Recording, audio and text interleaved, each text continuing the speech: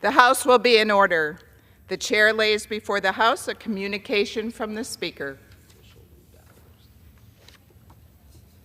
The Speaker's Rooms, Washington, D.C., September 23, 2024. I hereby appoint the Honorable Debbie Lesko to act as Speaker pro tempore on this day. Signed, Mike Johnson, Speaker of the House of Representatives. Pursuant to the order of the House of January 9, 2024, the Chair will now recognize members from lists submitted by the majority and minority leaders for morning hour debate. The Chair will alternate recognition between the parties, with time equally allocated between the parties, and each member, other than the majority and minority leaders and the minority whip, limited to 5 minutes. But in no event will debate continue beyond 1:50 p.m. The Chair now recognizes the gentleman from Pennsylvania, Mr. Joyce, for 5 minutes.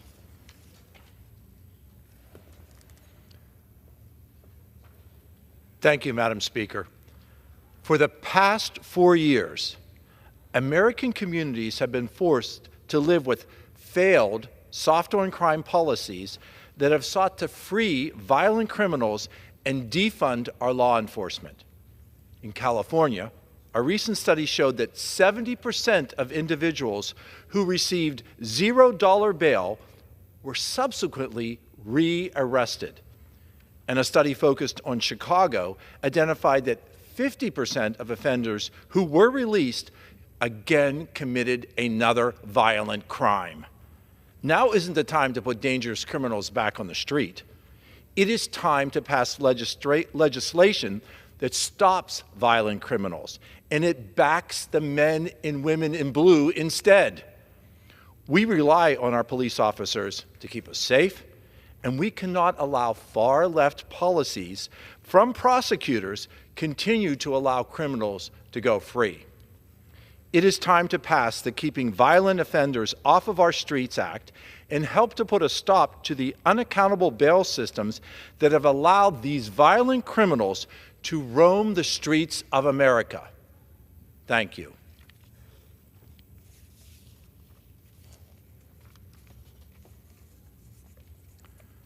Madam Speaker, since President Biden and Vice President Kamala Harris first took office, they have allowed the Chinese Communist Party to continue their unlawful abuses of human rights and international standards. These failures jeopardize our security and put every American at risk. When a Chinese spy balloon floated across the American heartland, taking photos of our military installations, our critical infrastructure, and our farmland, President Biden and Vice President Harris did nothing. It's time to take direct action and enforce strict sanctions on the members of the CCP that have taken these aggressive actions against America and against our allies. It was President Ronald Reagan who said that weakness only invites aggression, and the Chinese Communist Party have read that invitation. It's clear from the past 4 years that the Biden-Harris administration has failed in their duty to stop the aggression of the Chinese Communist Party. It is time for a president who believes in peace through strength. It is time to stand up against the Chinese Communist Party and protect American security, both here at home and abroad. Thank you, Madam Speaker, and I yield.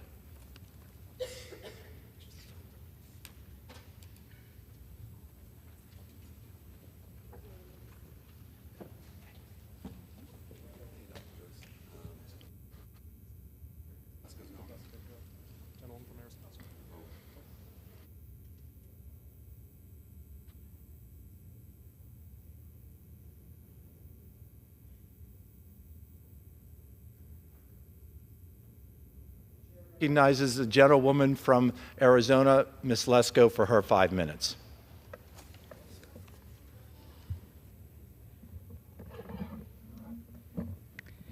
Thank you, Mr. Speaker.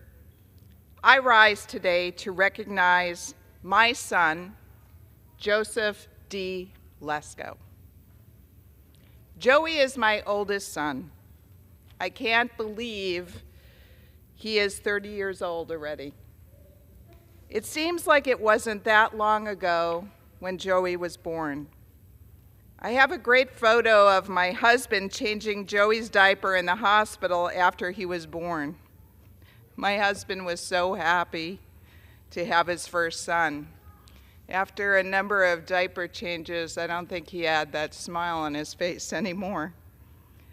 Then came years of birthday parties, parties with families and friends, swimming, Cub Scouts, Boy Scouts, camping, and baseball. We've had a lot of fun throughout the years. I am proud of my son, Joey. He's a great son. He is successful in his job in IT. He bought a really nice home, and it's close to where I live, which I obviously love. He's getting married in October of this year. I am so thankful that Joey is in my life. And as I end my term in Congress, I'm so happy to recognize him. May God continue to bless him for years to come.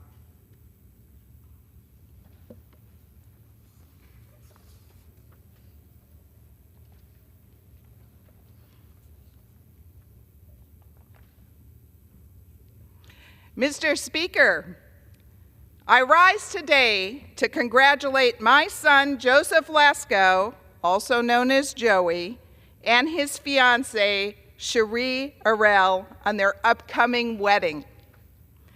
After dating for 5 years, Joey and Cherie are getting married on October 26th of this year, 2024, in my hometown, Peoria, Arizona. My husband Joe and I wish them as much happiness as we have had in our marriage of over 30 years. Congratulations, Joey and Cherie. May God continue to bless you now and forevermore.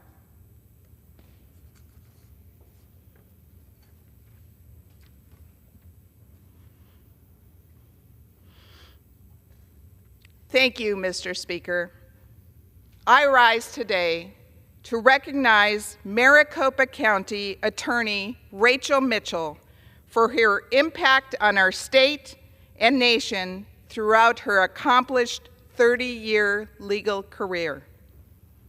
A native of Arizona, Rachel has been a leader for decades, including leading teams of prosecutors at the Sex Crimes Bureau, where she successfully prosecuted hundreds of complex cases involving crimes against children, adults, and sex trafficking. As a nationally recognized voice on sexual assault and child abuse prosecution, Rachel's impact has not only been in the cases she has prosecuted, but the way she has changed the way prosecuting these cases is done, including advocating for reforms to ensure victims are more comfortable in the courtroom. Rachel Mitchell's impact is felt in my community of Maricopa County, across Arizona and beyond. I am thankful for her commitment to both protecting families and the integrity of our legal system. And with that, Mr. Speaker, I yield back. The gentlewoman yields. The chair recognizes the gentlewoman from Iowa, Dr. Miller Meeks, for 5 minutes.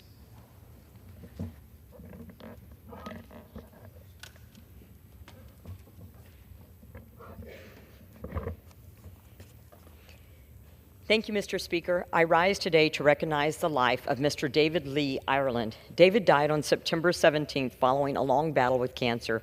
He spent his professional life protecting and serving the people of Iowa as a police officer in the Lee County Sheriff's Office. When he was not working, he was collecting antique Model T memorabilia or enjoying the outdoors with his wife, canoeing on the Mississippi River. David was also a lifelong member of the Boy Scouts, achieving the rank of Eagle Scout, the highest rank in the Boy Scouts, and eventually seeing both of his sons achieve the same rank. He later served as Scoutmaster for Troop 30 in Montrose, Iowa, where he proudly taught these young boys essential life values such as hard work, love of the outdoors, self-reliance, and commitment. He is survived by his wife, Rebecca, and his two sons, Matthew and Sean. Let us not despair in the loss of this great man, but rather praise God for sending David here to make the world a better place. Mr. Speaker, I rise today to condemn the Biden-Harris administration border crisis that has plagued our nation for over 3 years. Under the failed leadership of President Biden and his border czar, Kamala Harris, we've witnessed the worst border crisis in American history, with over 10 million illegal immigrants having crossed our border, while nearly 300,000 unaccompanied children are left unaccounted for, at risk of trafficking and exploitation. But the horror doesn't stop there. Fentanyl, the poison that has claimed over 200,000 American lives, flows across our border unchecked, with over 2,000 pounds seized each month. This administration's negligence has created a perfect storm for crime, with a shocking 52,058 arrests of illegal immigrants with criminal backgrounds, a staggering 130% increase since President Trump was in office. Biden and Harris have failed us. Their reckless policies are jeopardizing our children and communities. It's time for a return to a strong border security, time to hold them accountable and assure that every child is safe, every community is secure, and every American life matters. Thank you. Mr. Speaker, I rise today to recognize the 8th Annual National Clean Energy Week. As chair of the Conservative Climate Caucus and a representative of Iowa, where 59% of our net energy generation comes from wind turbines, I'm proud to highlight our state's leadership in harnessing renewable energy. And wind isn't the only type of renewable energy we have. We show how you can responsibly reduce emissions without sacrificing reliable energy production. By tapping into our abundant resources like wind, ethanol, biodiesel, manure, hydro, and investing in innovation, we've strengthened our energy independence, created good-paying jobs, and kept energy costs low for families and businesses alike. This is what responsible, forward-thinking energy policy looks like, driven by innovation, not government mandates. National Clean Energy Week reminds us that we can secure a cleaner, healthier planet through practical, market-driven solutions that work for our economy, not against us. We must continue to support innovation that grows our economy, meets our energy needs, keeps our energy costs down, and respects the hardworking people that depend on affordable, reliable energy. Cleaner energy, more innovation, and a stronger economy. That's the path forward. Mr. Speaker, I rise today to highlight the disastrous impact Kamala Harris and Joe Biden have had on our economy. Inflation has risen as high as 20.2%. Eggs are up 46.8%. Gas is up 49.9%. Bread is up 24.3%. Sugar is up 31.4%. The list goes on and on. In just the past year, 1.2 million U.S.-born citizens lost their jobs to illegal aliens crossing our wide-open southern border. Everyday essentials, from food to fuel, have been seeing outrageous price hikes. Families in Iowa are paying over $13,000 more annually just to get by. Real wages have plummeted, interest rates are at a 23-year high, credit card debt has now surpassed $1 trillion for the first time, and our national debt has crossed $35 trillion. Instead of finding practical solutions, this administration thinks the solution is to print more money and to spend more by the government. The American people deserve better than Kamala Harris and Joe Biden's failed policies. Thank you. Mr. Speaker, I rise today to recognize the upcoming one-year anniversary of the heinous Hamas terrorist attack on Israel on October 7, 2023. On that fateful day, Hamas terrorists launched inhumane and barbaric attacks on Israeli civilians by air, land, and sea. The world watched in horror as these terrorists slaughtered and burned innocent Israeli families in their homes, abducted and killed Americans, murdered over 200 young people enjoying a music festival, kidnapped innocent people, including Holocaust survivors, women and children, and wounded thousands. It was, in fact, the deadliest day for the Jewish people since the Holocaust. And the trauma continues to this day as Hamas continues to hold hostages, including American citizens. In August, I joined Senator Joni Ernst on a congressional trip to meet with heads of state to advocate for the release of all hostages in Hamas's captivity. Hamas's recent murder of 6 hostages, including American citizen Hirsch Goldberg Poland, is yet another tragedy that underscores the brutality of this terrorist organization. We will continue to forcefully push for the release of all hostages. At home, we have seen anti-Semitism rear its ugly head over the past year, especially on college campuses. This is unacceptable in America, and in Congress, we will continue to fight this heinous scourge of anti-Semitism. On this upcoming October 7th anniversary, the United States must ensure that Israelis have the tools they need to defend their citizens, and I'll continue to urge members of Congress to stand shoulder to shoulder with the Jewish people in the state of Israel during their time of need. Thank you. With that, Mr. Speaker, I yield back. Gentlelady yields. Pursuant to Clause 12A of Rule 1, the Chair declares the House in recess until 2 p.m. today.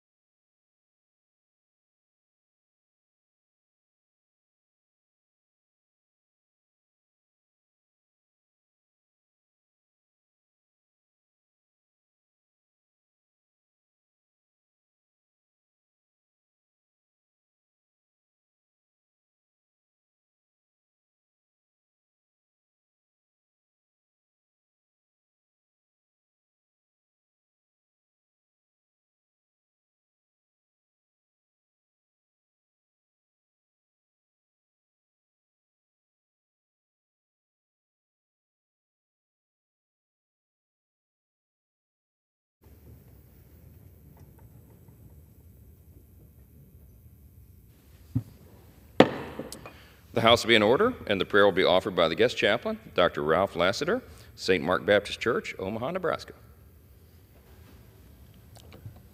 Let us pray. God, our Creator, our Sustainer, and our Redeemer, we thank you for this day and ask your blessings upon this, the people's house, both collectively and individually.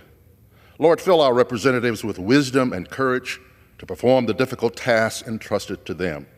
Calm the winds of dissension, empower a spirit of unity, and provide clarity of vision for the future that you desire for this country. Lord, encourage these men and women through your word that tells us that you have plans to prosper us and not to harm us, plans to give us hope and a future. Therefore, I ask that you touch the heads, the hearts, and the hands of those who lead these United States so that your will be done. Now, Lord, we give all glory, honor, and praise to you because you are able to do infinitely more than we might ask or think. In the mighty and majestic name of my Lord and Savior, Jesus Christ, I pray. Amen. Amen. The chair has examined the journal of the last day's proceedings and announces to the House the approval thereof. Pursuant to Clause 1 of Rule 1, the journal stands approved. The Pledge of Allegiance will be led by the gentleman from Texas, Mr. Self. I pledge allegiance to the flag of the United States of America and to the republic for which it stands, one nation, under God, indivisible, with liberty and justice for all. Without objection, the gentleman from Nebraska, Mr. Bacon, is recognized for 1 minute. Thank you, Mr. Speaker. I am grateful to welcome Pastor Ralph Lassiter and his wife, Doris Lassiter, to the People's House. We're grateful to have him in Washington, D.C., and I thank him for opening up our session in prayer. Pastor Lassiter has been the lead pastor for Mount Moriah Baptist Church for 17 years. Before he retired, now he's the pastor emeritus. And Mount Moriah is a historical church in our city, preaching the gospel for generations, healing relationships, helping people with their physical needs. It's been a true blessing. Today, both Mr. Pastor and Mrs. Lassiter are helping bring in a small business back to North Omaha. Pastor Lassiter also works with men who are struggling with addictions. He's been a true blessing. His favorite Bible verse is out of Proverbs. Trust in the Lord with all your heart and lean not to your own understanding, and in all your ways acknowledge him. He will guide your paths. It's a great prayer. Pastor Lassiter, thank you for opening us in prayer, and welcome to both you and Mrs. Lassiter. I yield. The chair will entertain requests for 1-minute speeches.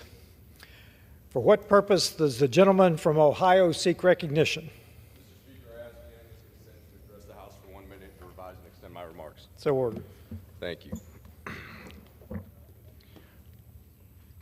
Mr. Speaker, I rise today in remembrance of Michael Kalinich Sr., a pillar of Strongsville, Ohio. Mr. Kalinich leaves behind a legacy of service and strength. He will be remembered for his unwavering dedication to his family and his community. Born into a family of entrepreneurs, Michael carried on the family business with great pride, bringing it to Strongsville in 1956. This business thrived under his leadership and continues to operate in the city that he loved so deeply. Michael proudly served his country during the Korean War. As a United States Army veteran, bravery and patriotism were hallmarks of his character in every aspect of life. Michael put the strong in Strongsville.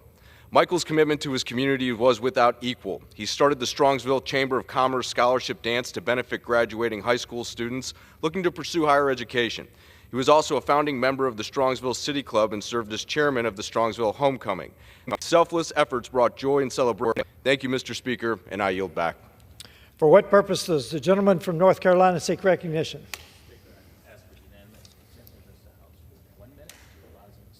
Without objection, the gentleman is recognized for 1 minute.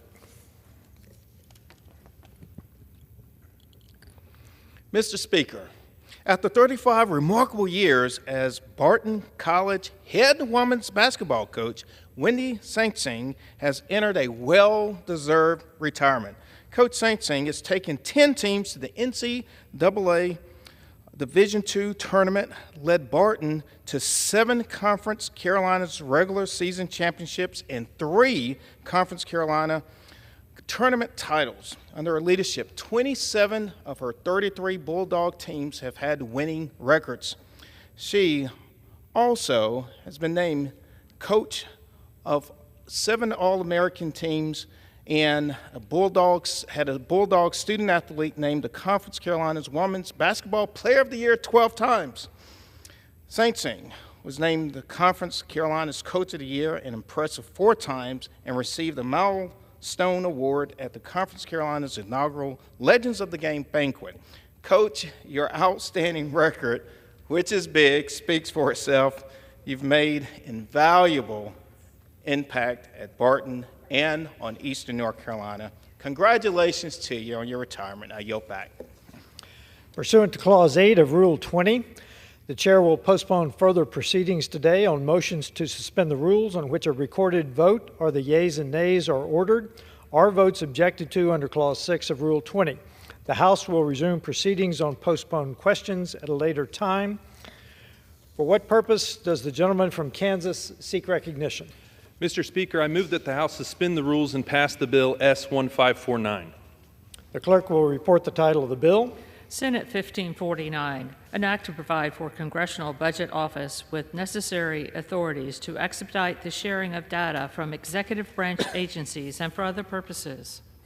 Pursuant to the rule, the gentleman from Kansas, Mr. LaTurner, and the gentleman from Maryland, Mr. Raskin, each will control 20 minutes. The chair recognizes the gentleman from Kansas. Mr. Speaker, I ask unanimous consent that all members have 5 legislative days in which to revise and extend their remarks and include extraneous materials on this measure. Without objection. I yield myself such time as I may consume. Gentleman is recognized. Thank you, Mr. Speaker. The Congressional Budget Office, or CBO, is the legislative branch agency responsible for helping Congress accurately analyze the budgetary impact of proposed legislation. The Congressional Budget Act of 1974 authorized CBO to collect information and data directly from agencies. Timely access to agency data is necessary for CBO to produce accurate cost estimates for legislation and prepare other congressional reports. However, agencies often delay or restrict CBO's access to data. One of the most common reasons agencies restrict CBO's access to federal agency data is because of perceived Privacy Act obstacles. This bill, the Congressional Budget Office Data Access Act, solves this problem by granting CBO the same Privacy Act exemption afforded to the Government Accountability Office and to Congress. Under existing law, CBO must meet the confidentiality standards required of the agency that is providing the data, and this bill maintains that standard of confidentiality while expanding CBO's data access authority, such access that GAO and Congress already possess. CBO access to agency data is critical for the legislative branch agency's ability to fulfill its mission. I thank my House Oversight Committee colleagues, Representative Grothman and Representative Mfume, for their work on the House companion of this legislation, H.R. 7184. I also want to thank the House Budget Committee Chairman Arrington and Ranking Member Boyle and their staff for coordinating with the Oversight Committee on this legislation. I encourage my colleagues to support this bill, and I reserve the balance of my time. The gentleman from Kansas reserves. The gentleman from Maryland is recognized. Thank you, Mr. Speaker. I yield myself such time as I may consume. The CBO Data Access Act is common sense and good government bill. I commend Senator Gary Peters and Senator Susan Collins for introducing it on the Senate side, as well as Congressman LaTurner, the gentleman from Kansas, and Chairman Grothman and Ranking Member Mfume sponsoring the House companion. The bill would accelerate the speed and improve the accuracy with which the CBO analyzes the budgetary consequences of proposed legislation by providing CBO with an exemption to the Privacy Act. H.R. 7032, which has passed both House and the Senate, requires CBO to treat any information it receives with the same level of confidentiality as the agency from which it's received. That is a wise safeguard that will work well in tandem with this bill. I urge my colleagues to support this legislation and reserve the balance of my time. The gentleman from Maryland reserves. The gentleman from Kansas is recognized. I have no further speakers, and I'm prepared to close. Gentleman reserves. Yes. Gentleman reserves. The gentleman from Maryland is recognized. And I'm happy to yield back and to restate my endorsement of the legislation. Gentleman yields. Gentleman from Kansas is recognized. Thank you, Mr. Speaker. I encourage my House colleagues to support this common sense bill to support CBO in carrying out its mission. I yield back the balance of my time. The question is, will the House suspend the rules and pass Senate Bill 1549? Those in favor say aye. Those opposed, no. In the opinion of the chair, 2/3 being in the affirmative, the rules are suspended, the bill is passed, and without objection, the motion to reconsider is laid on the table. For what purpose does the gentleman from Kansas seek recognition? Mr. Speaker, I move that the House suspend the rules and pass the bill S-2685. The clerk will report the title of the bill. Senate 2685, an act to make data and internal guidance on excess personal property publicly available and for other purposes. Pursuant to the rule, the gentleman from Kansas, Mr. LaTurner, and the gentleman from Maryland, Mr. Raskin, each will control 20 minutes. The chair recognizes the gentleman from Kansas. Thank you, Mr. Speaker. I ask unanimous consent that all members have 5 legislative days in which to revise and extend their remarks and include extraneous material on this measure. Without objection, I yield myself such time as I may consume. the gentleman is recognized. Thank you, Mr. Speaker. As the largest single purchaser of goods and services in the world, federal agencies acquire billions of dollars of personal property, ranging from office supplies to automobiles each year. Unfortunately, agencies routinely and wastefully dispose of excess personal property that could otherwise be repurposed for continued federal agency use. Agencies are already required to consider the availability of excess personal property before buying new products. This excess personal property is available to agencies at no cost apart from any necessary transportation expenses. In a June 2022 report, the Government Accountability Office found that agencies are continuing to acquire new property while not using available excess personal property. GAO's findings indicate that the guidance in the existing Federal Management Regulation, or FMR, alone may not be sufficient. With better direction from Congress, agencies can be more efficient in leveraging excess personal property to meet their needs and ultimately save taxpayer dollars. The Reuse Excess Property Act would hold agencies more accountable towards efficiently using and reusing personal property by introducing transparency and accountability mechanisms. Specifically, this bill would reform existing statutory reporting requirements to the General Services Administration on excess personal property and require GSA to make this information publicly available. This will help decision makers and taxpayers better understand the extent to which agencies are working to cut wasteful spending through the use of excess property, informing future policy. Because GAO found that agencies have varied guidance on the use of excess personal property that often neglects essential FMR components, S-2685 would require agencies to publicly report their guidance. Such guidance must include essential FMR components outlined by GAO. Agencies must also designate an employee as responsible for searching through available excess personal property for items that meet agency needs.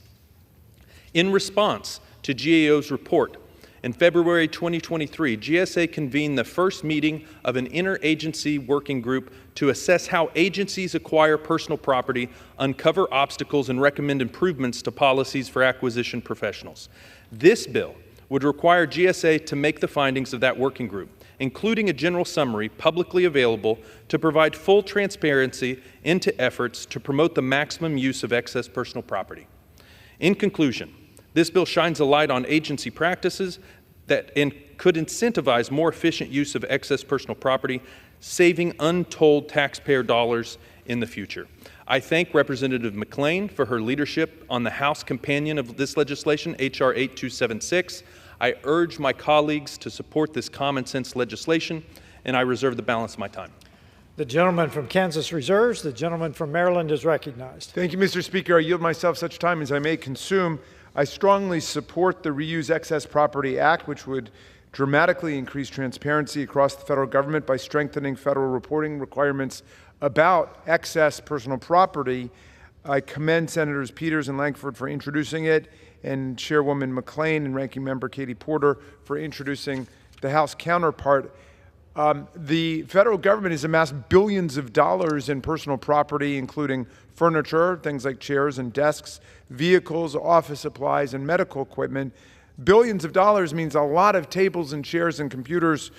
Federal agencies are required to survey and index their inventories of personal property annually and identify items they no longer need. This accounting enables agencies to have a better understanding of excess items that could be considered for use in other federal agencies or institutions, which is obviously the prudent thing to do.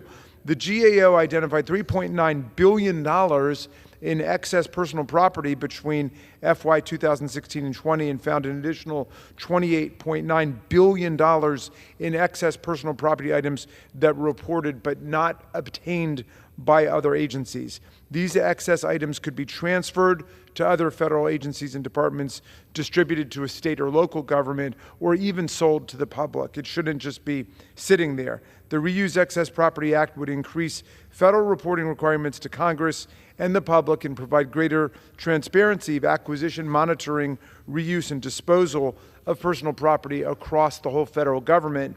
It directs the GSA and federal agencies to report annually to Congress data that it collects related to excess personal property, and would also make this data publicly available to all of us. This greater transparency around federal use of personal property may help agencies make far more efficient use of these items. We support this financially prudent and common sense bipartisan legislation, and I'll reserve the balance of my time.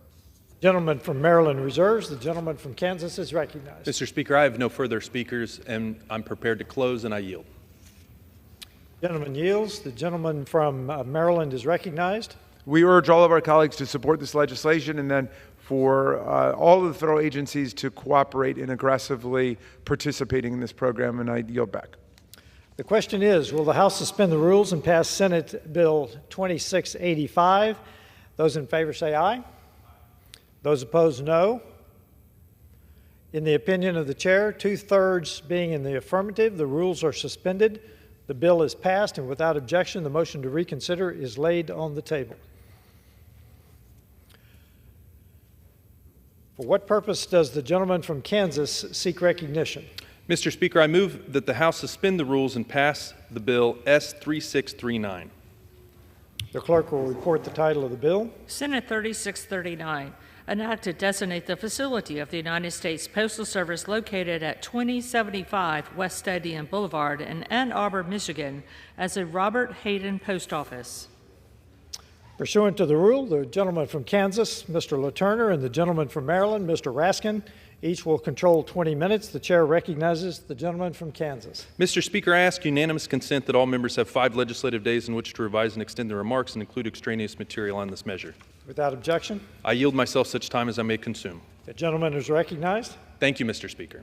I rise in support of S3639, which names a post office in Ann Arbor, Michigan for Robert Hayden. Hayden was born in Detroit, Michigan, where he attended Detroit City College, now Wayne State University, before going on to earn a Master's of Arts degree from the University of Michigan. During his lifetime, he published 9 collections of poetry, with much of his work touching on the Black American experience. In 1969, he began to teach at the University of Michigan, becoming the first black faculty member in the university's English department. In 1976, he became the first African American to be appointed consultant in poetry by the Library of Congress, a position that is known today as the Poet Laureate. Hayden passed away in 1980 in Ann Arbor, Michigan. I encourage my colleagues to support this bill, and I reserve the balance of my time. The gentleman from Kansas reserves. The gentleman from Maryland is recognized. Thank you, Mr. Speaker. I'll yield myself such time as I may consume. And we're delighted to echo the gentleman from Kansas in expressing our support for S3639 for the naming of the post office after Robert Hayden. My colleague stated well his career. He did publish 9 different collections of poetry, including the very well-reviewed Heart Shaped in the Dust, Figure of Time, and A Ballad of Remembrance. His writings leaned on his own study of American history, exploring the complexities of the Black American experience and situating it within the broader context of the development of the American story. In 1976, Hayden made history when he became the first African American to be appointed as a consultant in poetry to the Library of Congress. He passed away in 1980 in Ann Arbor, and we urge all of our colleagues to honor the life of Robert Hayden and his career in literature by naming a post office in Ann Arbor, Michigan, after this distinguished writer. And I will yield back. The gentleman yields. The gentleman from Kansas is recognized. I have no further speakers, and am prepared to close and reserve. The gentleman has no more time remaining, Has the only time remaining. Thank you, Mr. Speaker. I encourage my colleagues to support this bill naming a post office for Robert Hayton. I yield back the balance of my time. The gentleman yields. The question is, will the House suspend the rules and pass Senate 3639? Those in favor say aye. Those opposed, no. In the opinion of the chair, two-thirds being in the affirmative, the rules are suspended, the bill is passed, and without objection, the motion to reconsider is laid on the table. For what purpose does the gentleman from Kansas seek recognition? Mr. Speaker, I move that the House suspend the rules and pass the bill S3640. The clerk will report the title of the bill. Senate 3640, an act to designate the facility of the United States Postal Service located at 155 South Main Street in Mount Clemens, Michigan, as the Lieutenant Colonel Alexander Jefferson Post Office. Pursuant to the rule, the gentleman from Kansas, Mr. LaTurner, and the gentleman from Maryland, Mr. Raskin, each will control 20 minutes. The chair recognizes the gentleman from Kansas. Mr. Speaker, I ask unanimous consent that all members have 5 legislative days in which to revise and extend their remarks and include extraneous material on this measure. Without objection, I yield myself such time as I may consume. the gentleman is recognized. Thank you, Mr. Speaker. I rise in support of S3640, which names a post office in Mount Clemens, Michigan for Lieutenant Colonel Alexander Jefferson. Jefferson served in the military during World War II, completing combat training at Selfridge Field in Mount Clemens and pilot training at the Tuskegee Army Airfield. During his time at the Tuskegee Airmen, Jefferson was shot down over France and captured by Nazi ground troops. He was imprisoned in German-occupied Poland before being freed by General George Patton's U.S. Third Army. Jefferson returned to Michigan, where he became a U.S. Postal Service letter carrier, earned a teaching certificate, and obtained a master's degree in education from Wayne State University. Jefferson taught elementary school science in Detroit, was appointed assistant principal, and retired in 1979 after 31 years of service to Detroit Public Schools. I encourage my colleagues to support this bill, and I reserve the balance of my time. The gentleman reserves. The gentleman from Maryland is recognized. Mr. Speaker, thank you. I yield myself such time as I may consume. I rise in support of S3640. Lieutenant Jefferson was born in 1921 in Detroit, Michigan. After graduating from Chadsey High School and earning his bachelor's in chemistry and biology from Clark College, he was accepted into the aviation cadet program in the U.S. Army Corps. He completed combat training in Michigan and pilot training at the Tuskegee Army Airfield. Jefferson served the cause of democracy and freedom faithfully in World War II in our struggle against fascism and totalitarianism in Europe. As a member of the Tuskegee Airmen, he was shot down and captured by Nazi troops. He suffered great hardship as a prisoner of war in Nazi-occupied Poland until he was finally freed by General George Patton's Third Army, which was busy liberating people from fascists all over Europe. When he returned home from war, Jefferson took a job as a letter carrier for the U.S. Postal Service. He later earned his teaching certificate and a master's degree in education at Wayne State. He taught elementary school science in Detroit, was appointed an assistant principal, and in 1979 retired with 31 years of service in public education, as well as all of his years fighting for America and for freedom. I urge my colleagues to honor the life and service of Lieutenant Colonel Jefferson by naming this post office in Mount Clemens, Michigan, after him. Happy to yield back. The gentleman yields.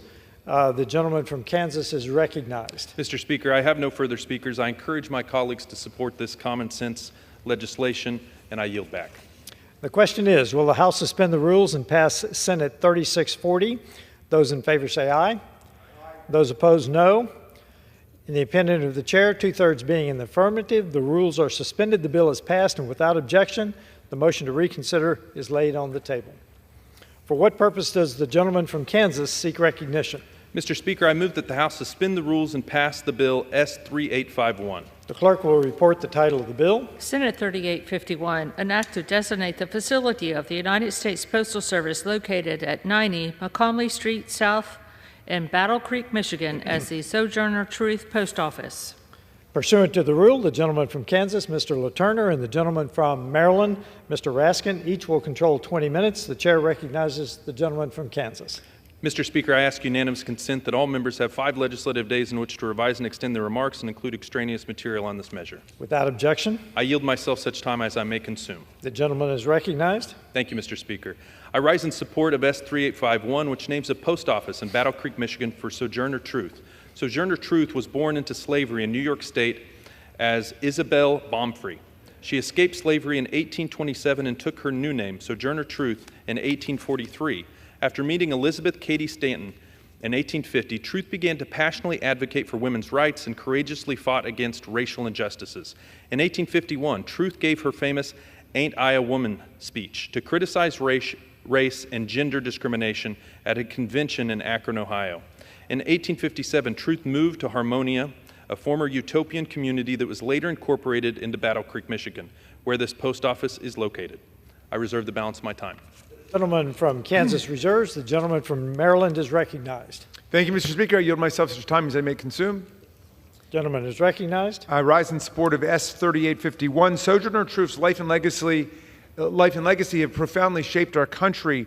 Born in 1797 in Ulster County, New York, with the name Isabella Baumfree, she spent her childhood enslaved. In 1826, she courageously and heroically escaped the shackles of slavery when her enslaver, John Dumont, refused to honor the state of New York's law declaring the freedom of all enslaved human beings. In 1843, she adopted the name Sojourner Truth as a testament to her faith and her pilgrimage of freedom and hope.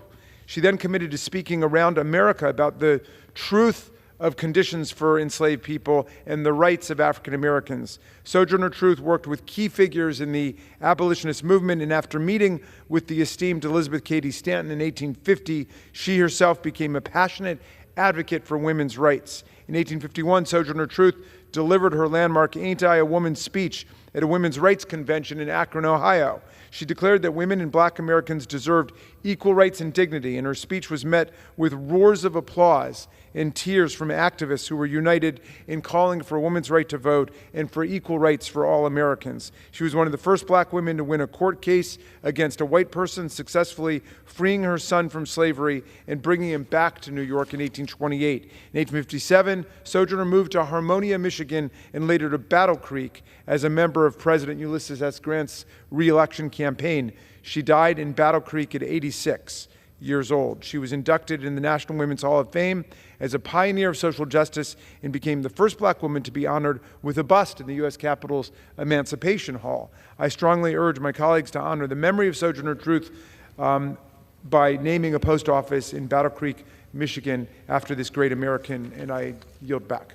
The gentleman from Maryland reserves. The gentleman is recognized. Mr. Speaker, I have no further speakers. I encourage my colleagues to support this legislation, and I yield back. The gentleman yields. The question is, will the House suspend the rules and pass Senate 3851? Those in favor say aye. Those opposed, no. In the opinion of the chair, 2/3 being in the affirmative, the rules are suspended, the bill is passed, and without objection, the motion to reconsider is laid on the table. For what purpose does the gentleman from Kansas seek recognition? Mr. Speaker, I move that the House suspend the rules and pass the bill H.R. 6633. The clerk will report the title of the bill. H.R. 6633, a bill to designate the facility of the United States Postal Service located at 9355 113th Street in Seminole, Florida, as the Army Staff Sergeant Brian Christian Knaus Memorial Post Office Building. Pursuant to the rule, the gentleman from Kansas, Mr. LaTurner, and the gentleman from Maryland, Mr. Raskin, will each control 20 minutes. The chair recognizes the gentleman from Kansas. Mr. Speaker, I ask unanimous consent that all members have 5 legislative days in which to revise and extend their remarks and include extraneous material on this measure. Without objection, I yield myself such time as I may consume. the gentleman is recognized. Thank you, Mr. Speaker. I rise in support of this bill, which would rename a post office in Florida for Staff Sergeant Ryan Christian Knaus. Committed to protecting his country, Knaus joined the Army at the young age of 17. He served in Afghanistan, where he supported the humanitarian evacuation of Americans and Afghani refugees.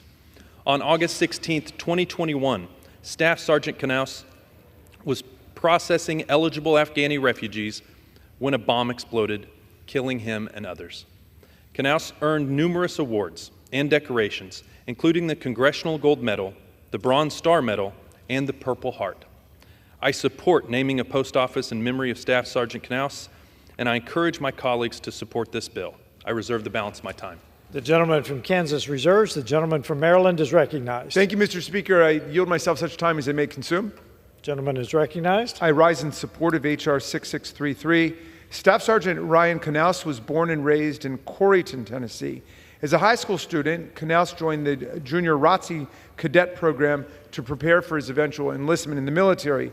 Immediately upon graduation, he joined the U.S. Army and following his basic training was given a designation as a paratrooper for the 82nd Airborne in North Carolina. Staff Sergeant Knaus continued his life of service and devotion in 2 different Afghanistan deployments. The first as part of Psychological Operations Battalion, the second in August 2021 to support non-combatant evacuation operations nearly 20 years after the United States' first mission began in Afghanistan. Tragically, 13 American service members lost their lives in the final stages of the U.S. withdrawal from Afghanistan, and Staff Sergeant Knaus was one of those Americans lost in a conflict in which more than 7,000 Americans were lost over the course of the entire war. He made the ultimate sacrifice on August 26, 2021, and all Americans are indebted to him and his family. H.R. 6633 will honor the life of Staff Sergeant Knaus by naming a post office in Seminole, Florida, after him. I reserve the balance of my time. The gentleman from Maryland reserves. The gentleman from Kansas is recognized. Mr. Speaker, I yield 4 minutes to the fierce advocate for this legislation, to the gentlewoman from Florida, Ms. Luna. The lady is recognized. Thank you for yielding time. Today, as we talk about the Seminole, Florida Post Office, I would like to take a moment to honor Staff Sergeant Knaus's life and service to our country. On August 26, 2021, Staff Sergeant Knaus volunteered to serve during the humanitarian evacuation mission in Kabul, Afghanistan at the Hamid Karzai International Airport at Abbey Gate. While performing his duties, a bomb detonated at the Abbey Gate, killing Staff Sergeant Knaus, 12 other service members, and many civilians. Staff Sergeant Knaus bravely served our country, earning many awards and decorations, including the Congressional Gold Medal, Bronze Star, and Purple Heart. Staff Sergeant has continued to have a lasting impact in communities across the country. In his hometown of Corryton, Tennessee, an annual merit scholarship at a local high school has been established in Staff Sergeant Knaus's name. The merit scholarship helps to support a ROTC candidate showing the same leadership and willingness to enter the military after high school as Staff Sergeant Knaus did. His family plans to duplicate this scholarship in communities across the country. Specific to Florida, Staff Sergeant Knaus's lasting impact can be seen through community celebrations and honor rides recognizing the military heroes of today, yesterday, and tomorrow. His family also plans to organize an annual Seminole Park Veteran 5K run with a motorcycle and Jeep ride through Seminole each Veterans Day. They are also working to raise awareness within the community of how to get involved in sending active military care packages overseas and are seeking to provide services for homeless veterans reluctant to go to VA facilities. They are also looking to partner with local Florida charter captain boats to provide veterans with an opportunity to fish and build connections with one another to help lower suicide rates in Tampa Bay area and across the state of Florida. Renaming the Seminole Post Office after Staff Sergeant Ryan Christian Knaus would serve as a reminder of his life, service, and impact that he continues to have on local students and veterans each day. I also wanted to take a moment to acknowledge my constituent and Staff Sergeant Ryan Christian Knaus's mother, Paula, who's here with us today. Thank you, Paula, for supporting all of this and for the sacrifice that your family has made. I urge my colleagues to support this renaming of the bill, and I yield back the balance of my time. I reserve. The gentleman from Kansas reserves. The gentleman from Maryland is recognized. I'm happy to yield back, Mr. Speaker. The gentleman yields. The gentleman yields. The gentleman from Kansas is recognized. Thank you, Mr. Speaker. I have no further speakers. I encourage my colleagues to support this legislation and would just add how honored we are by the presence of Paula in the gallery. I yield back. The gentleman minded to address their comments to the Speaker. The question is, will the House suspend the rules? Bill H.R. 6633. Those in favor say aye. Aye. Those opposed, no. In the opinion of the chair, 2/3 being in the affirmative, the rules are suspended, the bill is passed, and without objection, the motion to reconsider is laid on the table. For what purpose does the gentleman from Kansas seek recognition? Mr. Speaker, I move that the House suspend the rules and pass the bill H.R. 5867. The clerk will report the title of the bill. H.R. 5867, a bill to designate the facility of the United States Postal Service located at 109 Live Oaks Boulevard in Castleberry, Florida, as the Colonel Joseph William Kittinger II Post Office Building. Pursuant to the rule, the gentleman from Kansas, Mr. LaTurner, the gentleman from Maryland, Mr. Raskin, each will control 20 minutes. The chair recognizes the gentleman from Kansas. Mr. Speaker, I ask unanimous consent that all members have 5 legislative days in which to revise and extend their remarks and include extraneous material on this measure. Without objection, I yield myself such time as I may consume. the gentleman is recognized. Thank you, Mr. Speaker. I rise in support of this bill, which would name a post office in Castleberry, Florida, for Colonel Joseph William Kittinger II. Kittinger was a command pilot in the U.S. Air Force, where he researched high-altitude pilots' bailouts. On August 16, 1960, he set a record for the longest free-fall, highest parachute jump after leaping from a gondola at 102,800 feet. In 1972, during the Vietnam War, he shot down a MiG-21 North Vietnamese plane. Later that year, his own plane was shot down, and he spent a year in the Hanoi Hilton POW camp. I support naming a post office in memory of Colonel Kittinger, an American hero who paved the way for future astronauts and adventurers. I reserve the balance of my time. The gentleman from Kansas reserves. The gentleman from Maryland is recognized. Thank you, Mr. Speaker. I yield myself such time as I may consume. Gentleman is recognized. I'm rising in support of H.R. 5867. Colonel Kittinger was born and raised in Florida. He joined the U.S. Air Force in 1949 as an aviation cadet and received commission as a command pilot. From 1959 to 1960, the colonel was a member of Project Excelsior, an aerospace medical research laboratories effort that pioneered research on safety and survival in high-altitude emergencies. On August 16, 1960, he set the record for the longest free fall from a gondola, 4 minutes and 36 seconds before deploying his parachute. Colonel Kittinger went on 3 tours in Vietnam for the U.S. Air Force. When his plane was shot down, he faced adversity and stayed resilient as a prisoner of war in the infamous Hanoi Hilton. Among many awards, Colonel Kittinger received 2 Purple Hearts and a Prisoner of War medal. After retiring from the Air Force, he became the first person to complete a solo balloon trip across the Atlantic. His efforts helped advance developments in spacesuit technology and safety procedures in high-altitude environments. On December 9, 2022, at the age of 94, Colonel Kittinger passed away. I urge my colleagues to honor the life and valiant service of the colonel by naming a post office in Castleberry, Florida, after him. I reserve the balance of my time. Gentleman from Maryland reserves. The gentleman from Kansas is recognized. Mr. Speaker, I yield 4 minutes to the gentleman from Florida, Mr. Mills. Gentleman is recognized. Thank you, Mr. Speaker. I rise today in support of a bill that honors the legacy of Colonel Joseph Kittinger, a former command pilot in the U.S. Air Force who lived in Altamont Springs, Florida, in the Congressional District of Florida 7th. From a young age, Colonel Kittinger was fascinated by planes. He ended up dedicating his life to pushing the boundaries of aviation and advancing the understandings of high altitude and space exploration, inspiring many generations to come. He joined the Air Force in 1949, where he flew experimental jets and participated in aerospace medical research. He was part of Project Excelsior, which researched high-altitude pilot bailouts to learn if humans could sustain the extended travel at space-like altitudes. On August 16, 1960, he set the record for the highest parachute jump, jumping out of a gondola at 102,800 feet, completing the longest free fall at 4 minutes and 36 seconds, airborne. During the free fall, he also reached a maximum speed of 614 miles per hour, the fastest speed reached by a human at that time before deploying his parachute.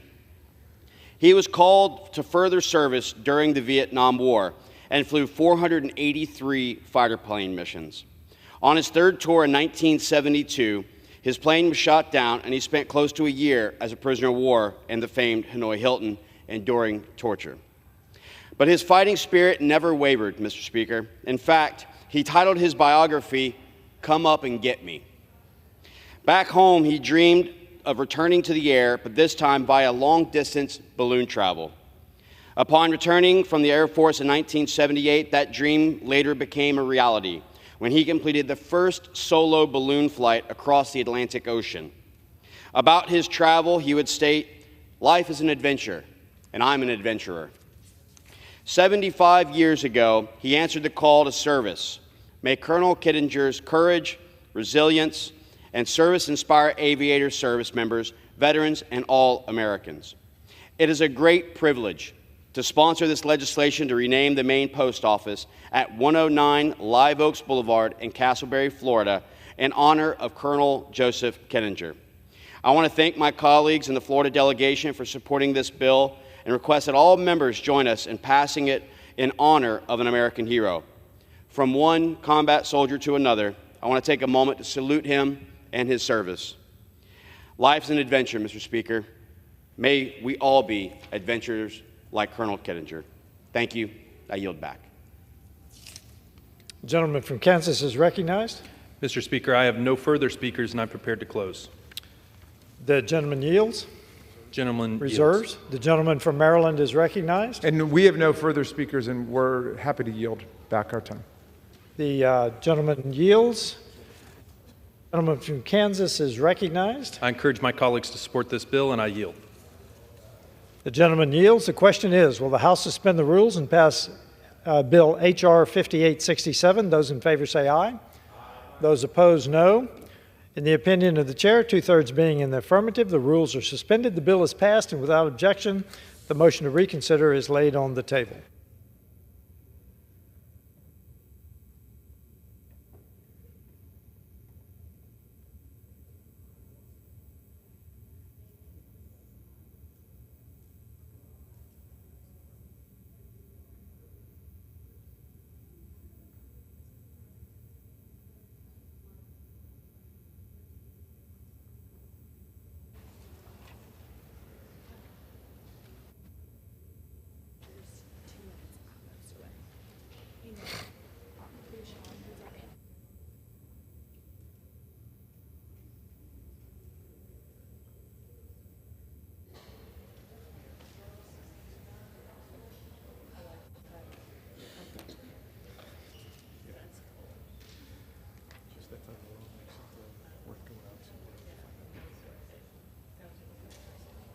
Yep.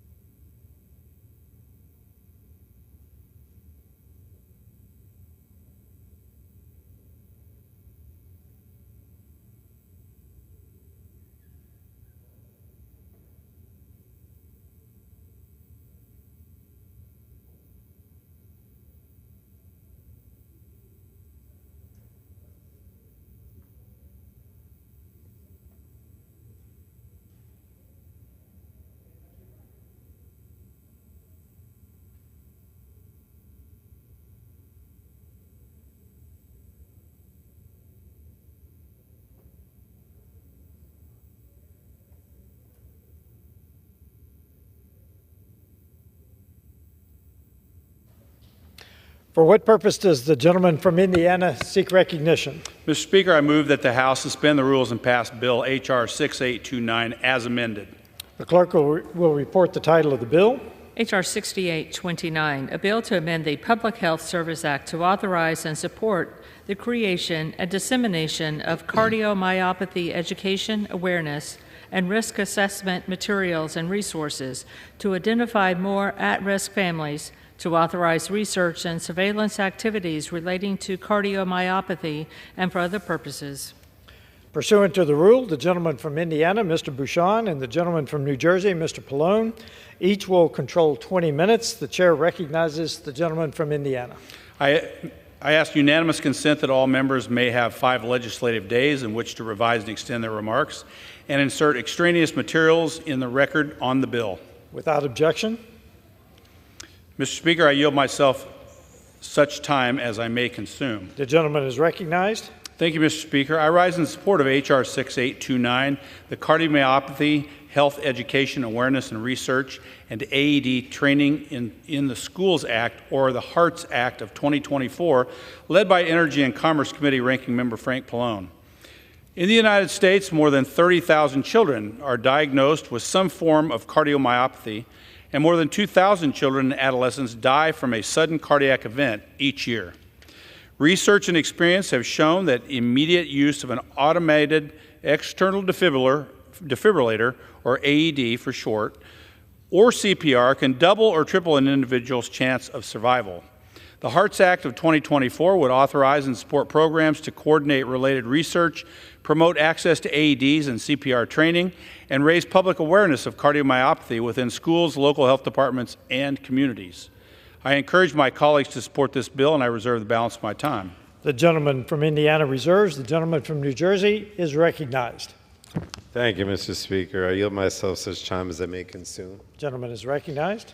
Mr. Speaker, I rise to speak in support of H.R. 6829, the HEARTS Act.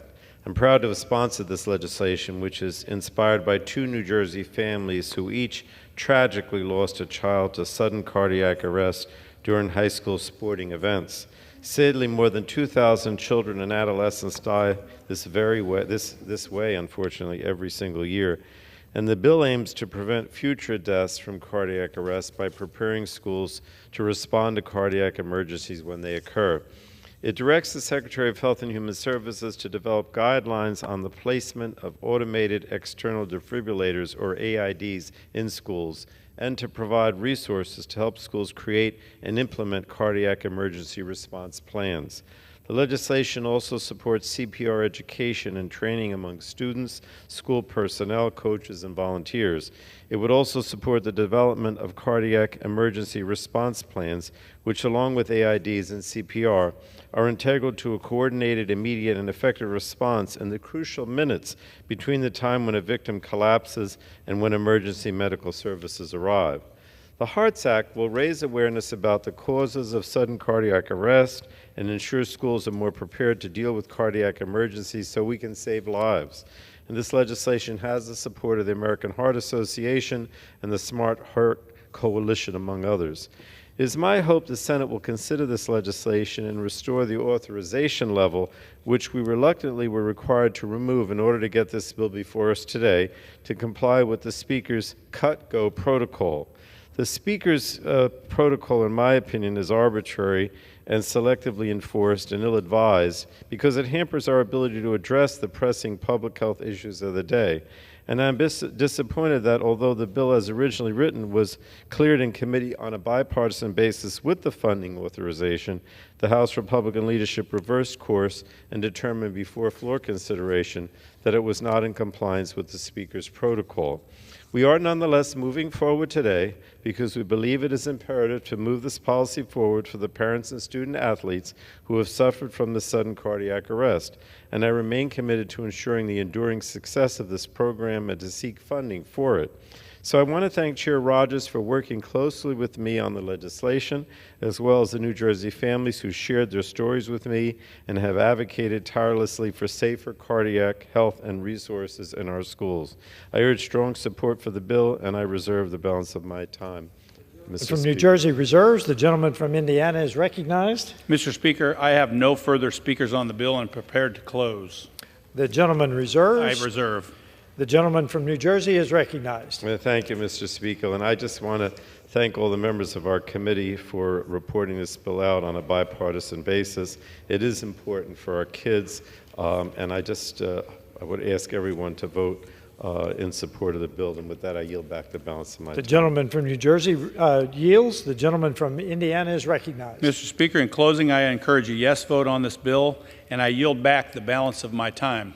The gentleman yields. The question is, will the House suspend the rules and pass Bill H.R. 6829 as amended? Those in favor say aye. Those opposed, no. In the opinion of the chair, two-thirds being in the affirmative, the rules are suspended, the bill is passed, and without objection, the motion to reconsider is laid on the table. For what purpose does the gentleman from Indiana seek recognition? This doesn't say the lead-in part. There we go. Mr. Speaker, I move that the House suspend the rules and pass the bill H.R. 8108 as amended. The clerk will report the title of the bill. Union Calendar Number 591, H.R. 8108, a bill to amend Title 19 of the Social Security Act to add a Medicaid state plan requirement with respect to the determination of residency of certain individuals serving in the armed forces. Pursuant to the rule, the gentleman from Indiana, Mr. Bouchon, and the gentleman from New Jersey, Mr. Pallone, each will control 20 minutes. The chair recognizes the gentleman from Indiana. I ask unanimous consent that all members may have 5 legislative days in which to revise and extend their remarks and insert extraneous materials in the record on the bill. Without objection. Mr. Speaker, I yield myself such time as I may consume. The gentleman is recognized. Mr. Speaker, I want to thank Ms. Kiggins for bringing forth such an important solution for our military families. H.R. 8108 would ensure that military families can maintain access to essential care when they are required to move states for active duty. According to the Medicaid and CHIP Payment Access Commission, as many as 867,000 Medicaid enrollees have primary insurance through TRICARE, including as many as 220,000 children. In most instances, service members rely on TRICARE as their insurer to cover most of their needs. But for individuals who also have a disability, take for example a military family with a child with a disability, Medicaid will often step in to cover additional care like home and community-based services. Those services help with daily living activities and are essential to keeping people with disabilities healthy and independent in their communities. Unfortunately, many state Medicaid programs limit access to home and community-based services and often do so by creating waiting lists. It can take years for a patient to get off the wait list and get the level of care that they need. For military families who rely on Medicaid to pay for home and community-based services, moving from one state to another requires the family to join the new state's waiting list and start the whole process over again. H.R. 8108 makes clear that active duty military families required to move across the country for their service to this country cannot lose access to current home and community-based services or lose their spot in line on their home state's waiting list. These necessary changes will help reaffirm our commitment to our military families who don't need additional hoops to jump through or stress in a time of reassignment. I want to thank Ms. Kiggins for her leadership on this important issue. I encourage my colleagues to support this bill, and I reserve the balance of my time. The gentleman from Indiana reserves. The gentleman from New Jersey is recognized. Thank you, Mr. Speaker. I yield myself such time as I may consume. Without objection. And Mr. Speaker, I rise today in support of H.R. 8108, a bill that would amend Title 19 of the Social Security Act to add a Medicaid state plan requirement regarding the determination of residency of people serving in the armed services. Medicaid is the primary payer for home and community-based services, serving as the safety net for people with long-term care needs, including military families. And Medicaid provides coverage for home and community-based services when other insurers, including TRICARE, do not.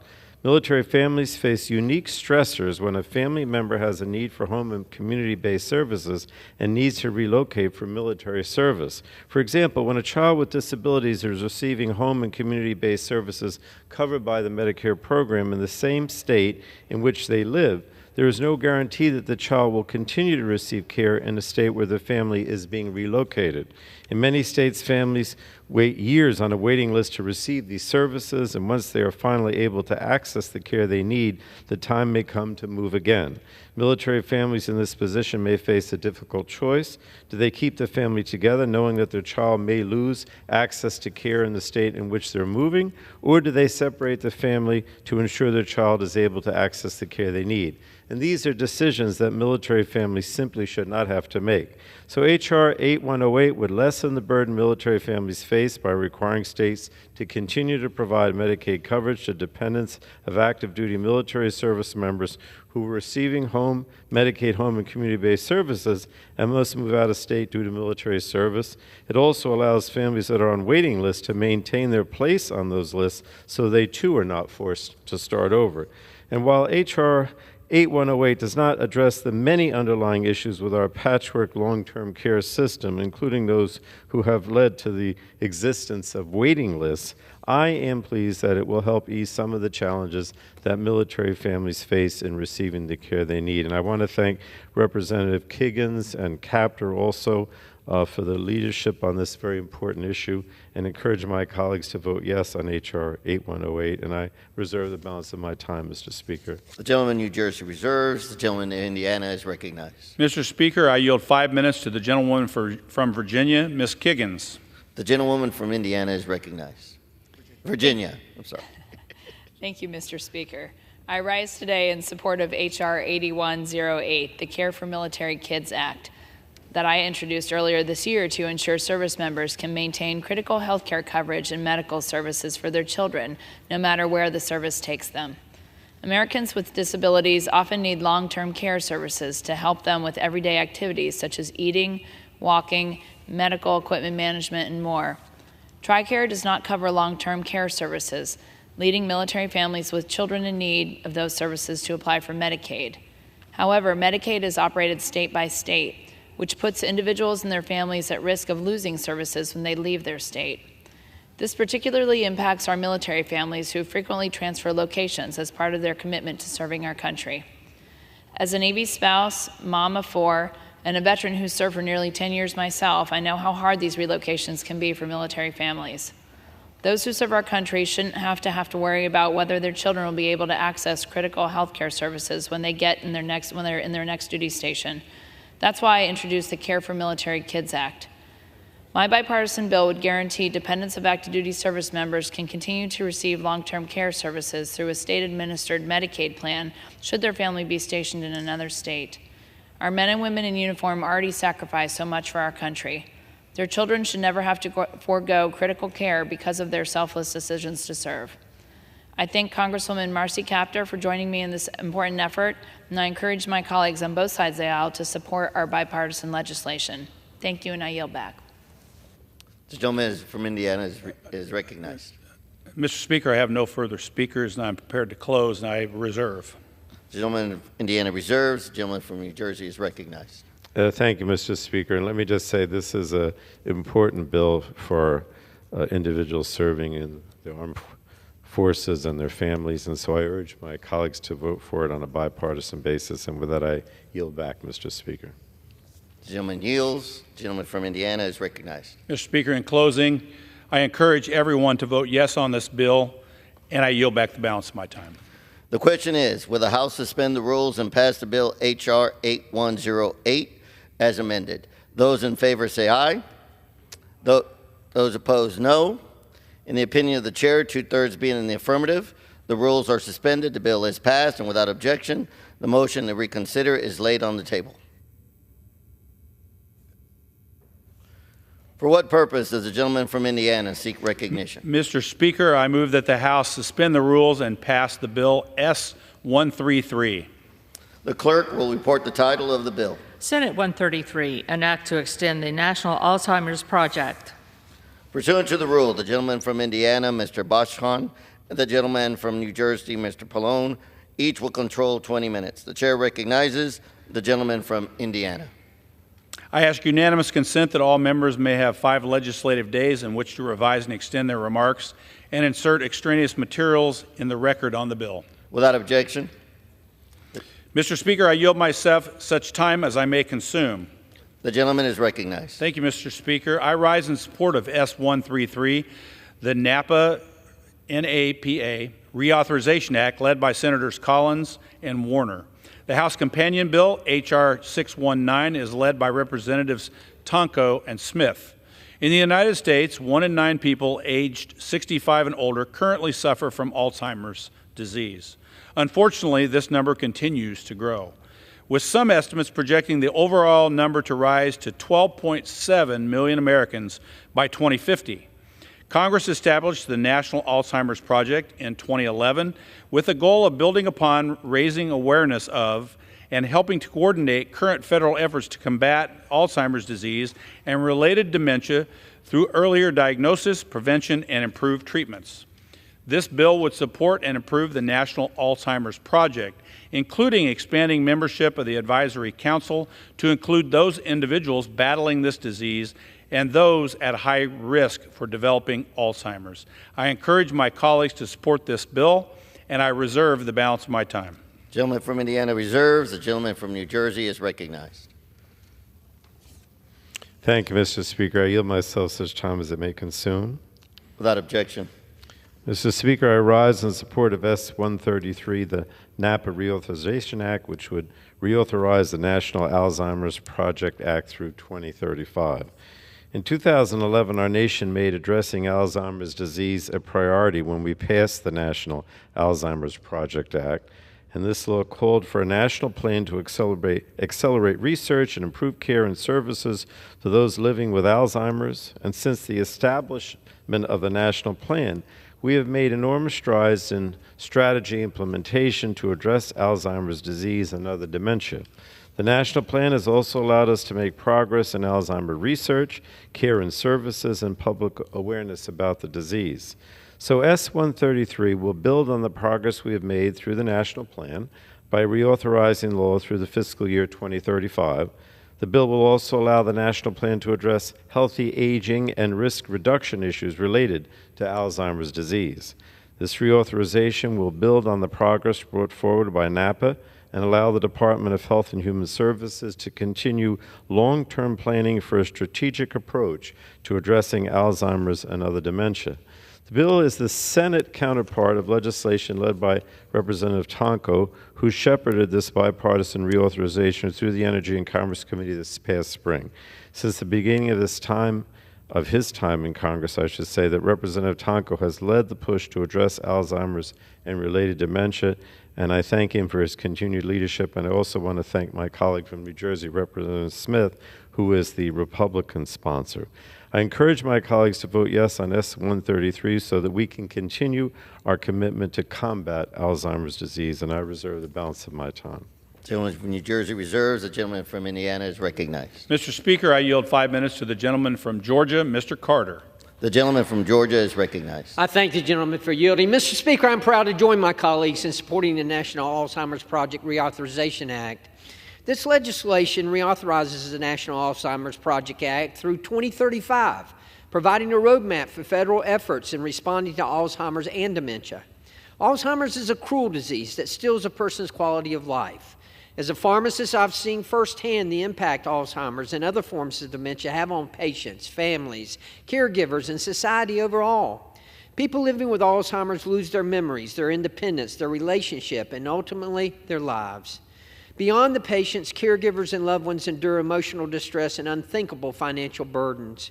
With nearly 7 million Americans suffering with Alzheimer's, there's a critical need for federal resources to prevent, treat, and ultimately find a cure for this devastating disease. In honor of those who have battled and continue to battle this disease, let's continue to work together to raise awareness and pass this bill. Thank you, Mr. Speaker, and I yield back. The gentleman from Indiana is recognized. Mr. Speaker, I have no further speakers, and I'm prepared to close, and I reserve. The gentleman from Indiana reserves. The gentleman from New Jersey is recognized. Thank you, Mr. Speaker. I would urge all of us to support this bill on a bipartisan basis. Whatever we can do to fight Alzheimer's is very important. And with that, I yield back the balance of my time. The gentleman yields. The gentleman from Indiana is recognized. In closing, I encourage a yes vote on this bill, and I yield back the balance of my time. The question is, will the House suspend the rules on Pass Senate 133? Those in favor say aye. Those opposed, no. In the opinion of the chair, 2/3 being in the affirmative, the rules are suspended. The bill is passed, and without objection, the motion to reconsider is laid on the table. For what purpose does the gentleman from Indiana seek recognition? Mr. Speaker, I move that the House suspend the rules and pass Bill S-134. The clerk will report the title of the bill. Senate 134, an act to require an annual budget estimate for the initiatives of the National Institutes of Health pursuant to reports and recommendations made under the National Alzheimer's Project. Pursuant to the rule, the gentleman from Indiana, Mr. Bouchon, and the gentleman from New Jersey, Mr. Pallone, each will control 20 minutes. The chair recognizes the gentleman from Indiana. I ask unanimous consent that all members may have 5 legislative days in which to revise and extend their remarks and insert extraneous materials in the record on the bill. Without objection. Mr. Speaker, I yield myself such time as I may consume. The gentleman is recognized. Thank you, Mr. Speaker. I rise in support of S-134, the Alzheimer's Accountability and Investment Act, led by Senators Collins and Markey. The House companion bill, H.R. 620, is led by Representatives Smith and Tonko. In the United States, health and long-term costs for individuals living with Alzheimer's disease and other dementias are projected to reach $360 billion in 2024. Around 64% of these costs are expected to be covered by Medicare and Medicaid, with patients on the hook for the other $90 billion in out-of-pocket spending. This tremendous cost does not even include the value of our unpaid caregivers, which was estimated to be $350 billion in 2023, amounting to over 18 billion hours of care. In addition, individuals with dementias are more likely to have other chronic conditions, such as heart disease, diabetes, and kidney disease. This bill would require the NIH to submit an annual budget estimate to Congress so that we may effectively assess the current resources needed to achieve the goals of the National Alzheimer's Project. Continued investments in research to prevent and treat Alzheimer's disease and dementia will improve the quality of life for millions of Americans, with the simultaneous hope of achieving significant long-term financial savings. I encourage my colleagues to support this bill, and I reserve the balance of my time. The gentleman from Indiana reserves. The gentleman from New Jersey is recognized. Thank you, Mr. Speaker. I yield myself such time as I may consume. Without objection, the gentleman is recognized. Mr. Speaker, I rise to speak in support of S-134, the Alzheimer's Accountability and Investment Act. And this bill would require the National Institutes of Health to annually submit an estimate of its budget and personnel needs for carrying out initiatives related to the National Alzheimer's Project. The Energy and Commerce Committee reported out this bipartisan bill, sponsored by Representatives Chris Smith and Paul Tonko, this spring. According to the Alzheimer's Association 2024 report, the annual cost of caring for people with Alzheimer's or other types of dementia will be about $360 billion this year alone. That's $15 billion higher than in 2023. And the report also found that 6.9 million Americans aged 65 and older have Alzheimer's dementia, with nearly 185,000 residing in my state of New Jersey.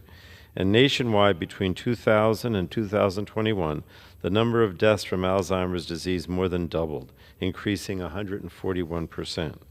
In order to make sure we meet the goals set out by the National Alzheimer's Project, which the House is also considering today, we must make sure that NIH has our support, and S-134 will require the NIH submit a professional judgment budget for the National Alzheimer's Project so that we can identify the needs of the agency. With this information, we can be assured that the nation's experts are speaking directly to Congress on resources they need to effectively treat the disease and effectively communicate the capacity needs of NIH. So I encourage my colleagues to vote yes on S-134 so that we can continue our commitment to combat Alzheimer's disease. And I reserve the balance of my time, Mr. Speaker. Gentleman from New Jersey reserves. The gentleman from Indiana is recognized. Mr. Speaker, I have no further speakers. I'm prepared to close. I reserve. Gentleman from Indiana reserves. The gentleman is recognized. Thank you, Mr. Speaker. And again, whatever we can do to help prevent or deal with more effectively the Alzheimer's disorder cases, we should support it. And for that reason, I ask all my colleagues to support this on a bipartisan basis, and I yield back the balance of my time. Gentleman yields. Gentleman from Indiana is recognized. In closing, I encourage a yes vote on this bill, and I yield back the balance of my time. The question is, will the House suspend the rules and pass Senate 134? Those in favor say aye. Those opposed, no. In the opinion of the chair, 2/3 being in the affirmative, the rules are suspended. The bill is passed, and without objection, the motion to reconsider is laid on the table. For what purpose does the gentleman from Indiana seek recognition? Mr. Speaker, I move the House suspend the rules and pass Bill H.R. 3884. The clerk will report the title of the bill. Will the gentleman wish to call the bill up as amended? I ask unanimous consent that all members have 5 legislative days in which the gentleman will suspend. Okay. Mr. Speaker, I move that the House suspend the rules and pass the bill H.R. 3884 as amended. The clerk will report the title of the bill. Union Calendar Number 132, H.R. 3884, a bill to amend Title 11 of the Public Health Service Act to reauthorize the program providing for sickle cell disease and other heritable blood disorders, research, surveillance, prevention, and treatment. Pursuant to the rule, the gentleman from Indiana, Mr. Bouchon, and the gentleman from New Jersey, Mr. Pallone, each will control 20 minutes. The chair recognizes the gentleman from Indiana. I ask unanimous consent that all members may have 5 legislative days in which to revise and extend their remarks and insert extraneous materials in the record on the bill. Without objection. Mr. Speaker, I yield myself such time as I may consume. The gentleman is recognized. Thank you, Mr. Speaker. I rise in support of H.R. 3884, the Sickle Cell Disease and Other Heritable Blood Disorders Research, Surveillance, Prevention, and Treatments Act, led by Congressman Michael Burgess. Sickle cell disease is the most common inherited blood disorder in the United States and impacts about 100,000 Americans. This disease causes red blood cells to become rigid and form into a crescent or sickle shape, restricting blood flow and can lead to serious health problems throughout the body. H.R. 3884 will continue important programs and activities administered by CDC and HRSA, which are aimed to support research, prevention, and treatment for sickle cell disease and other blood disorders through fiscal year 2028. It is critical to reauthorize this legislation so patients, families, and providers can be further educated on the condition and foster partnerships between clinicians and community organizations to help improve access to care. I encourage my colleagues to support this bill, and I reserve the balance of my time. Gentleman from Indiana reserves. The gentleman from New Jersey is recognized. Thank you, Mr. Speaker. I yield myself such time as I may consume. The gentleman is recognized. Mr. Speaker, I rise in support of H.R. 3884, the Sickle Cell Disease and Other Heritable Blood Disorders Research, Surveillance, Prevention, and Treatment Act. And this bill reauthorizes the Sickle Cell Disease Treatment Demonstration Program and data collection administered by the Centers for Disease Control and Prevention and the Health Resources Services Administration. At our Energy and Commerce Committee hearing in June of last year, we heard directly about the importance of this reauthorization to continue critical federal efforts to improve the lives of the approximately 100,000 Americans living with sickle cell disease. In my state of New Jersey, we have 2,000 cases of sickle cell disease with an estimated 80 to 90 new cases each year. And New Jersey is among the top 10 states with the highest prevalence of sickle cell disease. Thanks in part to progress such as the bill before us, our nation has seen improvements in data collection, newborn screening, and research efforts for sickle cell disease. However, there's still a lot of work to be done. Sickle cell disease patients still experience several barriers to appropriate treatment and care. One barrier is under-resourced care programs, leading many patients to rely on emergency care rather than regular preventative treatment. There's also still mistrust in the healthcare system among many African American patients, socioeconomic disparities within the sickle cell disease community, and potential discrimination within our healthcare system. While considerable work remains before us, this is an important step to continue the necessary federal investments to improve health outcomes, increase access to innovative cell and gene therapies, and lower healthcare costs for many of the nation's most vulnerable populations. I want to thank Representative Davis and Dr. Burgess for their advocacy and leadership on this legislation. We know that with early diagnosis and support for effective evidence-based interventions, we can save lives. And so I urge my colleagues to support the bipartisan reauthorization bill, and I reserve the balance of my time. Gentleman from New Jersey reserves. The gentleman from Indiana is recognized. Mr. Speaker, I yield 5 minutes to the gentleman from Texas, Mr. Burgess.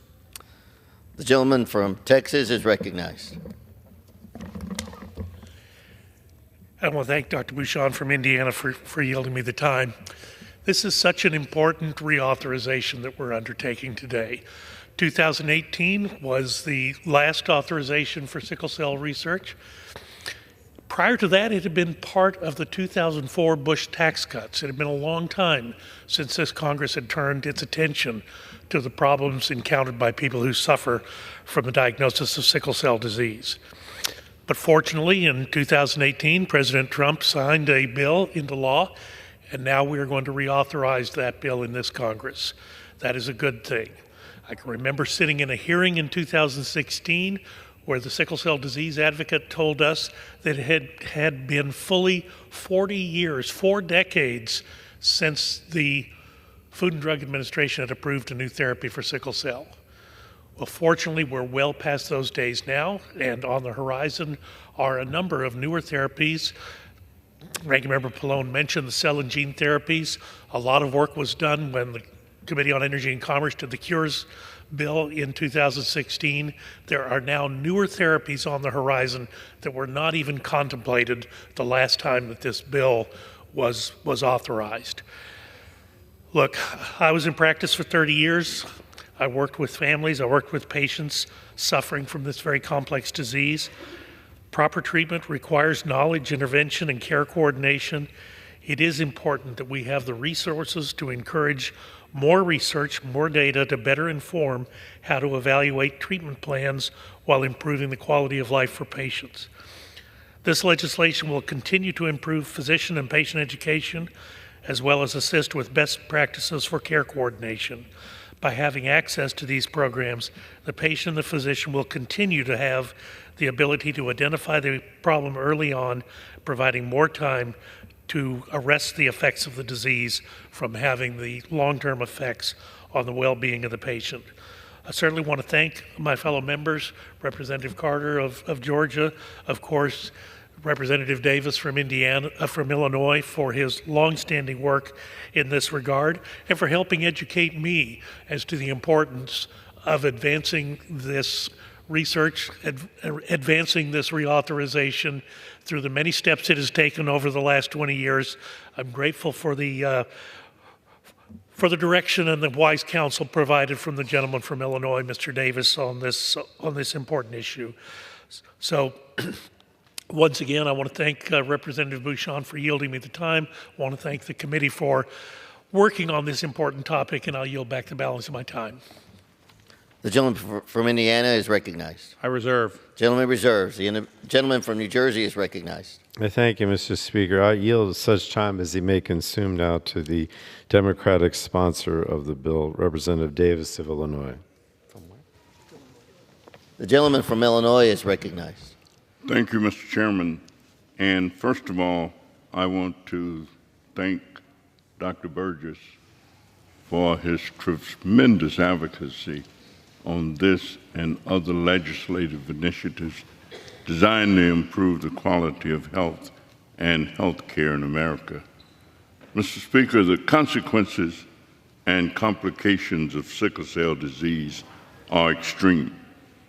According to the Sickle Cell Disease Association of America, they have studied and reported that common complications with this disease include early childhood death from infection, stroke in young children and adults, lung problems similar to pneumonia, chronic damage to organs including the kidney, leading to kidney failure, and to the lungs causing pulmonary hypertension and severe painful episodes. In fact, pain episodes are a hallmark of sickle cell disease. More than 2.5 million Americans have the sickle cell trait. The sickle cell trait is found in 1 of 12 African Americans. There is a 1 in 4 chance that a child born to parents who both have the sickle cell trait will develop the sickle cell disease.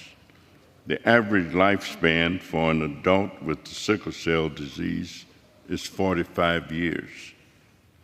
The sickle cell disease affects an estimated 100,000 Americans, primarily African Americans, Hispanics, and other ethnic groups.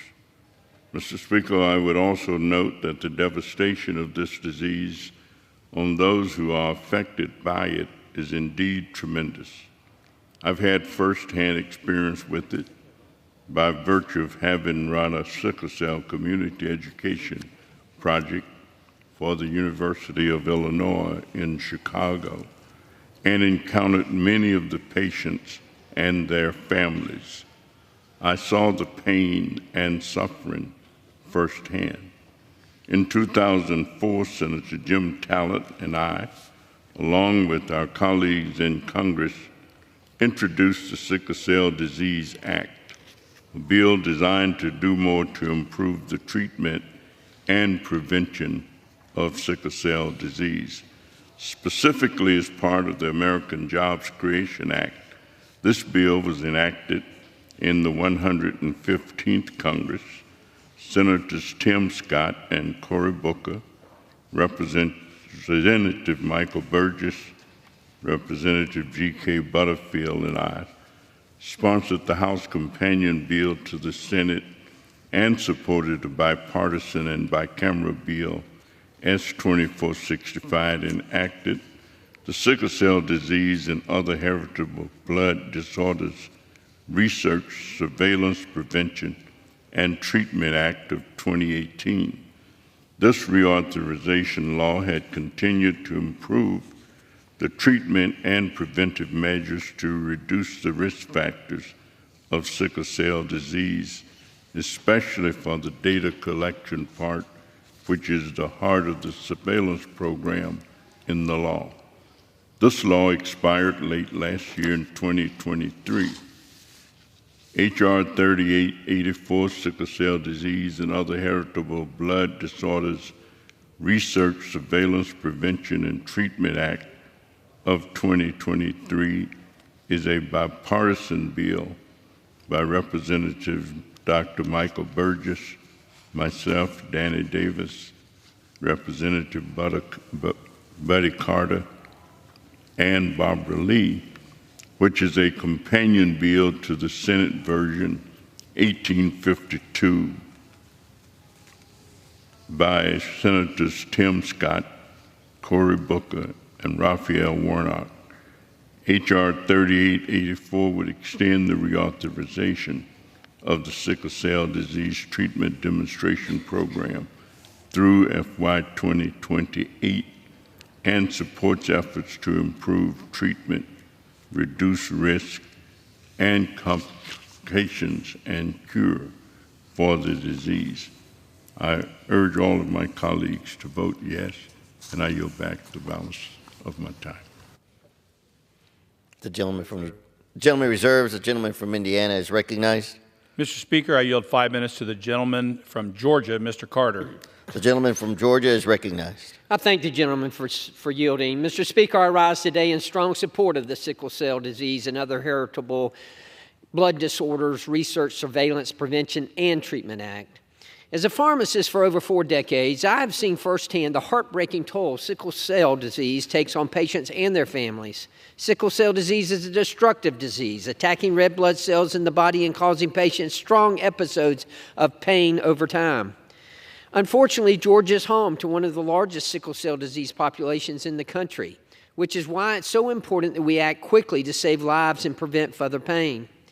The bill before us today reauthorizes critical sickle cell disease programs so that patients have the support and the resources they need to battle this terrible disease. I've always and will always commit to putting patients first, and I believe these programs do just that. I'd like to thank Dr. Burgess for working on this important issue, and I urge my colleagues to support this legislation. Thank you, Mr. Speaker, and I yield back. The gentleman from Indiana is recognized. Mr. Speaker, I have no further speakers, and I'm prepared to close. I reserve. Gentleman from Indiana reserves. The gentleman from New Jersey is recognized. Thank you, Mr. Speaker. Again, I would urge that we support this legislation on a bipartisan basis. The sickle cell disease is something that we need to continue to do research and help with, and this is an important bill in that respect. I yield back the balance of my time. The gentleman yields. The gentleman from Indiana is recognized. In closing, I encourage a yes vote on this bill, and I yield back the balance of my time. The question is, will the House suspend the rules and pass the bill H.R. 3884 as amended? Those in favor say aye. Those opposed, no. In the opinion of the chair, 2/3 being in the affirmative, the rules are suspended. The bill is passed, and without objection, the motion to reconsider is laid on the table. What purpose does the gentleman from Indiana seek recognition? Mr. Speaker, I move that the House suspend the rules and pass the bill H.R. 2706 as amended. The clerk will report the title of the bill. Union Calendar Number 422, H.R. 2706, a bill to prohibit discrimination on the basis of mental or physical disability in cases of organ transplants. Pursuant to the rule, the gentleman from Indiana, Mr. Bouchon, and the gentleman from New Jersey, Mr. Pallone, each will control 20 minutes. The chair recognizes the gentleman from Indiana. I ask unanimous consent that all members may have 5 legislative days in which to revise and extend their remarks and insert extraneous materials in the record on the bill. Without objection. Mr. Speaker, I yield myself such time as I may consume. The gentleman from Indiana is recognized. Mr. Speaker, I rise in support of H.R. 2706, the Charlotte Woodward Organ Transplant Discrimination Prevention Act, led by Representative Kamick. This bill prohibits covered entities from determining that an individual is ineligible to receive an organ transplant or denying a transplant based solely on the fact that the individual has a disability. H.R. 2706 will clarify that organ transplant discrimination on the basis of disability is prohibited and require the HHS Office of Civil Rights to review these claims in an expedited manner to ensure a timely resolution. There have been too many instances in which individuals with disabilities have been denied a life-saving organ transplant, and this is unacceptable. Congress has the opportunity to ensure individuals with disabilities are treated fairly within the organ transplant system. No one should be denied access to an organ transplant just because they have a disability. I encourage my colleagues to support this bill, and I reserve the balance of my time. The gentleman from Indiana reserves. The gentleman from New Jersey is recognized. Thank you, Mr. Speaker. I yield myself such time as I may consume. Without objection. And Mr. Speaker, I rise in support of H.R. 2706, the Charlotte Woodward Organ Transplant Discrimination Prevention Act. This bill prohibits eligible individuals from being denied a life-saving organ transplant based solely on their disability status. Existing federal laws, including the Americans with Disabilities Act, the Rehabilitation Act, and the Affordable Care Act, already protect organ transplant centers, or prohibit them, I should say, from discriminating based solely on disability. However, there are still cases where people with disabilities have been denied access to organ transplants. This is often because of misperceptions about how a disability impacts the medical likelihood of transplant success, or unfounded assumptions regarding people with disabilities' ability to comply with post-operative care. So this bill prohibits covered entities from determining that an individual is ineligible to receive a transplant based solely on the fact that the individual has a disability. It also acknowledges the importance of support networks and services in helping with post-operative care. Organ transplants, Mr. Speaker, can save lives, and it's important that the system be free from discrimination. I'm glad that we're taking this step to clarify and build upon existing civil rights protections for people with disabilities. I want to thank our colleagues on the Energy and Commerce Committee, Ms. Kamak and Representative Dingell as well, for their bipartisan work on this bill. I encourage all my colleagues to vote yes on H.R. 2706, and I reserve the balance of my time, Mr. Speaker. The gentleman reserves. The gentleman from Indiana is recognized. Mr. Speaker, I yield 5 minutes to the gentlewoman from Florida, Ms. Kamak. The gentlewoman from Florida is recognized. Thank you, Mr. Speaker, and thank you to my colleague, Representative Bucshon. It is an honor to stand here today and debate H.R. 2706, the Charlotte Woodward Organ Transplant Discrimination Prevention Act. Of course, I don't think there's a whole lot of debate that is going to happen here today, because I hope it will be unanimous. For those of you who don't know, this bill is named after Charlotte Woodward, an adult woman with Down syndrome who received a life-saving heart transplant over 12 years ago. Now, sadly, as has been mentioned, not all individuals with disabilities have that same opportunity.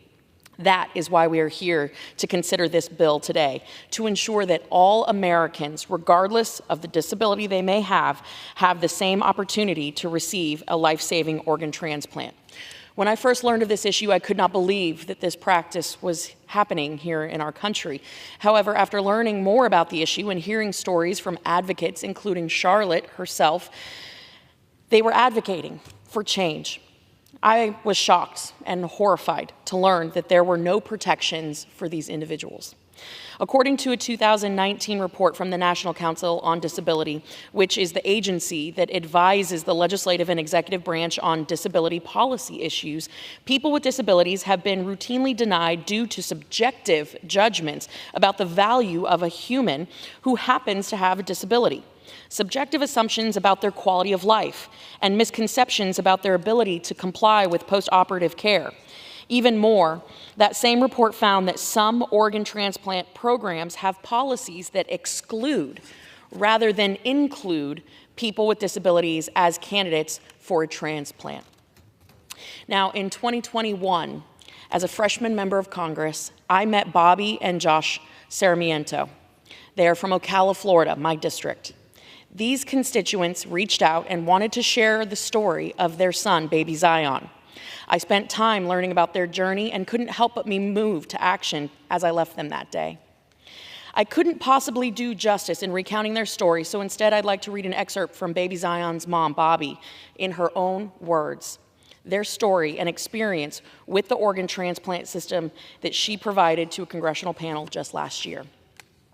In Bobby's words, she said, "We learned at 10 weeks gestation that our son Zion had Down syndrome, and at his 20-week anatomy scan, he had a heart defect called a complete AVSD, or also called a complete AV canal defect. Simply put, we have 4 chambers in our heart.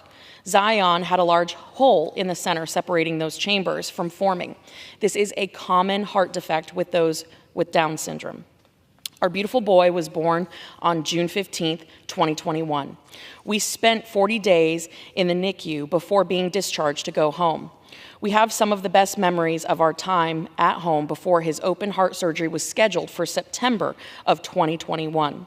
We did all the research and asked all the questions. We never knew we would end up being the worst case scenario. To make a long story short, Zion had 5 open heart surgeries in a matter of 12 days. He was such a warrior through each one. After the 5th surgery didn't work as planned, we were told that he would need a heart transplant. The hospital we were at did not do transplants, so we were left with 3 options in Florida. To qualify, we were told his other organs had to be working, which they were, and we have the autopsy to prove this. Our first option told us that they had never done a successful heart transplant on someone with Down syndrome. I asked how many they had tried. No response. Through my own research and digging that moms do to get answers, I have since learned that the answer was 0. Our second option said that they didn't feel their team could do a successful heart transplant for Zion. And the third option kept us waiting. Finally, they came back and said that because baby Zion was on ECMO life support 3 times through the 5 surgeries, he couldn't have brain activity. I would like to note that Zion came off ECMO after the 2nd and 5th surgery, which we knew up front was vital to being accepted for the heart transplant list. They wanted a brain activity test run and sent to them for their final decision. We were told before it was sent that the test was perfect. With nothing to disqualify him, we thought that we would be on our way to the next step. They came back and told us, after much deliberation, that they concluded that they just couldn't waste a heart. Our son was worth the same chance at life.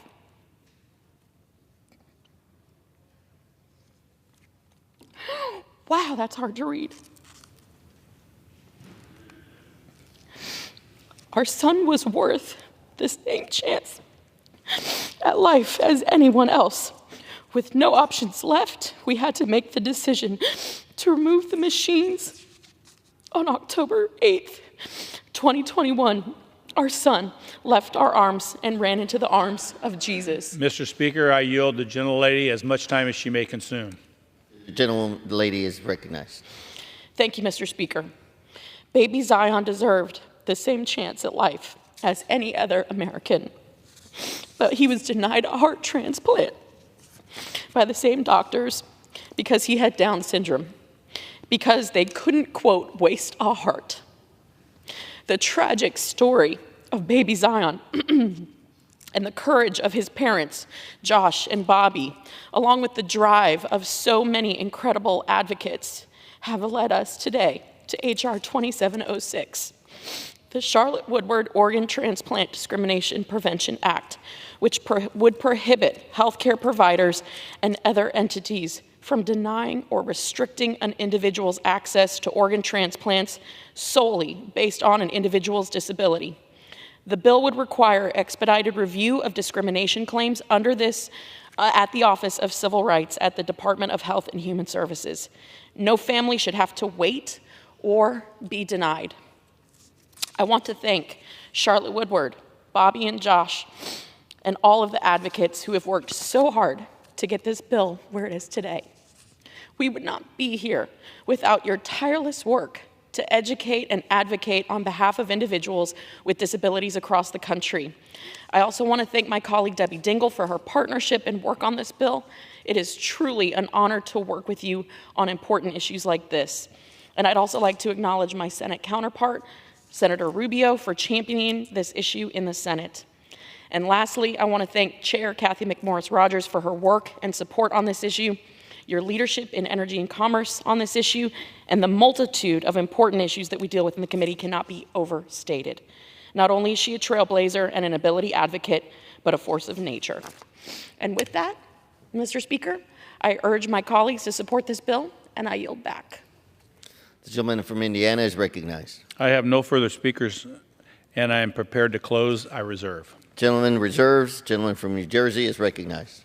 Thank you, Mr. Speaker. I think Ms. Kamek explained very well why we need to pass this bill, and I would ask all of my colleagues to support it. And with that, I yield back the balance of my time. The gentleman yields. The gentleman from Indiana is recognized. In closing, I encourage a yes vote on this bill, and I yield back the balance of my time. The question is, will the House suspend the rules and pass the bill, H.R. 2706, as amended? Those in favor say aye. Those opposed, no. In the opinion of the chair, 2/3 being the affirmative, the rules are suspended. The bill is passed, and without objection, the motion to reconsider is laid on the table. For what purpose does the gentleman from Indiana seek recognition? Mr. Speaker, I move that the House suspend the rules and pass the bill H.R. 3433 as amended. The clerk will report the title of the bill.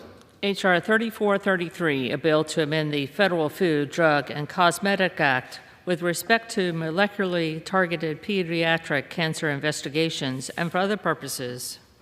Pursuant to the rule, the gentleman from Indiana, Mr. Bouchon, and the gentleman from New Jersey, Mr. Pallone, each will control 20 minutes. The chair recognizes the gentleman from Indiana.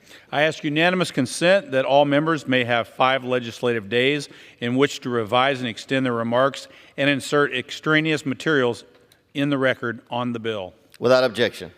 Mr. Speaker, I yield myself such time as I may consume. The gentleman is recognized. Thank you, Mr. Speaker. I rise in support of H.R. 3433, the Give Kids a Chance Act, of 2024 and would like to thank Representatives McCall, Eshoo, and Bilirakis for their hard work on this important piece of legislation. I'm excited that we have reached broad bipartisan agreement on this comprehensive bill, which will provide hope to approximately 30 million Americans affected by rare diseases. Currently, only about 500 of these diseases have FDA-approved treatments. This legislation will foster the development of more pediatric rare disease treatments by strengthening the orphan drug pathway, ensuring drugs are studied for children battling cancer, and reauthorizing the Rare Pediatric Disease Priority Review Voucher Program, which is set to expire on September 30th. The PRV program has been a lifeline for patients who require specialized treatments that would not be developed without the incentive this program provides. I'm also supportive of the other provisions in this bill, which would increase organ transplant rates by strengthening OPTN operations and require the FDA to establish an office in a country that has signed the Abraham Accords. I am grateful to Representatives Harshberg and Vargas for their leadership on this effort to facilitate operations between the FDA and regulatory authorities and innovators in Abraham Accords countries. There has been a lot of discussion about moving supply chains for medical products back to the U.S. and our allies, and this office is a good step to help do just that. I encourage my colleagues to support this bill, and I reserve the balance of my time. The gentleman reserves. The gentleman from New Jersey is recognized. Mr. Speaker, I yield myself such time as I may consume. The gentleman is recognized. Mr. Speaker, I rise today in support of H.R. 3433, the Give Kids a Chance Act, sponsored by Representatives McCall and Eshoo. This bill includes several strong bipartisan pieces of legislation, and I'm pleased that our Republican colleagues agreed to work with us on advancing important policies. This legislation will help expand access to care for patients with rare diseases and complex medical needs, increase research and development into rare pediatric diseases, and improve regulatory certainty. This bill will help in our efforts to bring new treatments to pediatric patients with more advanced forms of cancer. It also includes important sections of H.R. 6664, Representative Eshoo's bill, the Innovation in Pediatric Drugs Act. Specifically, it gives the Food and Drug Administration new enforcement authority to take action against companies that do not conduct required studies in pediatric patients. The bill also includes critical language introduced by Representative Matsui as part of H.R. 7383, the Retaining Access and Restoring Exclusivity Act, or RARE Act.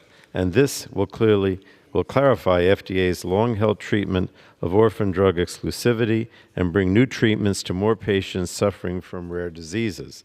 These provisions all advance our goals of accelerating the development of novel, safe, and effective treatments and improving outcomes for patients. These bills are going to make a difference, but I remain disappointed that my Republican colleagues have been unwilling to consider necessary changes to require drug manufacturers to study their approved rare disease drugs in pediatric populations. It's disappointing that my Republican colleagues refuse to hold drug manufacturers' feet to the fire and have decided to move forward with a long-term reauthorization of the Priority Review Voucher Program, or PRV, without requiring manufacturers to study rare disease drugs in pediatric patients. But I've been consistent in my belief that we need reforms to the PRV program. Unfortunately, we still have not seen the compelling evidence that this program is functioning how Congress intended it to do. That's why I'm pleased that the bill includes a requirement for the Government Accountability Office to conduct a new study and report on the effectiveness of the program in attaining our original intent. Previous reports from GAO on the program and continued research from academics show that there is little evidence that it incentivized the products Congress intended to help come to market. But I continue to believe that additional guardrails are needed to better target the intent of the program. But despite these concerns, I'm pleased that this bill includes important provisions to ensure that our medical product supply chain can be strengthened by working with international partners that believe in both tolerance and respect for every person, as well as advancement of science and medicines. And I look forward to working with our Republican colleagues to ensure FDA receives the funding necessary to implement this policy and establish an FDA office in Israel. I'm also pleased that this legislation provides Health Resources and Services Administration the authority to modernize the organ transplant system. This system is life-saving for many Americans, and I'm glad that we can continue to support these much-needed reform efforts. I believe that we could have achieved more for patients in this legislation. However, since there is strong bipartisan policies included here, I encourage all my colleagues to vote yes on this important bill. And with that, I reserve the balance of my time, Mr. Speaker. The gentleman reserves. The gentleman from Indiana is recognized. Mr. Speaker, I yield 5 minutes to the gentleman from Texas, Mr. McCall. The gentleman from Texas is recognized. Thank the gentleman from Indiana. Mr. Speaker, as a founder of the Childhood Cancer Caucus 15 years ago, I've met countless cancer patients and advocates who have asked me for one thing: to give the kids a chance to receive better and safer treatments that preserve their quality of life, a chance to beat childhood cancer, and a chance to eradicate this disease once and for all. The Give Kids a Chance Act does just that. The bill is simple. It directs drug companies researching adult combination drug therapies for adults to also research them for children where appropriate. This will allow us to treat children the same as we treat adults. With 235 co-sponsors, this legislation is one of the most bipartisan bills in Congress because there's nothing partisan or political about a child with cancer. And I'd like to thank Mr. Bill Rackus from Florida and Ms. Anna Eshoo from California, my partner in this, and Kathy McMorris Rogers, the chair, and Ranking Member Frank Pallone for all their help making this come together. Included in this legislation is another one of my bills, the Creating Hope Reauthorization Act. We first passed this legislation in 2012 to create the Pediatric Priority Review Voucher program within the FDA because we found that there was no market incentive for pharmaceutical companies to develop cancer treatments for children. This program provides the incentives. Since its inception in 2012, 53 vouchers have been awarded for treatments of 39 different rare pediatric diseases, 36 of which previously had no FDA-approved treatments. These diseases typically led to death before a child can reach adulthood, but not anymore. A dear friend of mine, Dr. Allison from MD Anderson in my home state of Texas, was able to use the voucher program to obtain FDA approval for a treatment called CAR-T immunotherapy. Immunotherapy is a breakthrough cancer treatment, not just for children, but for all adults. He received the Nobel Prize in Medicine for it. This bill will reauthorize that successful program for another 5 years. We just had our summit, 15-year summit, and these children, I have to say to the ranking member and to the chair, who I hope is listening, how much joy this gave to their lives. These children that have either survived cancer or are going through cancer, some can make it, some may not, but this gives them hope. I founded the caucus to give them a voice in the Congress because they didn't have one. They didn't have high-powered lobbyists, but they have us. This is a result of their voices. We wouldn't be standing here today considering this legislation without the help of patient advocates, including my dear childhood cancer friends, Sadie Keller, Sophie Ryan, Brianna Comerford, and Elena Myers, and so many other brave children who've joined me in advocating tirelessly on this important issue. By the way, Mr. Speaker, these kids are tougher than any adults I have seen, and I know, and they are my biggest inspiration in life. I am proud that my colleagues have come together in a bipartisan spirit to do what's right for our children, which will influence them for decades to come. With that, I yield back the balance of my time. The gentleman from Indiana is recognized. I reserve. The gentleman reserves. The gentleman from New Jersey is recognized. I have no additional speakers, so I'll reserve. The gentleman reserves. Mr. Speaker, Mr. Speaker, I yield 3 minutes to the gentleman from Florida, Mr. Bilirakis. The gentleman from Florida is recognized. Thank you, Mr. Speaker.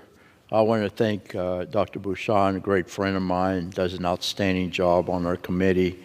Mr. Speaker, I rise in strong support of H.R. 3433, the Give Kids a Chance Act by Representative McCall, his legislation to strengthen pathways for treatments and cures for children across the nation.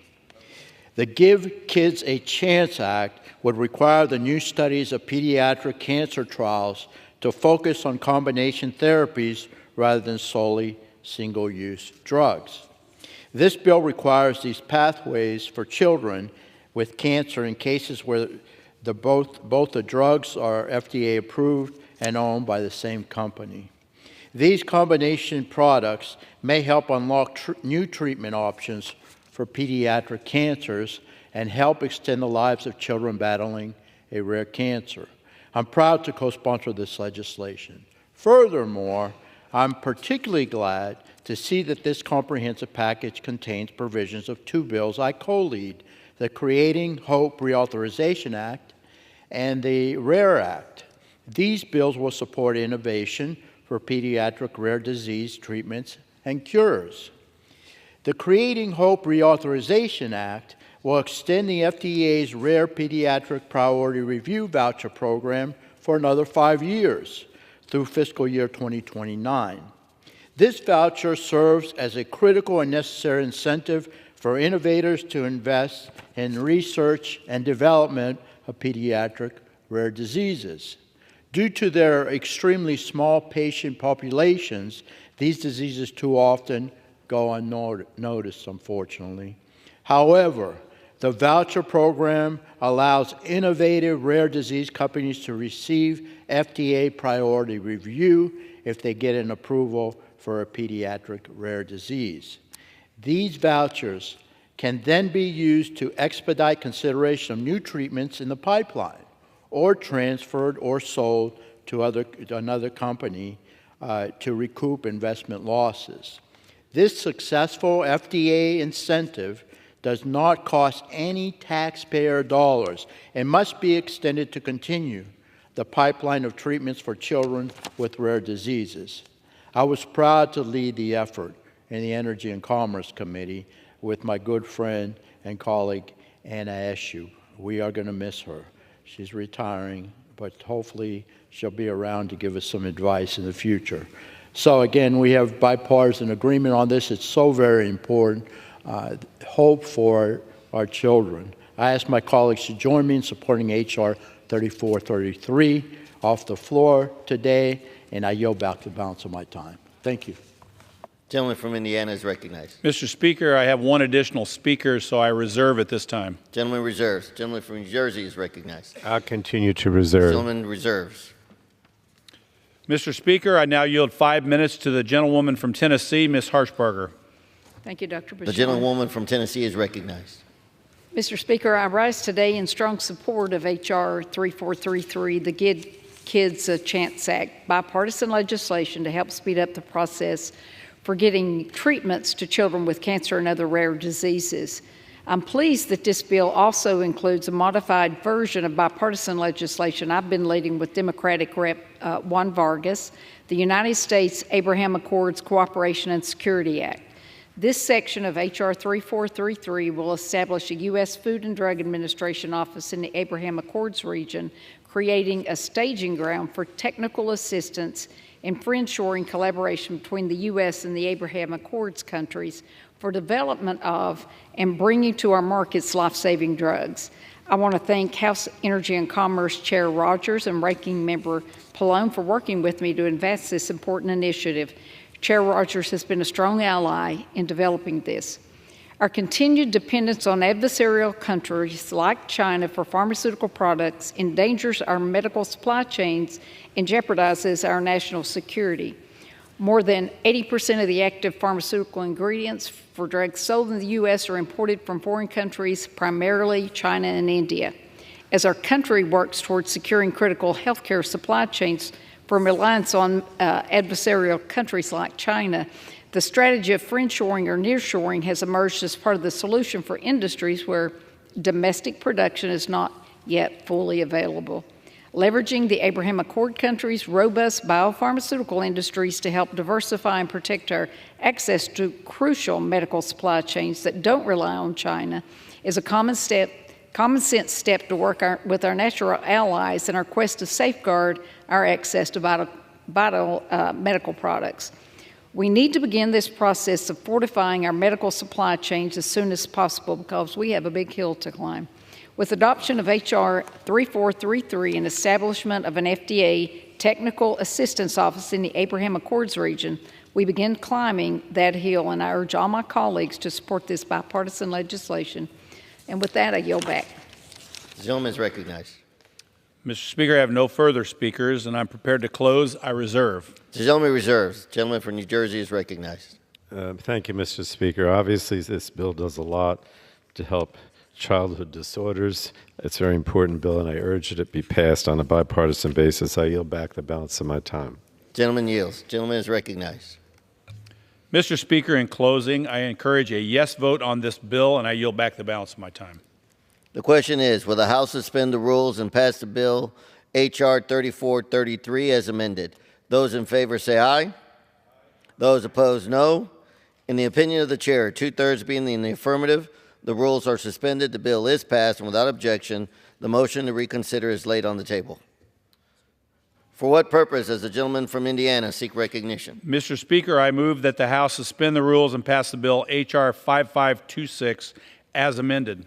The clerk will report the title of the bill. H.R. 5526, a bill to amend Title 18 of the Social Security Act to clarify the application of the in-office ancillary services exception to the physician self-referral prohibition for drugs furnished under the Medicare program.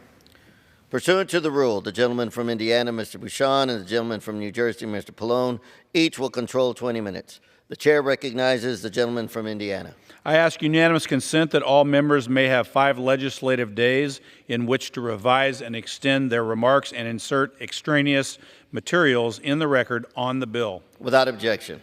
Mr. Speaker, I yield myself such time as I may consume. The gentleman is recognized. Thank you, Mr. Speaker. A silver lining of the COVID-19 pandemic, if there is one, was the proliferation of new effective ways to deliver health care.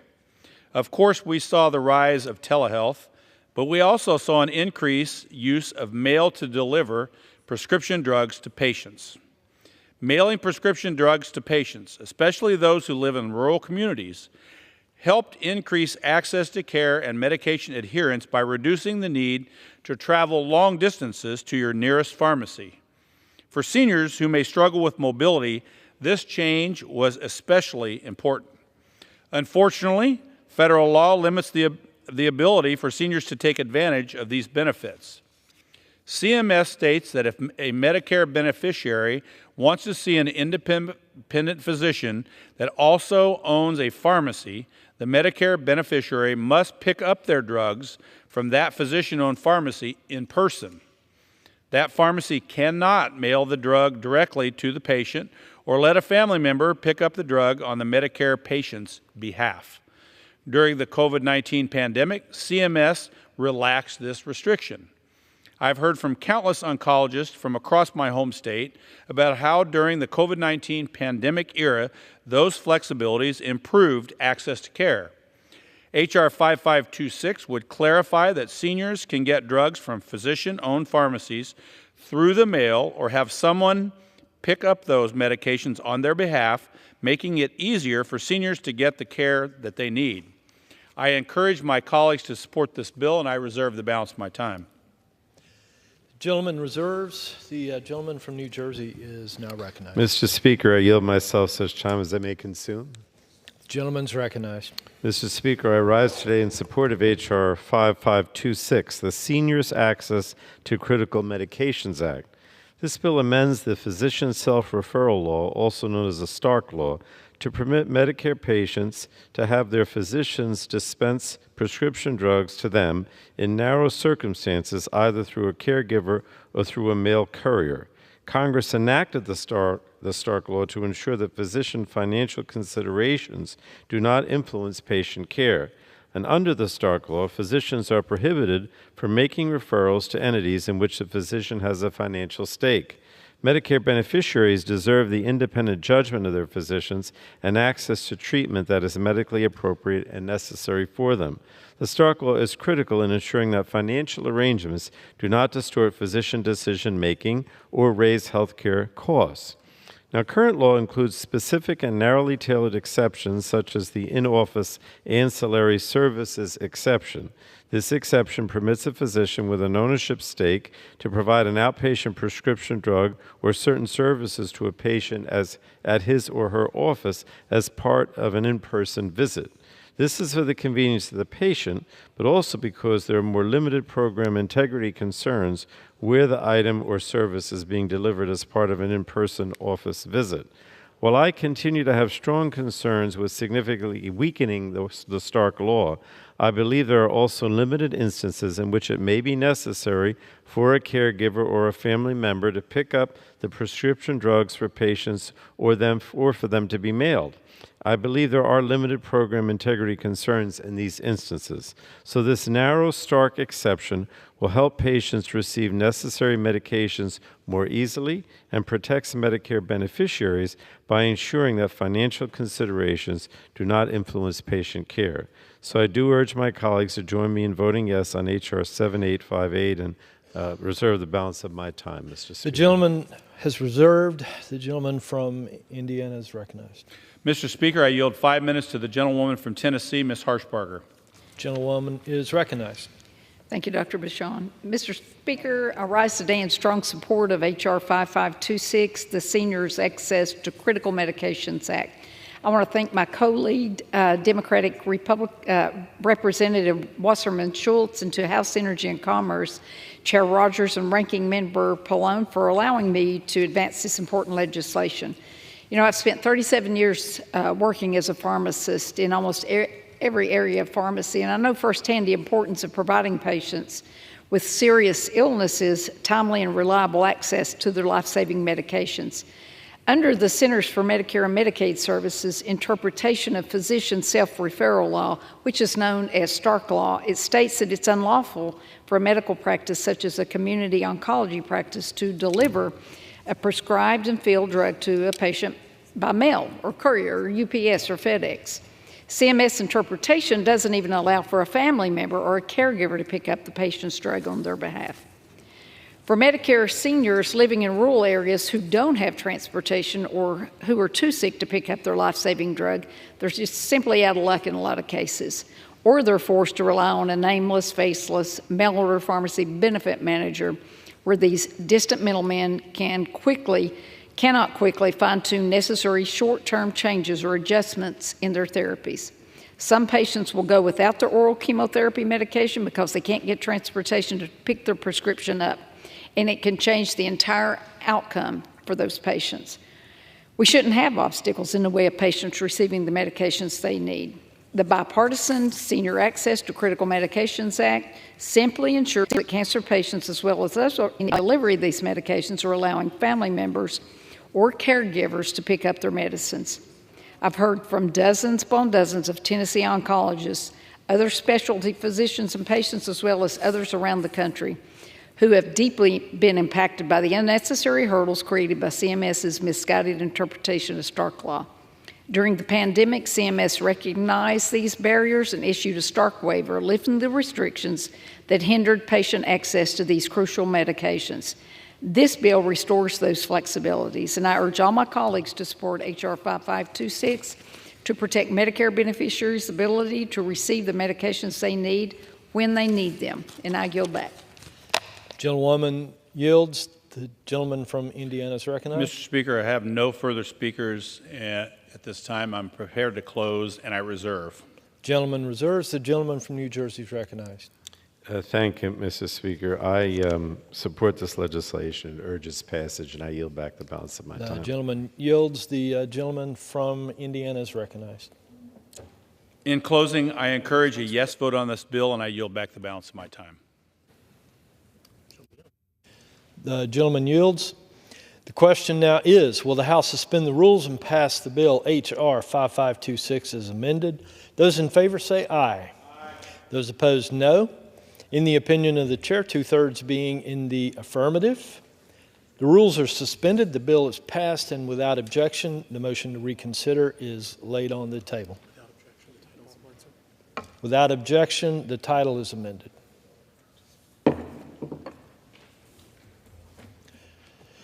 For what purpose does the gentleman from Florida seek recognition? Mr. Speaker, I move that the House suspend the rules and pass the bill H.R. 7189 as amended. The clerk will report the title of the bill. Union Calendar Number 429, H.R. 7189. A bill to amend the Public Health Service Act to reauthorize a national congenital heart disease research, surveillance, and awareness program, and for other purposes. Pursuant to the rule, the gentleman from Florida, Mr. Bilirakis, and the gentleman from New Jersey, Mr. Pallone, each will control 20 minutes. The chair recognizes the gentleman from Florida. Thank you, Mr. Speaker. I ask unanimous consent that all members have 5 legislative days in which to revise and extend their remarks and insert extraneous materials in the record on the bill. Without objection. Thank you, Mr. Speaker. Mr. Speaker, I yield myself as much time as I may consume. The gentleman's recognized. Thank you. Thank you, Mr. Speaker. I rise in support of my bill, H.R. 7189, the Congenital Heart Futures Reauthorization Act of 2024, and I urge my colleagues to support this particular bill. This bipartisan, bicameral legislation will reauthorize the National Congenital Heart Disease Research and Awareness Program at HHS for the next 5 years through fiscal year 2029. I'm so proud to have been involved in the creation of this pivotal program and its reauthorization efforts. And I'm grateful to the colleagues on this bill, Representative Schiff, Carter, Soto, Salazar, and Cardenas, as well as our bicameral partners, Senator Durbin and Young, and thank them for their efforts. I've been glad to lead the Congressional Congenital Heart Caucus with Representative Schiff, and over the last years, we've become all too familiar with the struggles this patient community faces on a daily basis, unfortunately. In particular, I also want to thank the broad set of stakeholders that support this initiative and the thousands of advocates speaking on behalf of the approximately 20 million patients living with congenital heart defects. This includes the Adult Congenital Heart Association, the Conquering CHD, Mending Little Hearts, and the Children's Heart Foundation. I thank them for their partnership on this issue and, again, for support of this bill. And we got to get this done together, folks. So, let's pass this in a bipartisan fashion. Now, the advocates that come up here do an outstanding job for family members and friends that have the congenital heart defects, but also the patients. So, in the United States, more than 40,000 babies are born with heart defect each year, making it the most common type of birth defect. It is estimated that more than 2 million people are currently living with a heart defect nationwide, but thankfully, they're living longer, much longer, into adulthood. So thankfully, as a medical care and treatments, the treatments have advanced. Individuals with the heart defects, as I said, are living longer and healthier lives, thank goodness. This bill would continue the support for research and education regarding congenital heart disease and the impact heart defects have on individuals throughout every stage of life. It would also require HHS to develop a strategy to address any research gaps and workforce shortages, particularly as it relates to health care providers who treat adult patients living with congenital heart disease. Importantly, this strategy will be developed with the input of expert stakeholder groups and relevant federal entities. So I urge my colleagues to support this particular bill. It's so very important, Mr. Speaker, and I reserve the balance of my time. The gentleman reserves. The gentleman from New Jersey is recognized. Thank you, Mr. Speaker. I yield myself such time as I may consume. The gentleman's recognized. And Mr. Speaker, I rise to speak in support of H.R. 7189, the Congenital Hearts Futures Reauthorization Act, sponsored by Representative Bilirakis and co-sponsored by Mr. Soto. The bipartisan legislation will reauthorize a national congenital heart disease program through 2029. In the United States, about 40,000 babies are born with a congenital heart disease, or CHD, every year. Congenital heart disease prevents normal blood flow through the heart and can become a critical issue that results in a baby needing surgery or other procedures early in life. Thanks to scientific advancements in diagnosis and treatment, many babies and children can reach adulthood living with CHD. But to continue our progress, we have to continue to support research, surveillance, and awareness for CHD. First passed in 2010, the Bipartisan Congenital Heart Futures Act authorized research and data collection related to CHD. The Act expands the Centers for Disease Control and Prevention infrastructure to track epidemiological data for CHD, and it also increased the National Institutes of Health research to study lifelong CHD to see how those with the disease can still live a long and healthy life. H.R. 7189 will reauthorize our National Congenital Heart Disease Program so we can continue to make strides in addressing CHD. It also builds on our nation's CHD program. So this bill will assess current research efforts at NIH to ensure we have a better understanding of CHD. The bill also expands research at CDC by directing the agency to understand healthcare utilization, demographics, and best practices for CHD. And finally, the bill allows CDC to establish and implement an awareness campaign so that those with CHD and their families understand the healthcare needs related to this birth defect. So again, I want to thank my colleagues, Representative Bilirakis and Soto, for their leadership in reauthorizing the Congenital Hearts Future Act. Thanks to their efforts, we can pass this bill and continue to make strides in addressing CHD, and I encourage my colleagues to vote yes to reauthorize this bill. I reserve the balance of my time, Mr. Speaker. The gentleman reserves. The gentleman from Florida is recognized. Mr. Speaker, I have no further speakers. I'm prepared to close.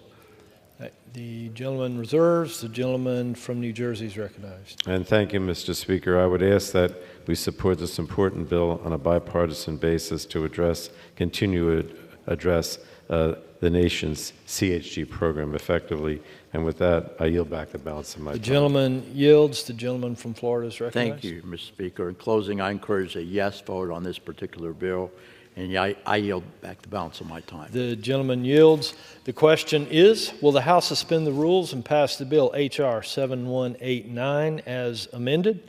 Those in favor say aye. Those opposed, no. In the opinion of the chair, 2/3 being in the affirmative, the rules are suspended, the bill is passed, and without objection, the motion to reconsider is laid on the table. Back to this. For what purpose does the gentleman from Florida seek recognition? Mr. Speaker, I move that the House suspend the rules and pass the bill H.R. 6125 as amended. The clerk will report the title of the bill. Union Calendar number 521, H.R. 6125. A bill to require online dating service providers to provide fraud ban notifications to online dating service members and for other purposes. Pursuant to the rule, the gentleman from Florida, Mr. Bilirakis, and the gentleman from New Jersey, Mr. Pallone, each will control 20 minutes. The chair recognizes the gentleman from Florida.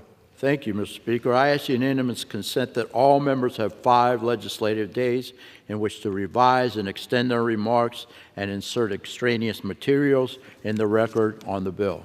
Without objection. Thank you. Mr. Speaker, I yield myself as much time as I may consume. The gentleman is recognized. Thank you, Mr. Speaker. I rise today in support of H.R. 6125, the Online Dating Safety Act of 2023, sponsored by my good friend and colleague, David Valadao. Over the last 3 decades, online dating platforms have transformed the way people find their partners. According to the Pew Research Center, 30% of U.S. adults say they have used a dating app or site, many of whom say has made the dating process much easier. However, these technologies have also led to the rise of dating scams and fraud, unfortunately, and the FTC reported that romance scams resulted in victims losing $1.3 billion in 2022. There are countless examples of victims losing their investments and retirements. One victim was tragically driven to suicide after losing his life savings. It's terrible. H.R. 6125 seeks to protect users of online dating platforms against harmful and fraudulent accounts by requiring platforms to send a fraud ban notification to a user who has been communicating with a suspected or suspended account or profile. So this crucial step of communication and transparency has been missing from online dating platforms.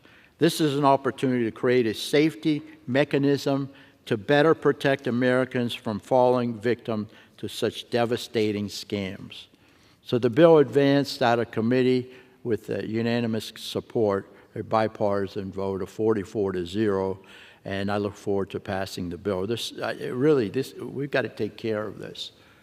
Too many people are being taken advantage of, particularly our seniors. We can't have this happen, and I strongly support H.R. 6125 and ask my colleagues to vote yes, and I reserve. The gentleman reserves. The gentleman from New Jersey is recognized. Thank you, Mr. Speaker. I yield myself such time as I may consume. Gentleman is recognized. Mr. Speaker, I rise to speak in support of H.R. 6125, the Online Dating Safety Act. I want to thank the sponsors of this bill, Representative Valadao and Pedersen, for their leadership on the issue of online dating safety. I also want to thank Chair Rogers for her willingness to work with me at committee to improve the bill. As more and more consumers report using online dating services, it's important that they are made aware of potential harms. The bill ensures that when an online dating app bans someone for fraud, it notifies all of the other users who have been in contact with that banned person on the app. And this will help to reduce the number of people who fall victim to identified fraudsters looking to extort money from dating app users. And while there's more to be done to address harms that have arisen in the online dating space, this bill is an important step forward. And so I urge my colleagues to support the bill, and I reserve the balance of my time. The gentleman reserves. The gentleman from Florida is recognized. Thank you, Mr. Speaker. I yield 5 minutes to the gentleman from California, Mr. Valadao. The gentleman from California is recognized. Mr. Speaker, first I want to thank my colleague, my co-author, Brittany Peterson of Colorado, for her support on this. Also, the members and staff of the committee, they've been very, very helpful in us moving this bill forward, and I thank them for all of their help. Mr. Speaker, today I rise in support of my bill, the Online Dating Safety Act. Each year, millions of people are deceived, defrauded, and misled by users of online dating apps. While it's sadly common to see people lie about things like their age or occupation, this bill takes aim at the more sinister fraudsters who make their livelihoods preying on the vulnerable individuals. According to the Federal Trade Commission, romance scams resulted in victims losing $1.3 billion in 2022 alone, with senior citizens being the most at-risk age group. There are countless horror stories of people being conned out of their entire life savings, all because they trusted someone they met online. Individuals who meet online often take their conversations to other communication platforms, so even when the fraudulent account is removed, someone might not even know they are talking to someone who has been removed from that original platform. This bill requires that dating platform to issue a fraud ban notification to users who have ever interacted with the person who has been removed from the app for fraudulent activity.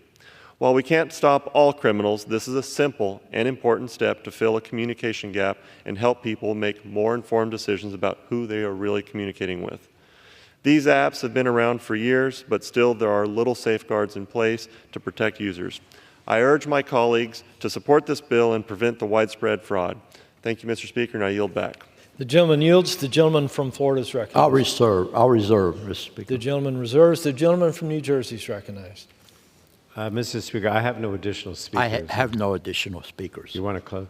All right, let me just say that this is an important step forward in dealing with online dating safety, and I support the bill and urge my colleagues to support it. I yield back. The gentleman yields. The gentleman from Florida is recognized. Thank you, Mr. Speaker. Again, Mr. Valadao, I appreciate you putting forth this bill. We've got to do it. We've got to protect our seniors and others who use these apps. So I encourage a yes vote on this particular bill, and I yield back the balance of my time. The gentleman yields.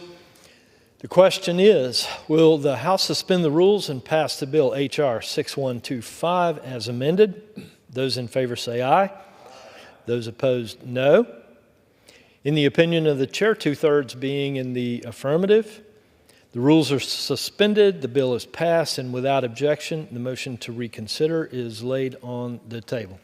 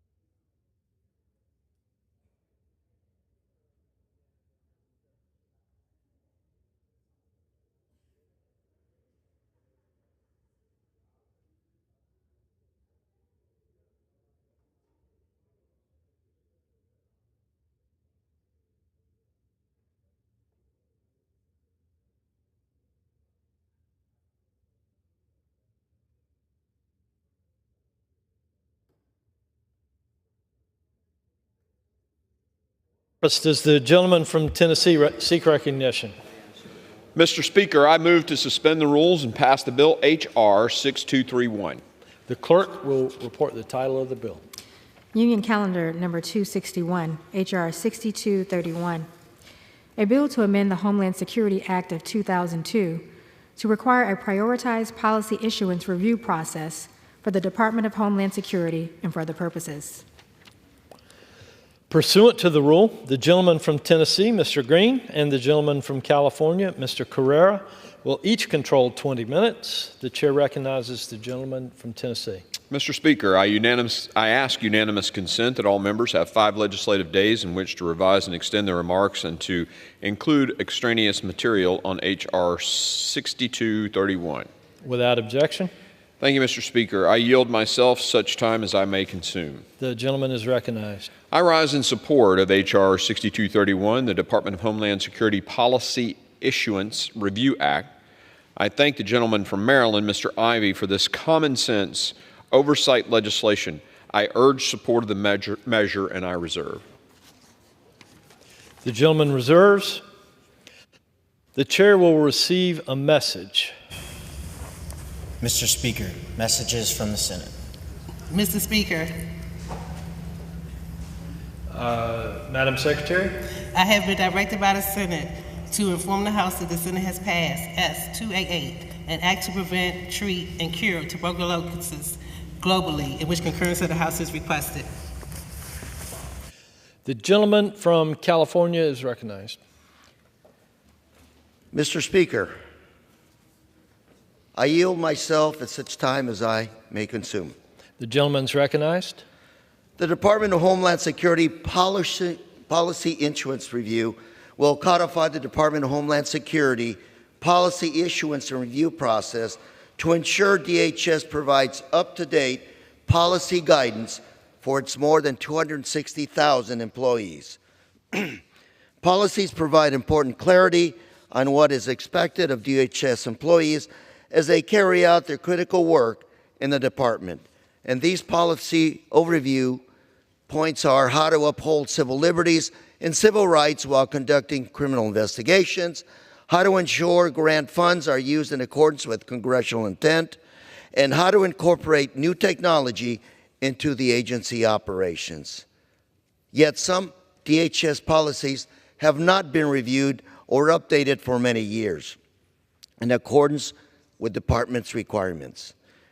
H.R. 6231 will address this by providing Congress greater insight into the issuance, review, and revision of the department-wide policies.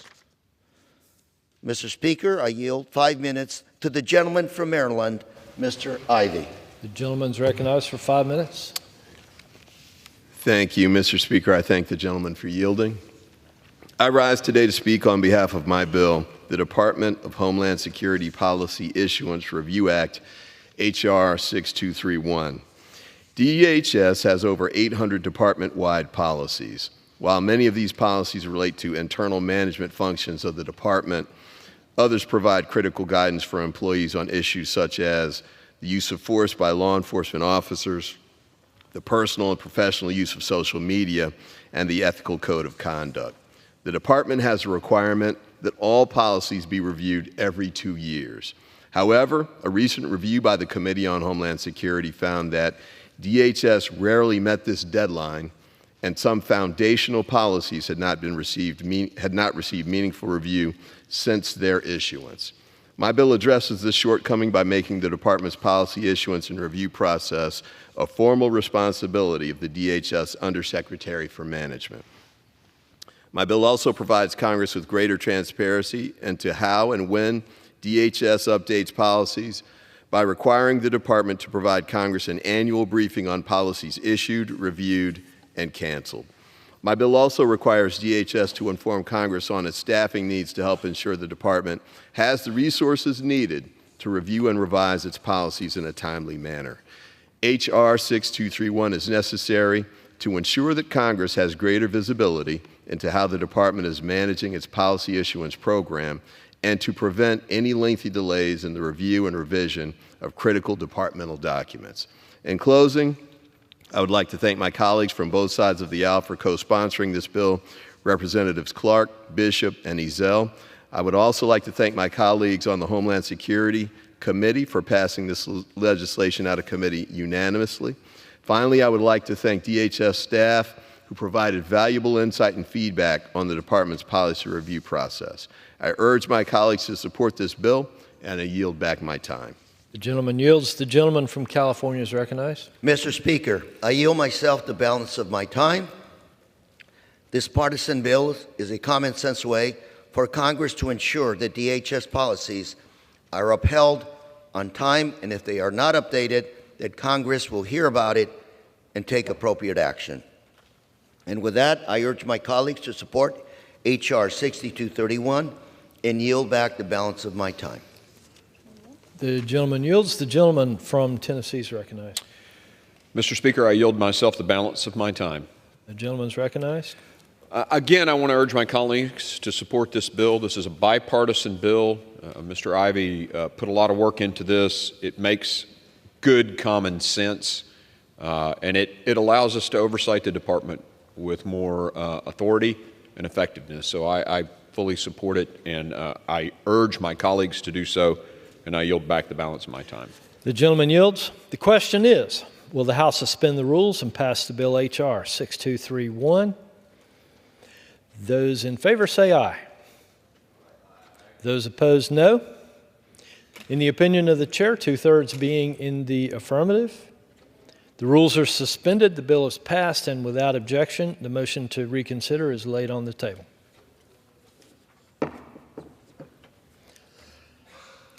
For what purpose does the gentleman from Tennessee seek recognition? Mr. Speaker, I move to suspend the rules and pass Bill H.R. 7832. The clerk will report the title of the bill. Union Calendar number 452, H.R. 7832. A bill to require the Secretary of Homeland Security to develop a plan to identify, integrate, and deploy new, innovative, disruptive, or other emergency or advanced technologies to enhance or address capability gaps and border security operations and for other purposes. Pursuant to the rule, the gentleman from Tennessee, Mr. Green, and the gentleman from California, Mr. Carrera, will each control 20 minutes. The chair recognizes the gentleman from Tennessee. Mr. Speaker, I ask unanimous consent that members have 5 legislative days in which to revise and extend their remarks and to include extraneous material on H.R. 7832. Without objection. Thank you, Mr. Speaker. I yield myself such time as I may consume. The gentleman is recognized. I rise today in support of H.R. 7832, the Emerging Innovative Border Technologies Act. This bill would enable Congress to better equip frontline personnel with the tools and resources necessary to secure and protect the United States border. It is a necessary piece of legislation amidst the current crisis at our southwest border. I thank the gentleman from California, Mr. Correa, for his attention to this matter. I reserve. And reserves. The gentleman from California is recognized. Thank you, Mr. Speaker. I'm pleased that we are here today to consider my bill, H.R. 7832, the Emerging Innovative Border Technologies Act. This bill is an opportunity to improve the Department of Homeland Security's ability to quickly acquire innovative technologies like artificial intelligence and machine learning and enhanced border technologies overall. With newer, more innovative technologies, we can improve CBP's targeting and our detection capabilities, which will help officers find and stop more illegal drugs before they flood our communities and harm our children.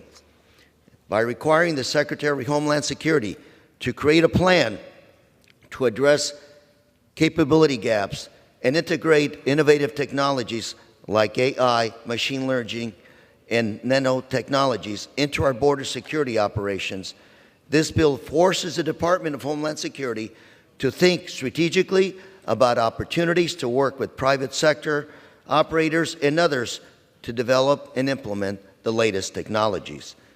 My bill also authorizes CBP's innovation team, which works with frontline agents and officers to develop and pilot promising technologies that help them do their jobs, primarily to keep Americans safe. The innovation team finds and tests new commercial technology, works with companies to adapt them for use along our border, and then helps the successful programs navigate government procurement bureaucracies so they can help scale up quickly to meet the government's needs. Innovative technologies don't just help with catching drugs. New technologies can also help detect victims of human trafficking or migrants in need of help in the middle of a desert. New technologies can also help Border Patrol agents communicate reliably in remote areas. When an agent is down or finds somebody injured, the ability to communicate quickly can literally save lives and be the difference between life and death. Technology also helps CBP facilitate legal trade and travel. Long lines at our ports of entry can result in produce spoiled as opposed to making it to our grocery stores. And no one enjoys long lines at the airport. I'm proud to represent Disneyland, and I know that most international travelers want to get to go see Minnie and Mickey as soon as possible. While we clearly need more manpower at our ports of entry, new technologies can help people and goods on their way to our markets and to our communities much quickly and much safer. My legislature is just one way of many ways that Congress can support our border agents. And I want to thank Congressman Luttrell and his team for working with us to make sure this piece of legislation is successful. With that, Mr. Speaker, I urge my colleagues to support H.R. 7832. Does the gentleman reserve?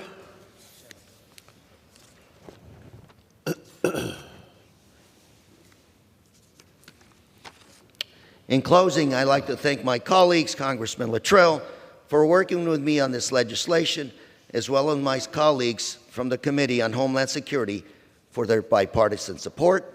I hope we continue to come together to craft bipartisan solutions to making our border more secure and support our men and women working and a safer environment on a daily basis.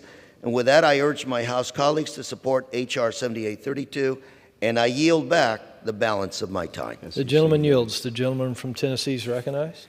Mr. Speaker, I yield myself the balance of my time. I again urge my colleagues to support H.R. 7832, and I yield back the balance of my time. The gentleman yields. The question is, will the House suspend the rules and pass the bill H.R. 7832? Those in favor say aye. Those opposed, no. In the opinion of the chair, 2/3 being in the affirmative, the rules are suspended, the bill is passed, and without objection, the motion to reconsider is laid on the table.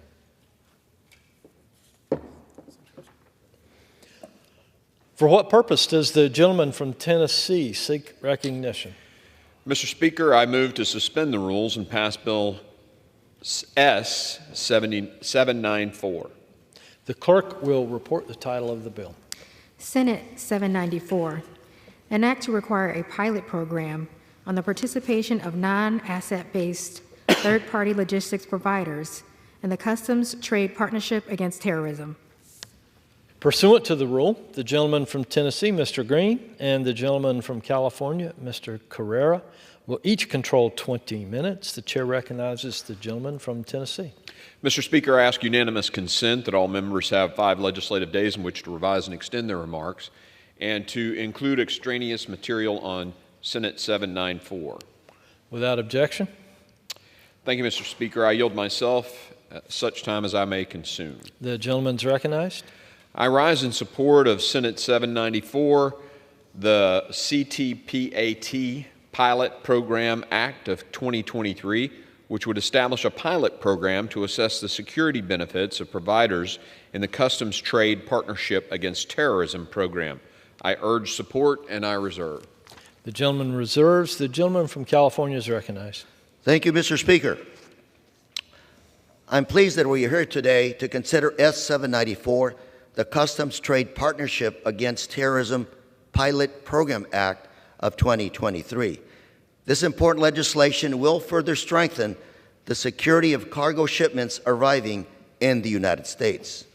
And as we work to build a resilient supply chain and prevent dangerous threats from reaching our communities, it's critical that custom officers work closely with importers, shippers, carriers, and others to ensure both fast and secure travel. The CPAT program encourages this. In response to faster processing at our ports of entry, members of the trade community participating in this program adopt tighter security measures throughout their global supply chain. And today, more than 11,400 companies currently participate in the CPAT program, accounting for about 52% of cargo imports into the United States. But despite the success of the program, certain third-party logistical providers are excluded from even applying for membership. Further expanding access to CPAT will help U.S. businesses improve supply chain security to prevent terrorists and terrorist threats from reaching our communities. Specifically, this bill establishes a 5-year pilot program to allow certain third-party logistics providers to join this very important program. We hope to see how many the participation of third-party logistics providers help CBP enhance port security and mitigate supply chain breaches. I thank Senator Cornyn for leading this legislation in the Senate, and my colleague Representative Elisa Slotkin for leading this legislation in the House. I urge my colleagues to support this bill, and I reserve the balance of my time. The gentleman reserves. The gentleman from Tennessee is now recognized. Mr. Speaker, I yield such time as he may consume to the gentleman from Louisiana, Mr. Higgins, the chairman of the Subcommittee on Border Security Enforcement. The gentleman is recognized. Thank you, Mr. Speaker, and I thank Chairman Green for recognizing me for such time as I may consume, whereas any other member of Congress would only need about 1 minute to provide this commentary. I rise in support of S-794, the CTPAT Pilot Program Act of 2023, Since 2001, the United States Customs and Border Protection CTPAT program has been reducing vulnerability throughout the supply chain by incentivizing greater security measures with certified trade partners. Today, more than 11,400 certified partners have been accepted into the program. The CTPAT Pilot Program Act expands upon this already successful program by requiring CBP to establish a pilot program to assess the benefits of allowing non-asset-based third-party logistics providers, 3PLs, and additional asset-based 3PLs to participate in this program. I hope all members will support this critical legislation today as it strengthens our efforts to combat the threat of terrorism in the global supply chain. Thank you, Mr. Speaker. I yield. The gentleman yields. The gentleman from Tennessee is recognized. I reserve. The gentleman reserves. The gentleman from California is recognized. Mr. Speaker, I yield myself the balance of my time. This bill helps American businesses thrive, and it also enhances the safety of our communities. By expanding access to CPAT, more of our trusted trading partners can expedite cargo into our local communities and our country. I urge my colleagues to support this legislation, and I yield back the balance of my time. The gentleman yields. The gentleman from Tennessee is recognized. Mr. Speaker, I yield myself the balance of my time. I again urge my colleagues to support Senate 794, and I yield back the balance of my time. The gentleman yields. The question is, will the House suspend the rules and pass Senate 794? Those in favor say aye. Those opposed, no. In the opinion of the chair, 2/3 being in the affirmative, the rules are suspended, the bill is passed, and without objection, the motion to reconsider is laid on the table.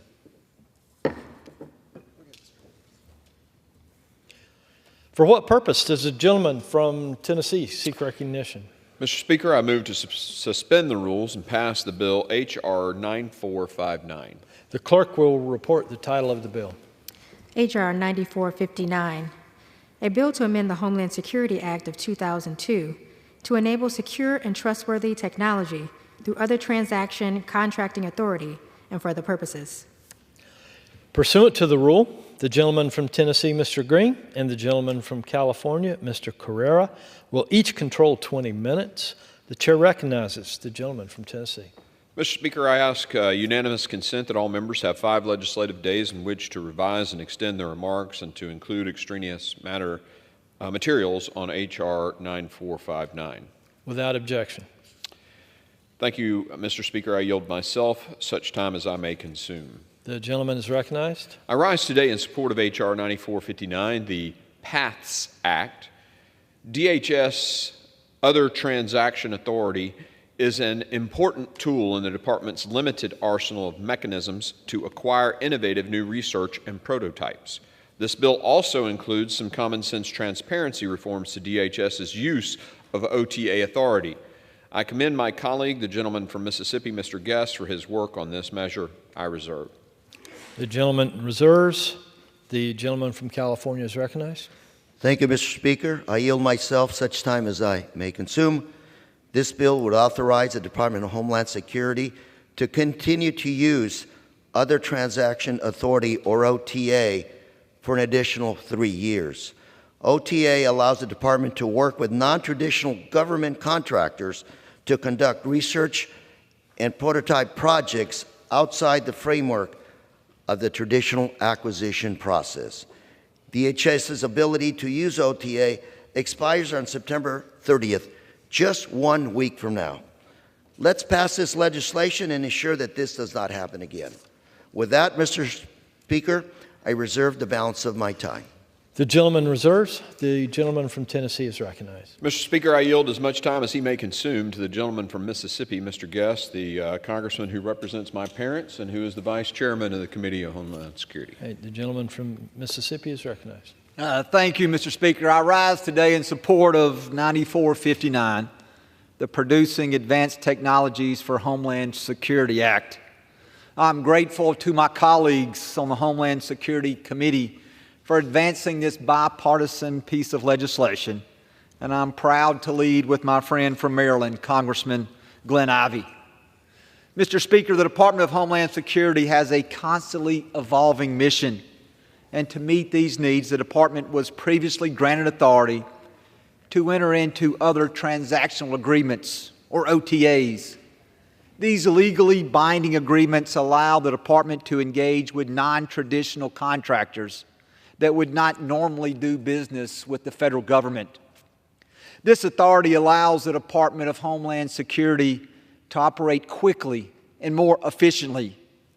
These agreements have allowed entities to produce prototypes of non-intrusive inspection technology that can detect illicit materials hidden inside vehicles crossing the border, and has researched machine learning practices to assist U.S. Customs and Border Protection. The usefulness of this authority has been demonstrated in mine and Chairman Green's home state of Mississippi, as the University of Southern Mississippi was part of a project to develop sensors for unmanned vehicles used by both DHS and the United States Coast Guard. It is critical that we pass this legislation before the authority expires on September the 30th. This bill serves as a companion to Senator Peters' Senate bill, which passed unanimously out of markup in the Senate in April of this year. And it would extend the Department's OTA authority by 3 years to 2027. Mr. Speaker, I'm also glad to say that this bill provides additional accountability and places guardrails on the current program. It would require advance notification of Congress should the authority be used in any advancement of artificial intelligence technology. And it would amend the DHS Contract Reporting Act of 2021 to ensure greater transparency by reducing the amount of a contract to be reported on the DHS website from $4 million to $1 million. Again, I want to thank Mr. Ivey for his leadership on this important legislation, and I appreciate Chairman Green and the committee staff for their work on this timely and relevant issue. I urge all members to support, and with that, I yield back. The gentleman yields. The gentleman from Tennessee is recognized. Mr. Speaker, I reserve. The gentleman reserves. The gentleman from California is recognized. Mr. Speaker, I yield as much time as he may consume to the gentleman from Maryland, Mr. Ivey, a co-sponsor of this measure. The gentleman is recognized. Mr. Speaker, I thank the gentleman for yielding. I rise today as a proud co-sponsor of the Producing Advanced Technologies for Homeland Security Act. Other Transaction Authority, or OTA, is a vital tool that enables DHS to more quickly obtain cutting-edge, emerging technologies that address specific operational needs.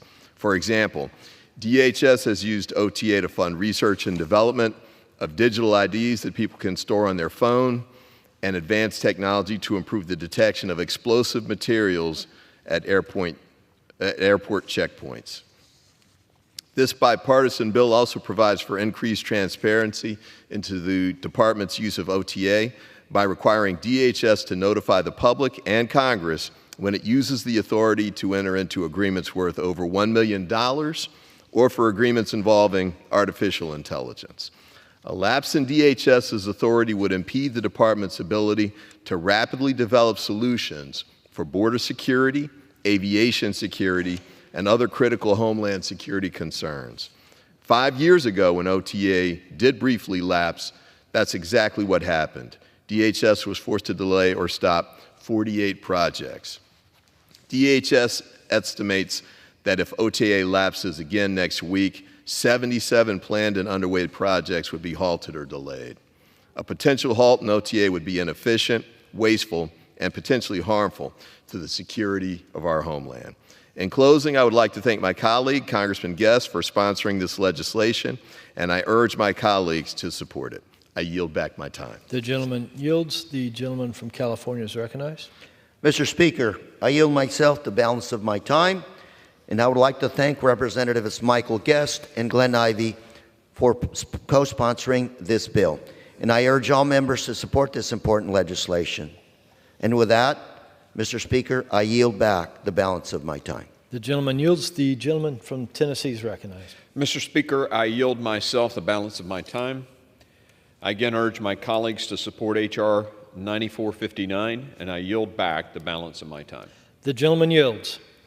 The question is, will the House suspend the rules and pass the bill, H.R. 9459? Those in favor say aye. Those opposed, no.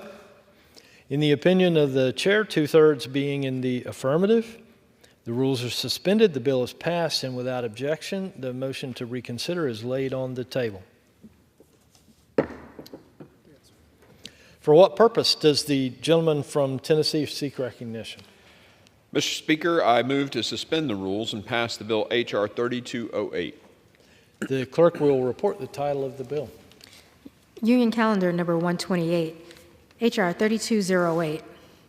A bill to amend the Homeland Security Act of 2002 to establish a DHS cybersecurity on-the-job training program and for other purposes. Pursuant to the rule, the gentleman from Tennessee, Mr. Green, and the gentleman from California, Mr. Carrera, will each control 20 minutes.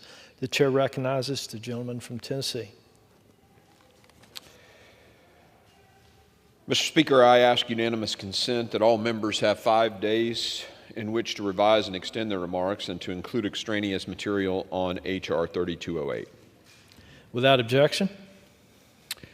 Thank you, Mr. Speaker. I yield myself such time as I may consume. The gentleman is recognized. I rise in support of H.R. 3208. The DHS Cybersecurity on the Job Training Program Act will strengthen CISA's role in providing cybersecurity training to DHS employees not formally in cybersecurity positions. This legislation is reflective of the consistent efforts of its sponsor, Ms. Jackson Lee, who we all lost just months ago, to improve DHS. This, I believe, is her last bill. She was a true friend to the committee and to this chamber, and I know we will all miss her presence. I urge support, and I reserve. The gentleman reserves. The gentleman from California is recognized. Thank you, Mr. Speaker. I yield myself as much time as I may consume. The gentleman's recognized. During Congresswoman Sheila Jackson Lee's 2 decades in Congress, serving on Homeland Security, one of her top priorities was strengthening our nation's cyber defenses. She consistently prioritized expanding our cybersecurity workforce and recognizing that investing in cybersecurity, education, and training would make our nation more secure. At a time when few members of Congress were focused on cybersecurity, back in 2005, Congresswoman Jackson Lee introduced the Cybersecurity Education Enhancement Act to provide funding for expanded cybersecurity education programs across the country. With her trademark persistence, Congresswoman Lee kept up fighting to expand the talent pool of trained cybersecurity professionals, most recently with the introduction last year of this legislation that we are considering today, the DHS Cybersecurity on the Job Training Program Act. And this bill will direct the Cybersecurity and Infrastructure Security Agency, or CISA, to provide cybersecurity training to Department of Homeland Security existing employees with a goal, of training existing personnel to fill cybersecurity job vacancies at the department. According to testimony before the Homeland Security Committee in June, there are nearly 2,000 cybersecurity vacancies at DHS today. With cybersecurity threats from adversaries like Russia and China only increasing filling these vacancies as a national security imperative. While DHS has taken important steps to address this challenge, private sector competition for talent and slow federal hiring process have continued to hamper our efforts at DHS to eliminate this shortfall. And training existing DHS personnel who've already been vetted and on board by the department is a critical part of ensuring that DHS has the cybersecurity talent on payroll today to to fulfill its critical cybersecurity mission. This legislation builds on CISA's existing federal cybersecurity skilling academy and ensures that CISA continues its efforts to leverage cybersecurity expertise to support DHS's broader workforce. I urge my colleagues to continue Congresswoman Jackson Lee's legacy on this most important issue and support H.R. 3208. Across DHS many component agencies, there is a critical need for cybersecurity expertise to help defend our homeland. And so long as key cybersecurity positions sit vacant, we are at greater risk for damaging cybersecurity attacks that expose our sensitive information or disrupt our critical information. Passing Sheila Jackson Lee's legislation will ensure DHS employees get the training necessary to fill cybersecurity job vacancies, and also we will be honoring her legacy of fighting for a stronger cybersecurity workforce. I urge my colleagues to support H.R. 3208. And with that, Mr. Speaker, I yield back the remainder of my time. Is the gentleman from Tennessee is recognized? Mr. Speaker, I yield myself the balance of my time, and I again urge my colleagues to support H.R. 3208, and I yield the balance of my time. The gentleman yields. The question is, will the House suspend the rules and pass the bill H.R. 3208? Those in favor say aye. Those opposed, no. In the opinion of the chair, two-thirds being in the affirmative. I request the yeas and nays since this is Ms. Jackson Lee's last bill. The yeas and nays are requested. All those in favor of taking this vote by the yeas and nays will rise and remain standing until counted. A sufficient number having risen, the yeas and nays are ordered. Pursuant to Clause 8 of Rule 20, further proceedings on this question will be postponed.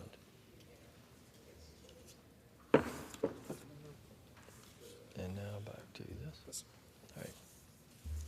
For what purpose does the gentleman from Tennessee seek recognition? Mr. Speaker, I move to suspend the rules and pass the bill, Senate 4698. The clerk will report the title of the bill.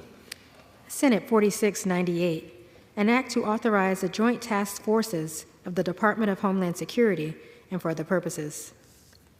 Pursuant to the rule, the gentleman from Tennessee, Mr. Green, and the gentleman from California, Mr. Carrera, each will control 20 minutes.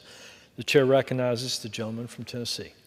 Mr. Speaker, I ask unanimous consent that all members have 5 legislative days in which to revise and extend their remarks and to include extraneous material on Senate 4698.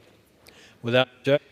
Thank you, Mr. Speaker. I yield myself such time as I may consume. The gentleman is recognized. I rise in support of Senate 4698, the DHS Joint Task Forces Reauthorization Act of 2024, which extends authorization for DHS's Joint Task Force authority until September 30, 2026. This critical authority allows DHS to use multi-agency task forces to defend U.S. borders against terrorism and other emerging threats in a unity of effort campaign. I thank the gentleman from Louisiana, Mr. Higgins, for his leadership on the House companion of this legislation, H.R. 9460, and I reserve. The gentleman reserves. The gentleman from California is recognized. Thank you, Mr. Speaker. I yield myself as much time as I may consume, and I am pleased that we are considering the DHS Joint Task Force Reauthorization Act of 2024. Right now, DHS operates one joint task force in the southeastern U.S. and Caribbean area called Joint Task Force East. Every day, Joint Task Force East combines the efforts of the U.S. Coast Guard, Customs and Border Protection, Homeland Security Investigation, and other agencies to share intelligence and counter bad actors that may bring negative elements to our nation. With this joint task force also working hand in hand with the Department of Defense and our international partners, we must ensure that they continue to detect and dismantle cartels across the world. Just this calendar year alone, coalition efforts under Joint Task Force East have resulted in the interdiction of hundreds of migrants, over 55,000 kilos of illicit cocaine valued at almost $2 billion, illegally harvested fish valued at over $900,000, and over 350 illegal firearms, and over 26,000 rounds of ammunition. And again, that's nearly $2 billion worth of illegal narcotics that have been kept off our American streets. And over 350 guns not going into the hands of cartels or gang members around the world. For the Joint Task Force's work to continue, we need to reauthorize the Joint Task Force Authority. At the same time, Congress needs more information on the resources the Joint Task Force needs to be successful. And this bill reauthorizes the Secretary of Homeland Security's ability to create and use the Joint Task Force while also requiring DHS to set up a staffing plan and share that information with us, Congress. With this legislation, we can support the men and women working to protect the homeland and give them the resources that they need to do their job of keeping the American people safe. I ask my colleagues to support this legislation, and with that, Mr. Speaker, I reserve the balance of my time. The gentleman reserves. The gentleman from Tennessee is recognized. Mr. Speaker, I yield as much time as he may consume. The gentleman from Louisiana, Mr. Higgins. The gentleman from Louisiana is recognized. Thank you, Mr. Speaker. I rise today in support of Senate Bill 4698, the DHS Joint Task Forces Reauthorization Act of 2024. I'm proud to lead the House companion to this bill. This bipartisan, bicameral legislation will extend the Department of Homeland Security's Joint Task Force authority for another 2 years. Extending this authority allows for a unified DHS law enforcement approach to target, dismantle, and disrupt transnational criminal organizations and their illegal activities. This coordination enables personnel from Customs and Border Protection, Immigration and Customs Enforcement, the U.S. Coast Guard, and others to continue integrating their existing authorities to work together and confront the complex national security threats that impact our nation's land, sea, and air borders. Combating terrorism, unlawful immigration, maritime mass migration, and illicit smuggling. I urge my colleagues to support Senate 4698, and Mr. Speaker, I yield.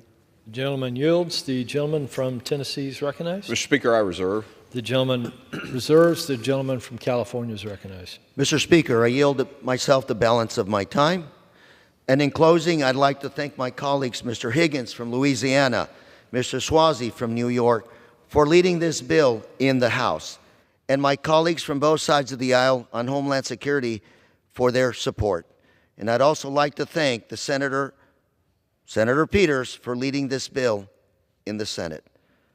During my own travels this year, I saw the great work that the Joint Task Force East conducts on a day-to-day basis. This reauthorizations make sure that their good work continues. And with that, I urge my colleagues to support S 4698, and I yield back the balance of my time. The gentleman yields. The gentleman from Tennessee is recognized. Mr. Speaker, I yield myself the balance of my time. I again urge my colleagues to support Senate 4698, and I yield back the balance of my time. The gentleman yields. The question is, will the House suspend the rules and pass Senate 4698? Those in favor say aye. Those opposed, no. In the opinion of the chair, 2/3 being in the affirmative, the rules are suspended, the bill is passed, and without objection, the motion to reconsider is laid on the table.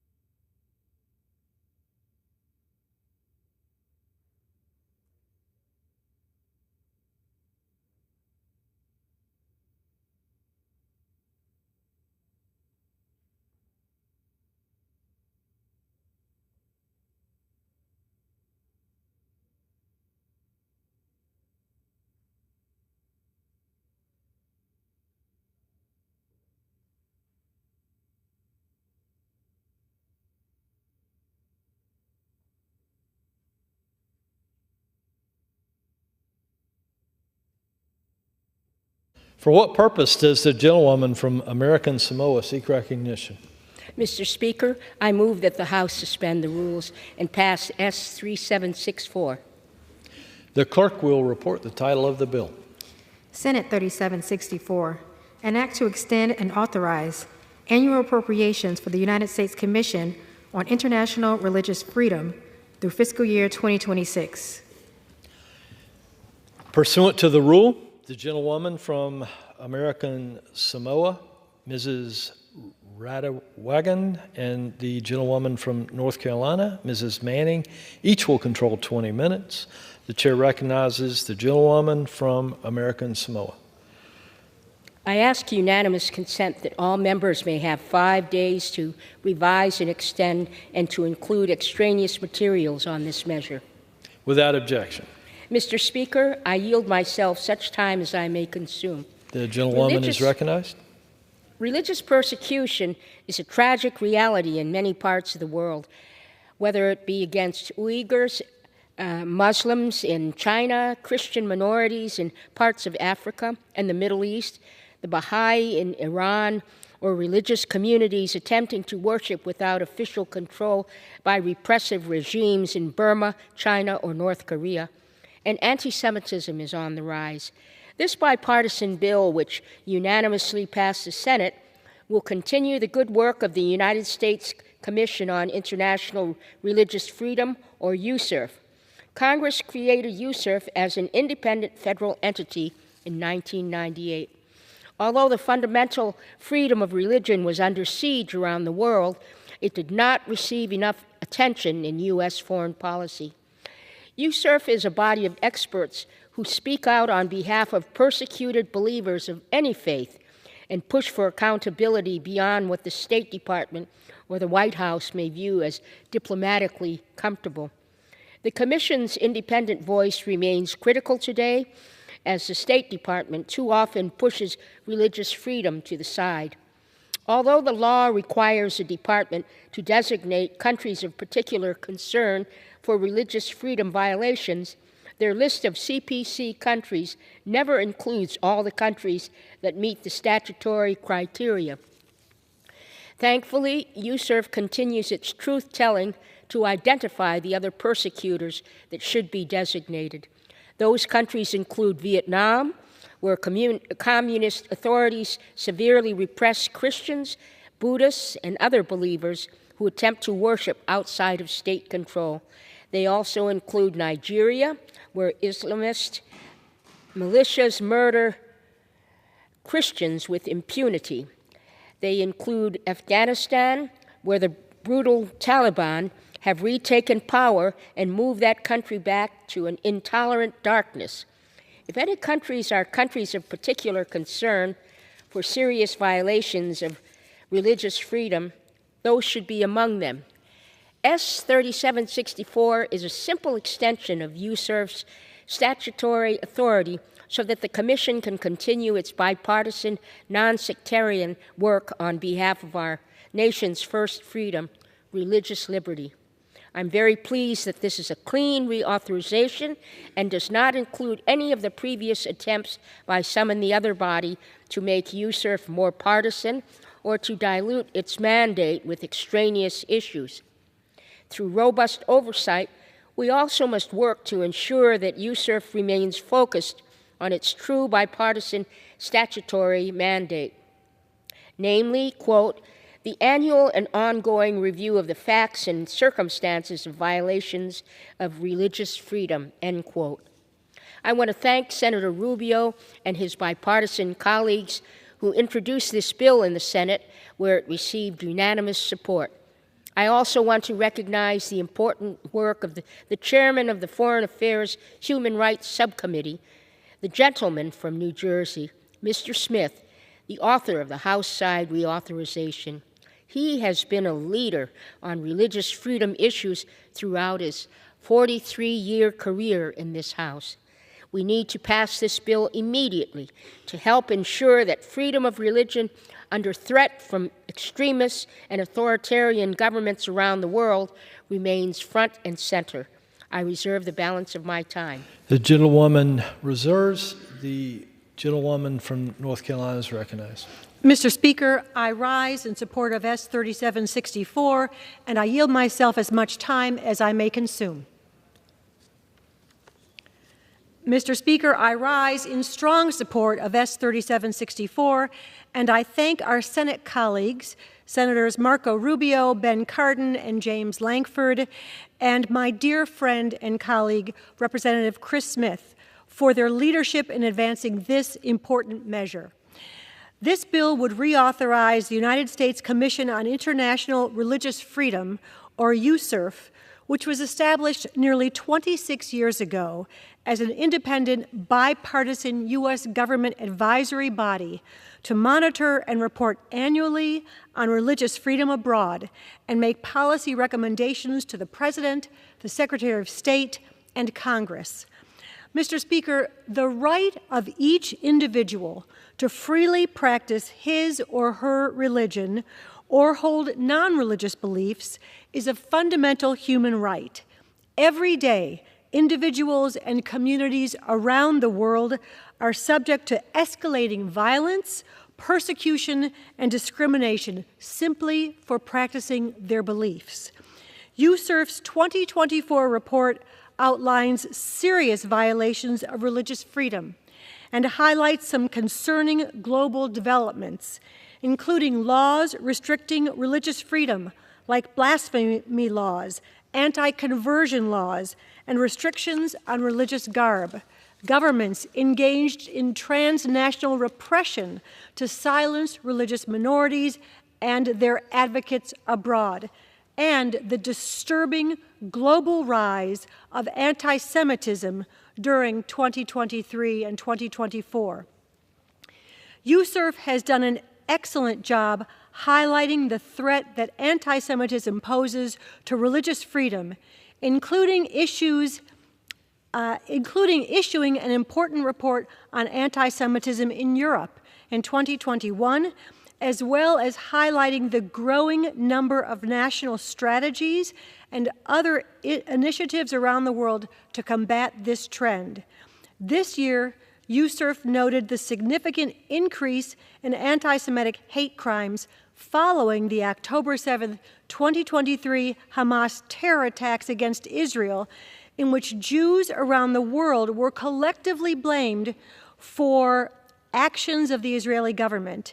And USCIRF continues to document anti-Semitic tropes being weaponized in elections, Holocaust distortion and denial, and even the impact of laws prohibiting ritual slaughter on religious freedom. Throughout this time, it has diligently followed its mission to advance international freedom of religion or belief by independently assessing and unflinchingly confronting threats to this fundamental right. Mr. Speaker, USCIRF is needed more than ever. By reauthorizing USCIRF, we will ensure the Commission will be able to continue to defend and promote religious freedom by conducting research, publishing reports and analysis for the public, and offering recommendations to policymakers on religious freedom violations around the world. I support this bill, and I encourage my colleagues to support its passage. I reserve the balance of my time. The gentlewoman reserves. The gentlewoman from American Samoa is recognized. I yield myself such time as I may consume. Religious freedom flows from the inherent dignity of every human person and should be protected wherever it is threatened. The United States Commission on International Religious Freedom remains an independent voice on behalf of religious believers everywhere. USCIRF will continue to enjoy bipartisan support so long as they focus on their core mandate, the protection of religious liberty around the world. I continue to reserve. The gentlewoman reserves. The gentlewoman from North Carolina is recognized. I reserve. The gentlewoman reserves. The gentlewoman from American Samoa is recognized.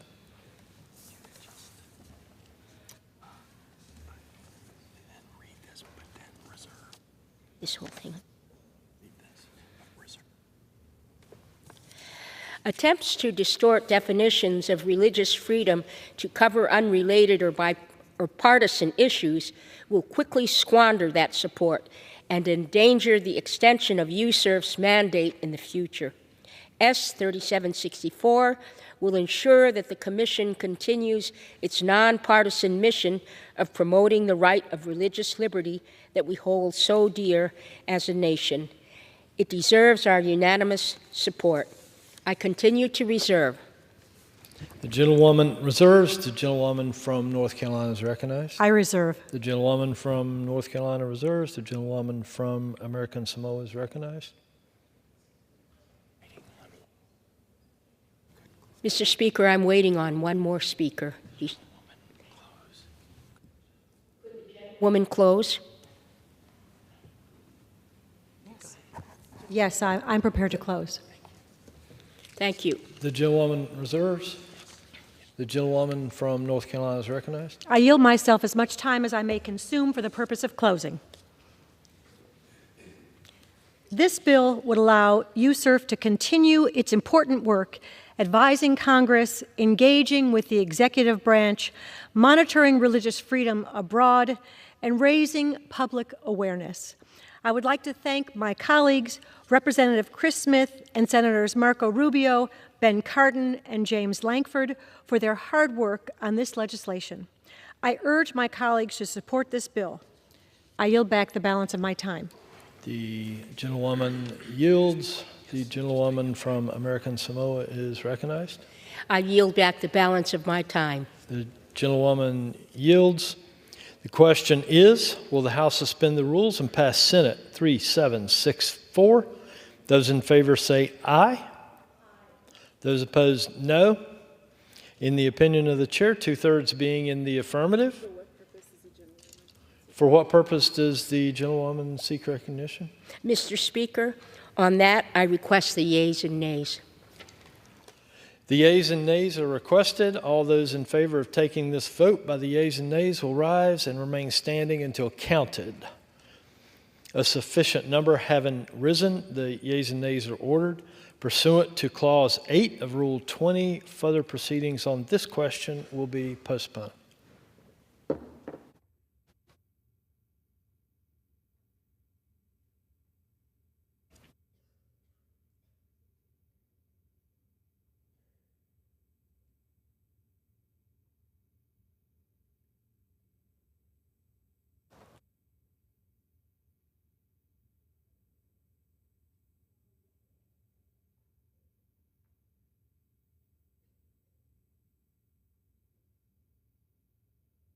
Purpose does the gentleman from Oregon seek recognition? Mr. Speaker, I move to suspend the rules and pass Bill Senate 679, the GAO Database Modernization Act of 2023. The clerk will report the title of the bill. Senate 679, an act to amend Chapter 8 of Title 5 United States Code to require federal agencies to submit to the Comptroller General of the United States a report on rules that are revoked, suspended, replaced, amended, or otherwise made ineffective. Pursuant to the rule, the gentleman from Oregon, Mr. Bentz, and the gentleman from Maryland, Mr. Ivey, each will control 20 minutes. The chair recognizes the gentleman from Oregon. Mr. Speaker, I ask unanimous consent that all members have 5 legislative days in which to revise and extend their remarks and to insert extraneous material on Senate 679. Without objection. I yield myself such time as I may consume. The gentleman's recognized. Thank you, Mr. Speaker. I rise in support of Senate 679, the GAO Database Modernization Act. This is an important piece of legislation that will help Congress, the Government Accountability Office, and the public keep track of the rulemaking activities of the administrative state. Under the Congressional Review Act, administrative agencies are required to notify Congress and the GAO when that agency enacts a new rule. This notification process allows Congress to review and, if necessary, consider a resolution to reject the new rule within a certain period of time. The notification process also allows the GAO to maintain a publicly available database of all rules. This publicly available database allows the American people to access information about the rules and regulations that govern their lives. One downside, however, is that under current law, agencies, although required to publish new rules, are not required to notify Congress or the GAO if they amend or eliminate a rule. This can lead to significant confusion. If the GAO is not notified of a change to or revocation of a rule, then it is unable to maintain an up-to-date database for the American people. Further, because agencies are not required to notify Congress when a rule is modified or eliminated, many activities undertaken by the administrative state occur without any oversight. As a result, the American people may view out-of-date information when searching for details about regulations, and Congress does not have easy access to all the information required to effectively conduct oversight of the administrative state. Senate 679 seeks to remedy this problem. The GAO Database Modernization Act will require administrative agencies to notify the GAO whenever they amend, suspend, or eliminate any rule. This bill would allow the GAO to maintain a comprehensive database tracking all administrative rulemaking developments, not just newly enacted rules. This common sense, narrowly tailored, and bipartisan proposal will ensure that the American people have access to complete and correct information about the rules that govern their lives. It will also allow Congress to better monitor the regulatory developments of the administrative state and ensure that members of Congress are appropriately informed of the regulatory state of play. I urge my colleagues to support this legislation, and I reserve the balance of my time. The gentleman reserves. The gentleman from Maryland is recognized. Mr. Speaker, I yield myself such time as I may consume. Mr. Speaker, the GAO Database Modernization Act would amend the Congressional Review Act to require federal agencies to report to the GAO certain information about agency rules that are made ineffective due to an agency action or other reason. The Congressional Review Act, or CRA, requires an agency to submit a report to both houses of Congress and to GAO whenever it promulgates a rule. This reporting requirement enables Congress to be kept regularly informed of rulemaking activity by all administrative agencies.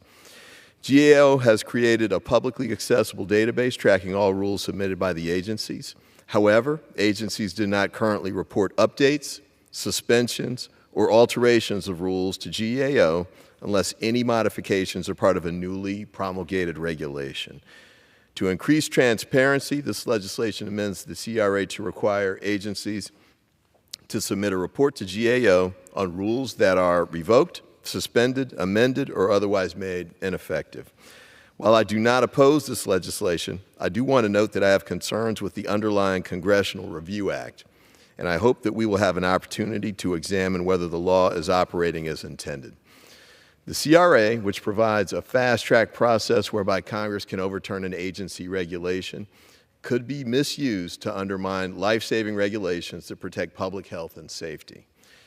Regulations take significant time, resources, public input, and expertise to craft, but the CRA allows narrow partisan majorities in Congress to do away with them without any of the deliberative processes that went into making them. And because the CRA also prohibits an agency from issuing another rule, quote, in substantially the same form, close quote, without congressional authorization, it allows Congress to tie an agency's hands well into the future.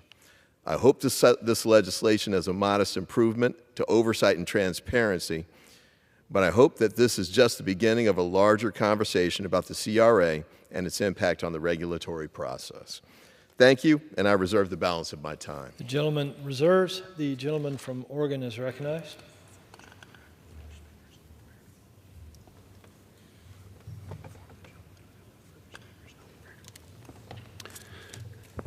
I inform the gentleman I have no further speakers. I'm prepared to close. The gentleman reserves. The gentleman from Maryland is recognized. I have no further speakers, and I'm ready to close. The gentleman from Maryland is recognized. Mr. Speaker, although I hope that we can engage in a broader conversation about the Congressional Review Act, I appreciate that this bill provides additional transparency into the regulatory process. I urge members to support it, and I yield back the balance of my time. The gentleman from Oregon is recognized.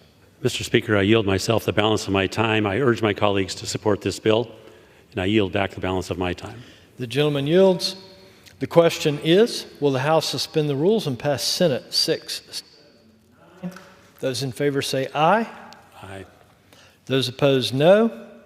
In the opinion of the chair, 2/3 being in the affirmative, the rules are suspended, the bill is passed, and without objection, the motion to reconsider is laid on the table.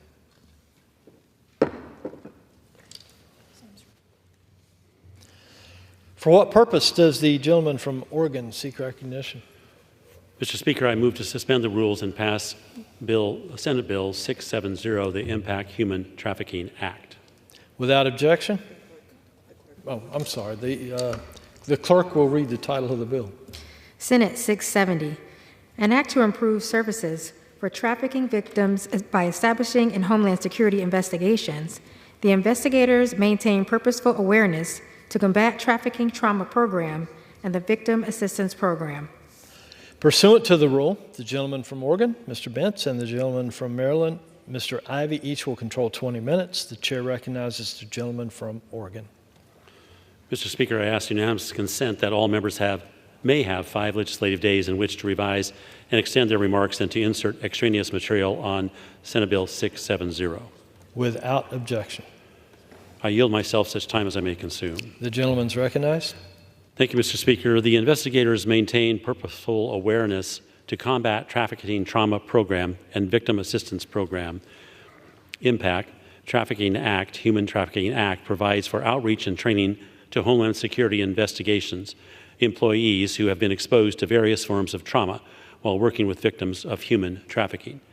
Thousands of men, women, and children are exploited through forced sex or labor in the United States. Traffickers might use violence, manipulation, and false promises of jobs or even romantic relationships to lure victims into trafficking situations. We have heard about these issues extensively in 2 victim-focused hearings in the House Judiciary Committee in this Congress. Human trafficking not only leaves victims and survivors with lasting trauma, but it also affects the dedicated professionals who are responsible for investigating these crimes. Homeland Security Investigations is a component of and the main investigative body within the Department of Homeland Security. HSI investigates all types of transnational crimes, but they serve as a leading federal agency combating the evils of human trafficking, human smuggling, and child exploitation. HSI works with more than 120 federal, state, and local law enforcement human trafficking task forces across the United States. Through these task forces, HSI agents work with victim services organizations, community-based organizations, faith-based organizations, and others to raise awareness of human trafficking and generate investigative leads. While we all have a role in putting a stop to human trafficking, HSI stands on the front lines to identify and capture traffickers and predators, and then to hold these criminals accountable. We cannot thank these brave men and women enough for all they do to protect victims both in the United States and abroad. This bill would make permanent the investigators maintain purposeful awareness to combat trafficking trauma impact program within HSI that provides outreach and training to investigators, interviewers, victim assistance specialists, and other partners who have been exposed to trauma while working with victims of human trafficking. These trainings would include the available resources to help cope with burnout, stress, compassion fatigue, and trauma. The bill also makes the HSI Victim Assistance Program permanent, which provides important guidance on victim assistance and monitors compliance with federal crime victim statutes. Lastly, this legislation increases the number of victim assistance specialists to ensure that every office participating in a human trafficking or child exploitation task force will have an assigned victim assistance specialist. This legislation already passed the Senate under unanimous consent. I reserve the balance of my time. The gentleman reserves. The gentleman from Maryland is recognized. Mr. Speaker, I yield myself such time as I may consume. Mr. Speaker, S-670, the Impact Human Trafficking Act, is bipartisan legislation that has a dual purpose. It would establish the program within the DHS's Homeland Security Investigation Unit, or HSI. It would also codify and expand the HSI Victim Assistance Program. By establishing the Impact Program, this bill will ensure that outreach and training are available to HSI agents, forensic interviewers, survivors of assistance specialists, task force officers, and other partners who work with survivors of human trafficking. This work can be extremely taxing, exposing these individuals to the trauma of those they are working to help. By ensuring that these individuals receive support, such as through training to help recognize burnout and secondary traumatic stress, this legislation would help them be more effective, reduce turnover, and ensure that they can continue the important work of fighting human trafficking and assisting survivors. The second component of this legislation would enhance the HSI Victim Assistance Program to ensure that every human trafficking survivor identified by HSI is assigned a survivor assistance specialist, and that this program provides survivors with the support they need. Survivor assistance specialists are a critical component of HSI's survivor-centered approach to addressing human trafficking. These specialists connect survivors to resources they might need and might not otherwise be aware of, help survivors understand the investigative and prosecutorial process, and trains other law enforcement and private sector partners so that survivors receive assistance that is survivor-centered, trauma-informed, and linguistically appropriate. Currently, only the largest HSI field offices have a victim assistance specialist, but this legislation would ensure that every HSI office with a human trafficking or child exploitation task force would have a survivor assistance specialist to carry out this important work. The Victim Assistance Program also provides forensic interview support so that survivors are not re-traumatized during investigative interviews, and this bill would ensure that more survivors receive that support. Finally, this bill would help address the immediate needs of survivors of human trafficking by providing funds for clothing, food, transportation, hygiene products, and temporary shelter. This benefits the survivors by promoting their safety and reducing the chances that they end up back under the control of a trafficker. It also prevents crime and future victimization by increasing the chances that survivors are willing and able to assist law enforcement in bringing the perpetrators of trafficking to justice. As the state's attorney of Prince George's County, I saw some of the harrowing experiences that survivors of human trafficking experience. This bipartisan legislation would provide important support to help them as well as those who work with them.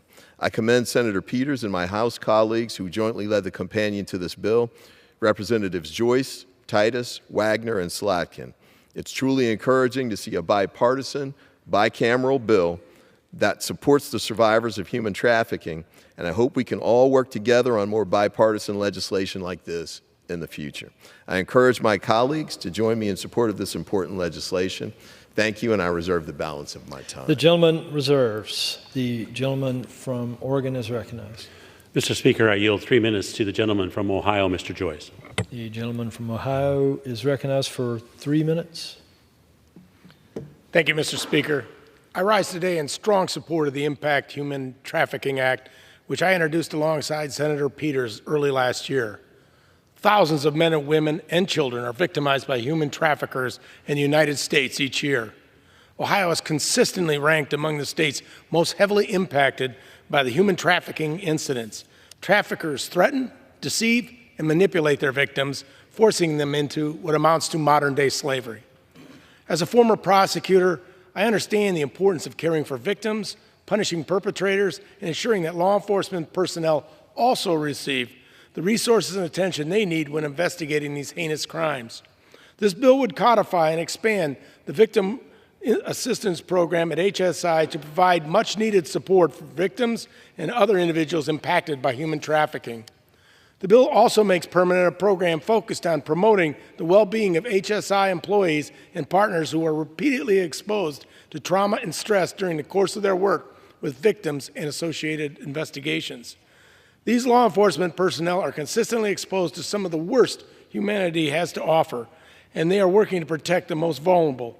We should do everything in our power to safeguard their well-being and make sure that they have the resources they need to protect their mental health and continue to do this admirable work. I'd like to thank Senator Peters for his continued leadership on this issue and my colleagues in the House for their critical partnership in this legislation. I encourage all my colleagues to support this bill today, and I yield back. The gentleman yields. The gentleman from Oregon is recognized. Sure. I reserve. The gentleman reserves. The gentleman from Maryland is recognized. I reserve. The gentleman reserves. The gentleman from Oregon is recognized. We have no more witnesses. We're prepared to close. The gentleman reserves. The gentleman from Maryland is recognized. Thank you, Mr. Speaker.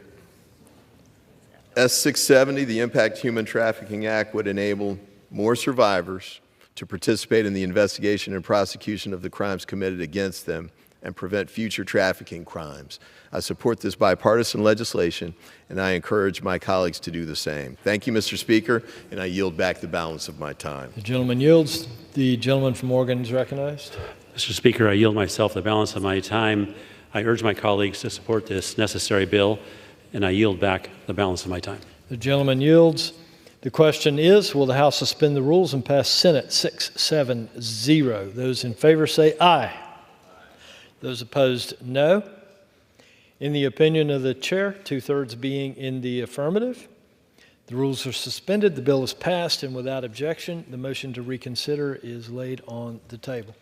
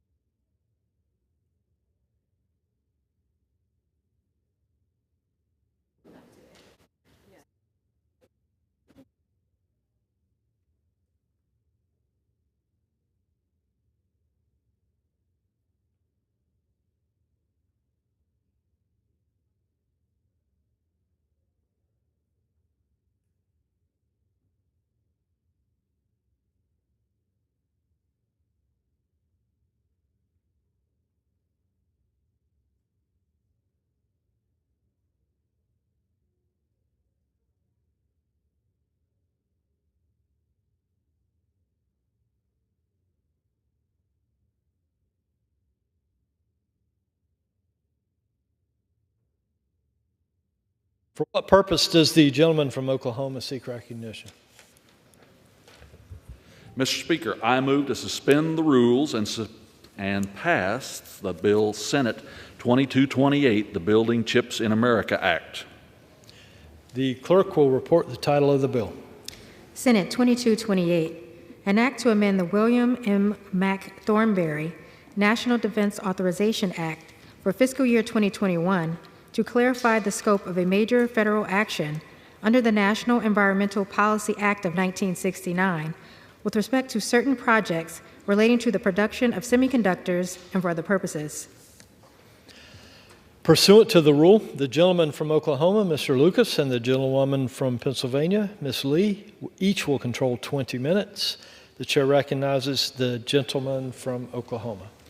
Mr. Speaker, I ask unanimous consent that all members may have 5 legislative days to revise and extend their remarks and to include extemporaneous material on S-2228, the bill now under consideration. Without objection. Mr. Speaker, I yield myself as much time as I might consume. The gentleman's recognized. Thank you, Mr. Speaker. I rise in support of S-2228, the Building Chips in America Act. This is a companion to H.R. 4549, which was introduced in the House by Representative Creegans along with Representative Peters, Williams, and Allred, and McCall. The Building Chips in America Act is fundamentally about our competitiveness and national security. Semiconductor chips have become essential to the way we live and work. They power our phones, our medical devices, our cars, our computers.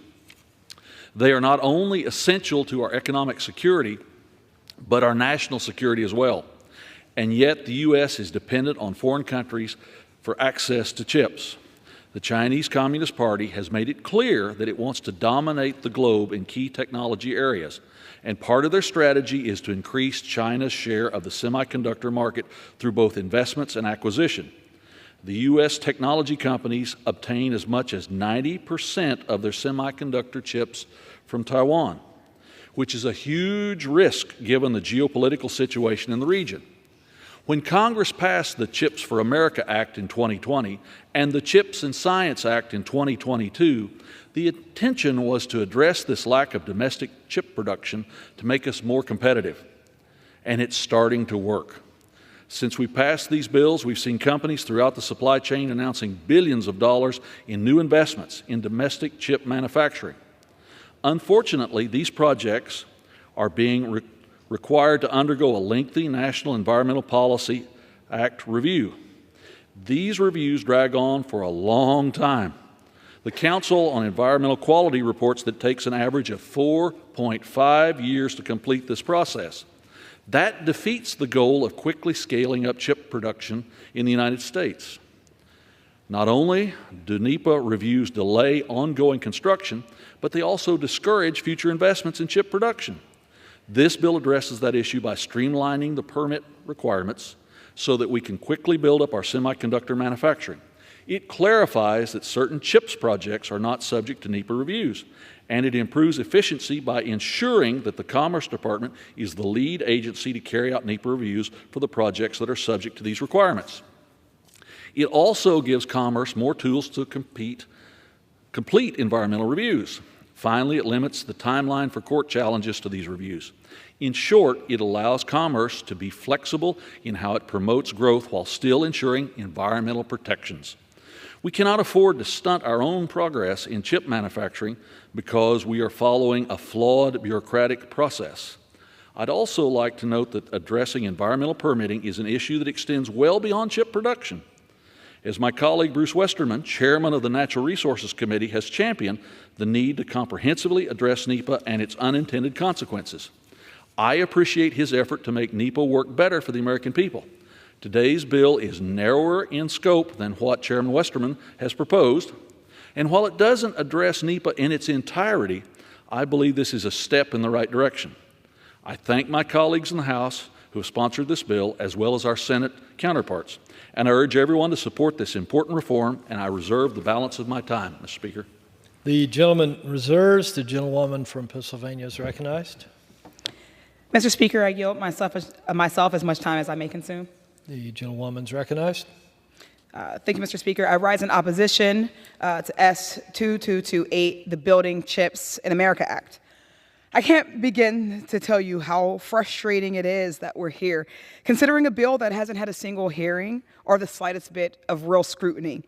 But here we are because Speaker Johnson does think it's a priority. So now we need to set the record straight for the sake of our community's health, safety, and basic common sense. So let's talk about the history of semiconductor manufacturing for a second.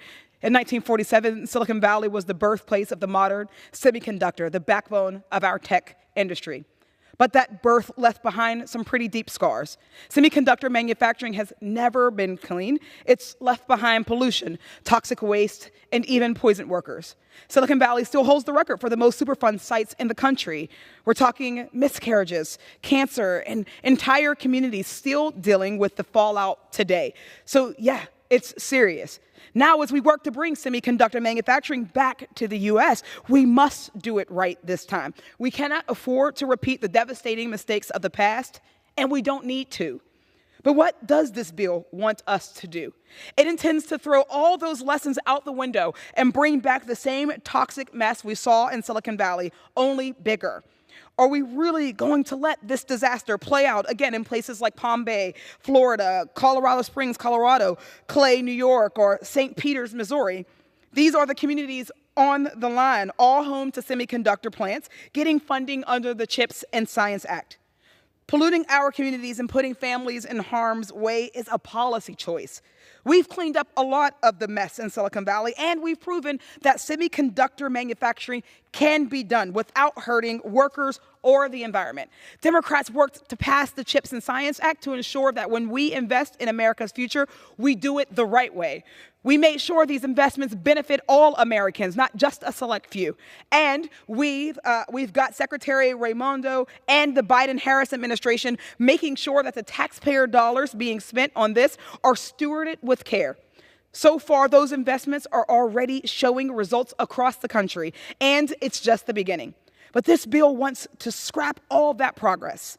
It would wipe out environmental reviews and public input under the National Environmental Policy Act for semiconductor facilities. That means no guarantees, no checks to make sure companies aren't using our money to harm the very people paying those taxes. And let me tell you something else. The rush is fake. Republicans keep saying that environmental red tape is slowing down progress, but that's just not true. Secretary Raimondo has testified that things are moving along just fine. We even made sure the agency got enough funding to handle the workload. What we're looking at is a dangerous, pointless bill that doesn't solve any real problems. In fact, it creates new ones that could put the health and safety of countless Americans at risk. So I urge my colleagues on both sides of the aisle to stand with me in opposing this bill so we can do it the right way. I thank you, and I reserve the balance of my time. The gentlewoman reserves. The gentleman from Oklahoma is recognized. Mr. Speaker, I yield 4 minutes to the gentlewoman from Virginia, Ms. Keegans, to speak on the bill. The gentlewoman from Virginia is recognized for 4 minutes.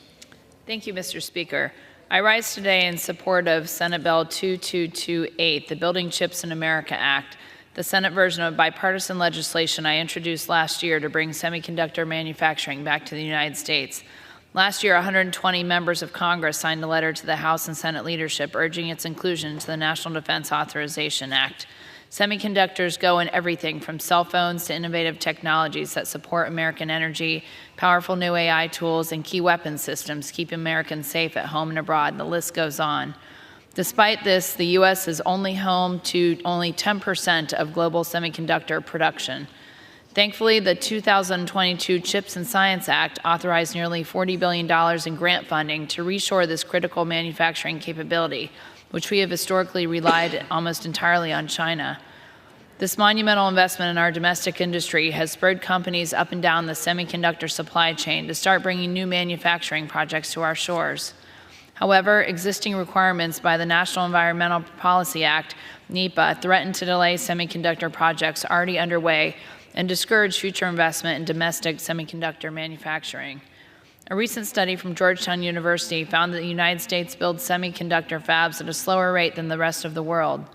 To put it simply, we cannot allow federal bureaucracy to hold up critical CHIPS Act projects while the Chinese Communist Party spends billions of dollars to become the world's leading producer of advanced semiconductors. One of the greatest national security threats we face today is China's chokehold in our defense industrial base. We must be able to produce these components critical to our economy and national security here on American soil. Last week, I had the privilege of visiting Silicon Valley with the House Armed Services Committee. We did a field hearing there, and we heard time and time again the importance for expediting the process for building semiconductor chips here domestically, and this was an ask from that defense industry in the Silicon Valley. The Building Chips in America Act would address this issue by clarifying how NEPA applies to projects that receive funding from the CHIPS Act. This bipartisan bill would ensure these projects can move forward in a timely fashion while still obtaining all necessary permits and requiring projects to undergo necessary environmental reviews at the state and local level. This approach streamlines our domestic semiconductor manufacturing without changing the environmental requirements and standards these projects need to meet. Mr. Speaker, I represent coastal Southeast Virginia, which is one of the heaviest military congressional districts in the country. We know how to be good stewards of the environment without sacrificing our economy or our national security. If we want to ensure American economic and national security in today's dangerous world, we must reduce our dangerous reliance on Chinese supply chains and increase our domestic production of these critical technologies. Our military men and women need secure, reliable electronics to carry out their missions safely. Relying on adversarial nations that directly seek to undermine our national security is not an option. I encourage my colleagues to support this legislation and allow our country to restore chip manufacturing on American soil, which we can do while maintaining our basic environmental laws. We cannot afford to lose this race with China. Thank you, and I yield back. The gentlewoman yields. The gentleman from Oklahoma reserves. The gentlewoman from Pennsylvania is recognized. Mr. Speaker, I yield as much time as he may consume to the gentleman from New Jersey, Mr. Pallone. Gentleman from New Jersey is recognized. I thank you. Mr. Speaker. I rise in strong opposition to S2228, the so-called Building Chips in America Act. Now, this bill simply should not be coming up under a suspension of the rules. All three ranking members of the committees of jurisdiction are adamantly opposed to it. When the CHIPS and Science Act passed the House in July 2022, it passed by a vote of 243 to 187. All 187 votes against the bill were Republicans. In fact, only 24 Republicans voted for the bill, and a lot of them are no longer here. If Republicans had controlled the House last Congress, the $52 billion that we invested to ensure semiconductors are produced here in the United States instead of China simply would have never become law. Now, I was one of the leaders who pushed the CHIPS and Science Act through the House, and so I, unlike many of my Republican colleagues, am invested in making this program work as intended. As we created this program, we did so with the intention of ending our reliance on other countries for microchips that are used in automobiles, consumer electrics, and washing machines. We did all this while also making sure we protected the environment. The CHIPS and Science Act is a success, but we cannot deflect from that success by once again attacking one of the most important environmental laws that protects all of our communities from corporate malfeasance. I oppose this bill because it would needlessly eliminate environmental review and public input under the National Environmental Policy Act, or NEPA, for semiconductor facilities receiving funding under the CHIPS and Science Act. Now, this bill simply is not necessary because NEPA review is not a barrier to moving semiconductor projects forward. Commerce Secretary Raimondo, who oversees the CHIPS and Science Act and who had initially voiced concern about NEPA reviews, acknowledged at an Energy and Commerce hearing that, and I'm quoting, "I can report to you today that we've made a lot of progress on that, and we are on track to complete environmental reviews for all these companies before we issue any awards." Now, there's simply no need for wholesale exemptions from NEPA reviews, given the steps that Congress has already taken to increase the speed, efficiency, and management of permitting for this industry.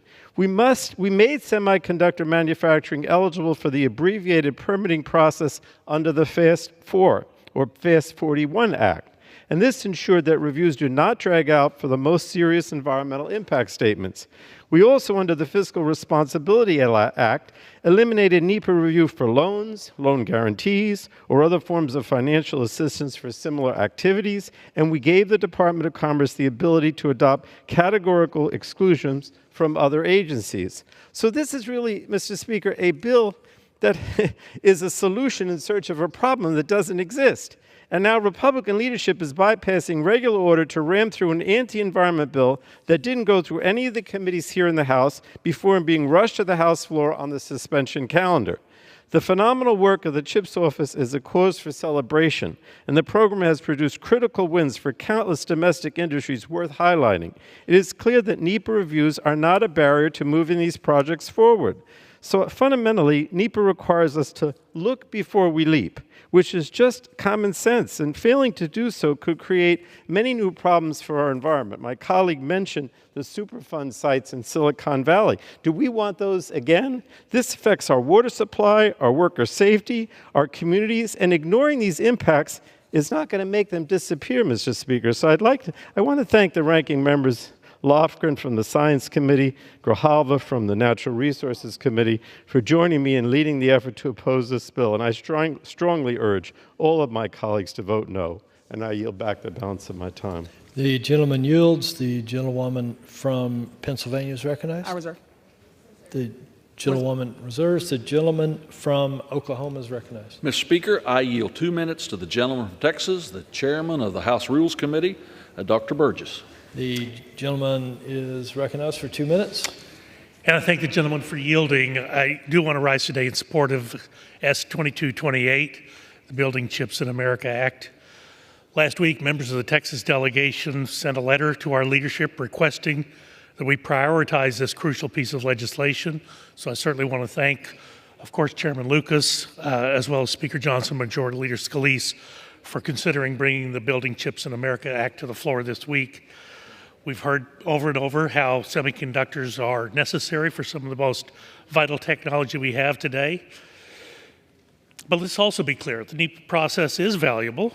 The environmental impact statements, the environmental assessments and reviews that are conducted in this country are a pragmatic symbol of the American people's commitment to environmental conservatism and land management. However, efficiency is sometimes lacking. And my friend, the ranking member of the Energy and Commerce Committee, Mr. Pallone, the gentleman from New Jersey, said this is a solution in search of a problem. Hardly. NEPA's red tape means that many semiconductor projects are delayed. The manufacturers are becoming discouraged in developing domestic manufacturing projects. And certainly that is evident in my home state of Texas. This legislation is important to Texas, and we've remained at the forefront of a national resurgence in high-tech manufacturing.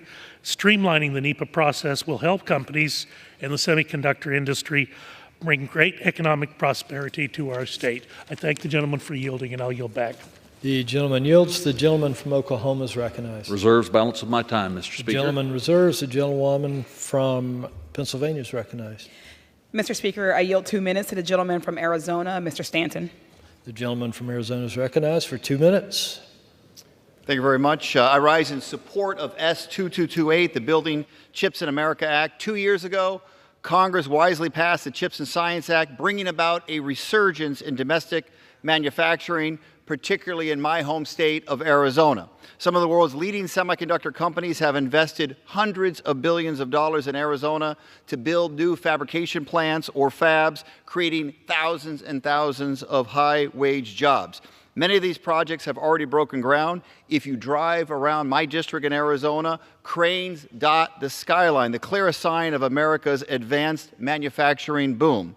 In North Phoenix, TSMC will soon begin producing the world's most advanced semiconductors by the end of this decade. And in Chandler, Intel is building its largest manufacturing complex, which opens next year. It'll churn out semiconductor chips at a time when America needs a secure supply more than ever. It is critical for our national defense. Make no mistake, these projects are being constructed in compliance with federal, state, and local environmental regulations, protecting Arizonans' clean air and water. In fact, we have worked in partnership with semiconductor giants to invest in water recycling and reclamation projects in record numbers. But because these projects are benefiting from the CHIPS Act, many companies must now, for the first time, complete a secondary federal environmental review that could slow or even stop construction for months or years. This bipartisan bill, led by Senator Mark Kelly from Arizona on the Senate side, would streamline that review process to ensure these fabs can be built on time so we don't lose a single day in the global semiconductor arms race. I urge my colleagues to vote yes on S2228, and I yield back. The gentleman yields. The gentlewoman from Pennsylvania is recognized. I reserve. The gentlewoman reserves. The gentleman from Oklahoma is recognized. Mr. Speaker, I have no further requests for time, and I'm prepared to close once the gentlewoman from Pennsylvania closes. The gentleman reserves. The gentlewoman from Pennsylvania is recognized. Mr. Speaker, I have no further requests for time to speak on this bill, and I yield myself the balance of my time. The gentlewoman is recognized. Thank you, Mr. Speaker. I urge my colleagues to vote no on S2228, and I yield the balance of my time. The gentlewoman yields. The gentleman from Oklahoma is recognized. Mr. Speaker, I recognize myself for as much time as I might consume. The gentleman's recognized. Thank you, Mr. Speaker. The Building Chips in America Act is pragmatic legislation that ensures we aren't sacrificing our growth that ensure that in chips production because of unyielding permitting processes. The changes we're making here today won't compromise the laws that protect our clean air and water, but they do allow us to move forward with semiconductor manufacturing. That's why this bill has strong bipartisan support in both the House and the Senate. I urge my colleagues to support this bill, and I yield back the balance of my time. The gentleman yields.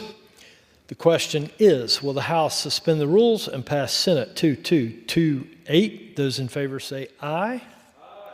Those opposed, no. In the opinion of the chair, 2/3 being in the affirmative, the rules are suspended for what Mr. Speaker, purpose does the I gentleman request a recorded vote. Does the gentleman from Minnesota ask for the yeas and nays? I can. Ask for the yeas and nays. Ask for the yeas and nays. Yes, ask for the yeas and nays. Yes, sir. All right. The yeas and nays are requested. All those in favor of taking this vote, by the yeas and nays will rise and remain standing until counted. A sufficient number having risen, the yeas and nays are ordered pursuant to Clause 8 of Rule 20. Further proceedings on this question will be postponed.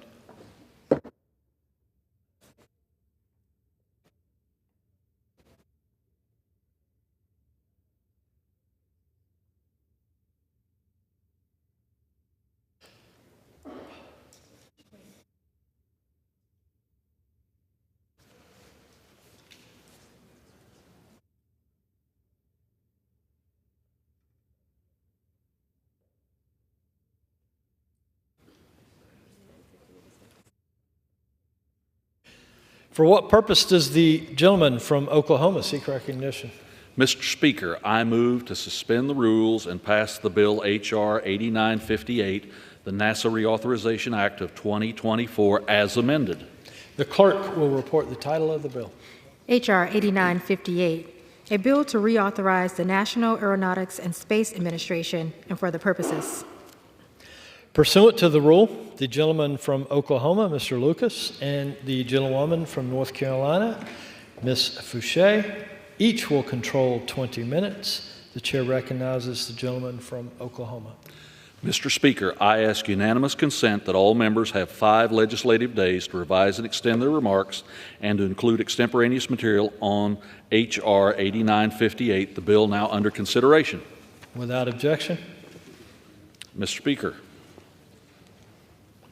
the gentleman's recognized. I yield myself as much time as I may consume. The gentleman is recognized. Thank you, Mr. Speaker. I rise in support of H.R. 8958, the NASA Reauthorization Act of 2024. NASA is at an important point in its history.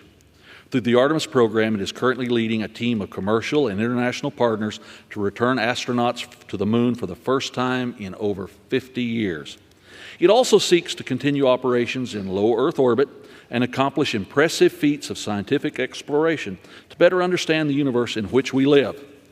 But America's role as a space leader cannot be taken for granted. As more actors, both commercial and foreign, take to the stars, space is increasingly competitive and contested. Among these competitors is the Chinese Communist Party, which is devoting sufficient resources to rapidly expanding its presence in space. In 2023, the CCP completed construction of its own space station and returned to Earth the first rock samples from the far side of the moon. The CCP also made substantial progress on its plans to land humans on the moon by 2030. Through these and other activities, the Chinese have become a global leader in space activity. The next nation to land on the lunar surface will play a key role in guiding the norms and practices that may govern lunar and space exploration. For decades to come, we cannot cede U.S. leadership on at this time. In order to be successful, Congress must provide NASA with clear, forward-thinking guidance. The bill before us today does just that by providing thoughtful, strategic direction across NASA's mission areas. First, this bill recognizes the immense value of NASA having a consistent, long-term plan for space exploration. Accordingly, it reaffirms our commitment to human space exploration through Artemis and the Moon to Mars programs. It also reinforces the need for a steady cadence of flights of the Space Launch System and Orion crew capsule. Second, the bill provides guidance to NASA's activities in low Earth orbit, or LEO.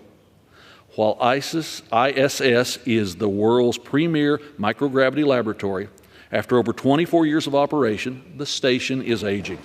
NASA must fully utilize the ISS to ensure that the maximum return on taxpayers' investment, but also must prepare for the eventual retirement of the station.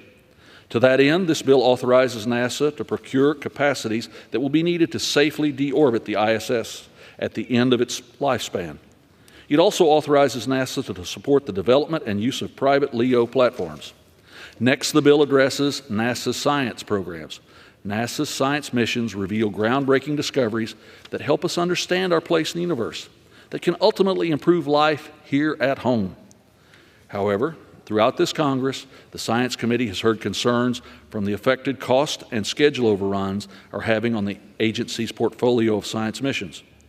Given the current constraints on the federal budget It is critical that Congress ensure that each dollar NASA spends is used in the most efficient way possible. The bill stresses the value of a balanced science portfolio and a steady cadence of small, medium, and large missions. It directs NASA to consider how to incorporate innovative commercial solutions into its space program, which can save money while also facilitating the growth of U.S. commercial space industry. The bill also ensures that the space technology development is able to keep pace with the rapid growth in space activities. By encouraging and supporting space technology development, this bill helps drive economic growth to ensure our leadership in space. Finally, the bill will make aviation safer and more efficient by supporting aeronautics research efforts, including the development of experimental aircraft and next-generation aeronautics technologies.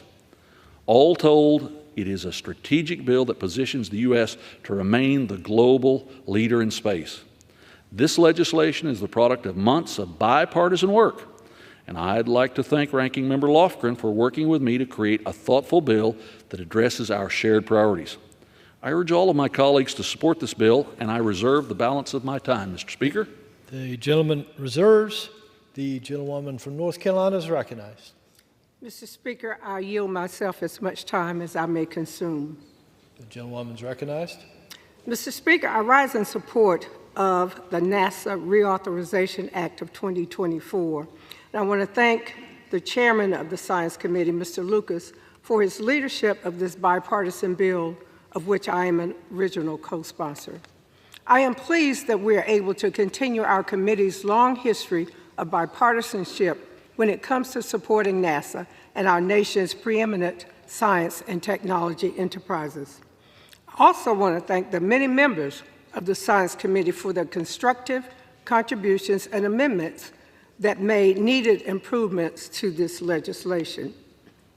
While not perfect, this is a good bill that builds on the NASA Authorization Act of 2022 that was enacted as part of the CHIPS and Science Act. H.R. 8958 reaffirms America's commitment to science exploration, earth and space science, aeronautics, innovation, education, and inspiration. Through NASA's triumphs, our nation has demonstrated to the world what can be achieved when great minds work together. There are countless technologies and services originated in the science program that benefit the everyday lives of Americans. Our investment in civil space has and will continue making remarkable contributions to innovation and economic prosperity here on Earth. But many of the dividends that NASA pays are immeasurable. NASA's science and human spaceflight missions have inspired generations of Americans, and NASA's outreach and STEM programming have set countless young people on a path to degrees and careers in STEM. Just last week, we were finally able to honor NASA's Hidden Figures with their Congressional Gold Medals. We have these women to thank for their success of our space program. Throughout their career, they faced the unjust cruelties of racism and sexism, and still they persevered. It's with the legacies of Katherine Johnson, Dr. Christine Darden, Dorothy Vaughan, Mary Jackson, and all the women computers, mathematicians, and engineers at NASA and NACA during the space race in mind that we ensure NASA and the rest of our federal science enterprise help lead the way in building STEM opportunities for all. Put simply, we can only lead in science and technology with a STEM workforce that represents the rich diversity of our nation.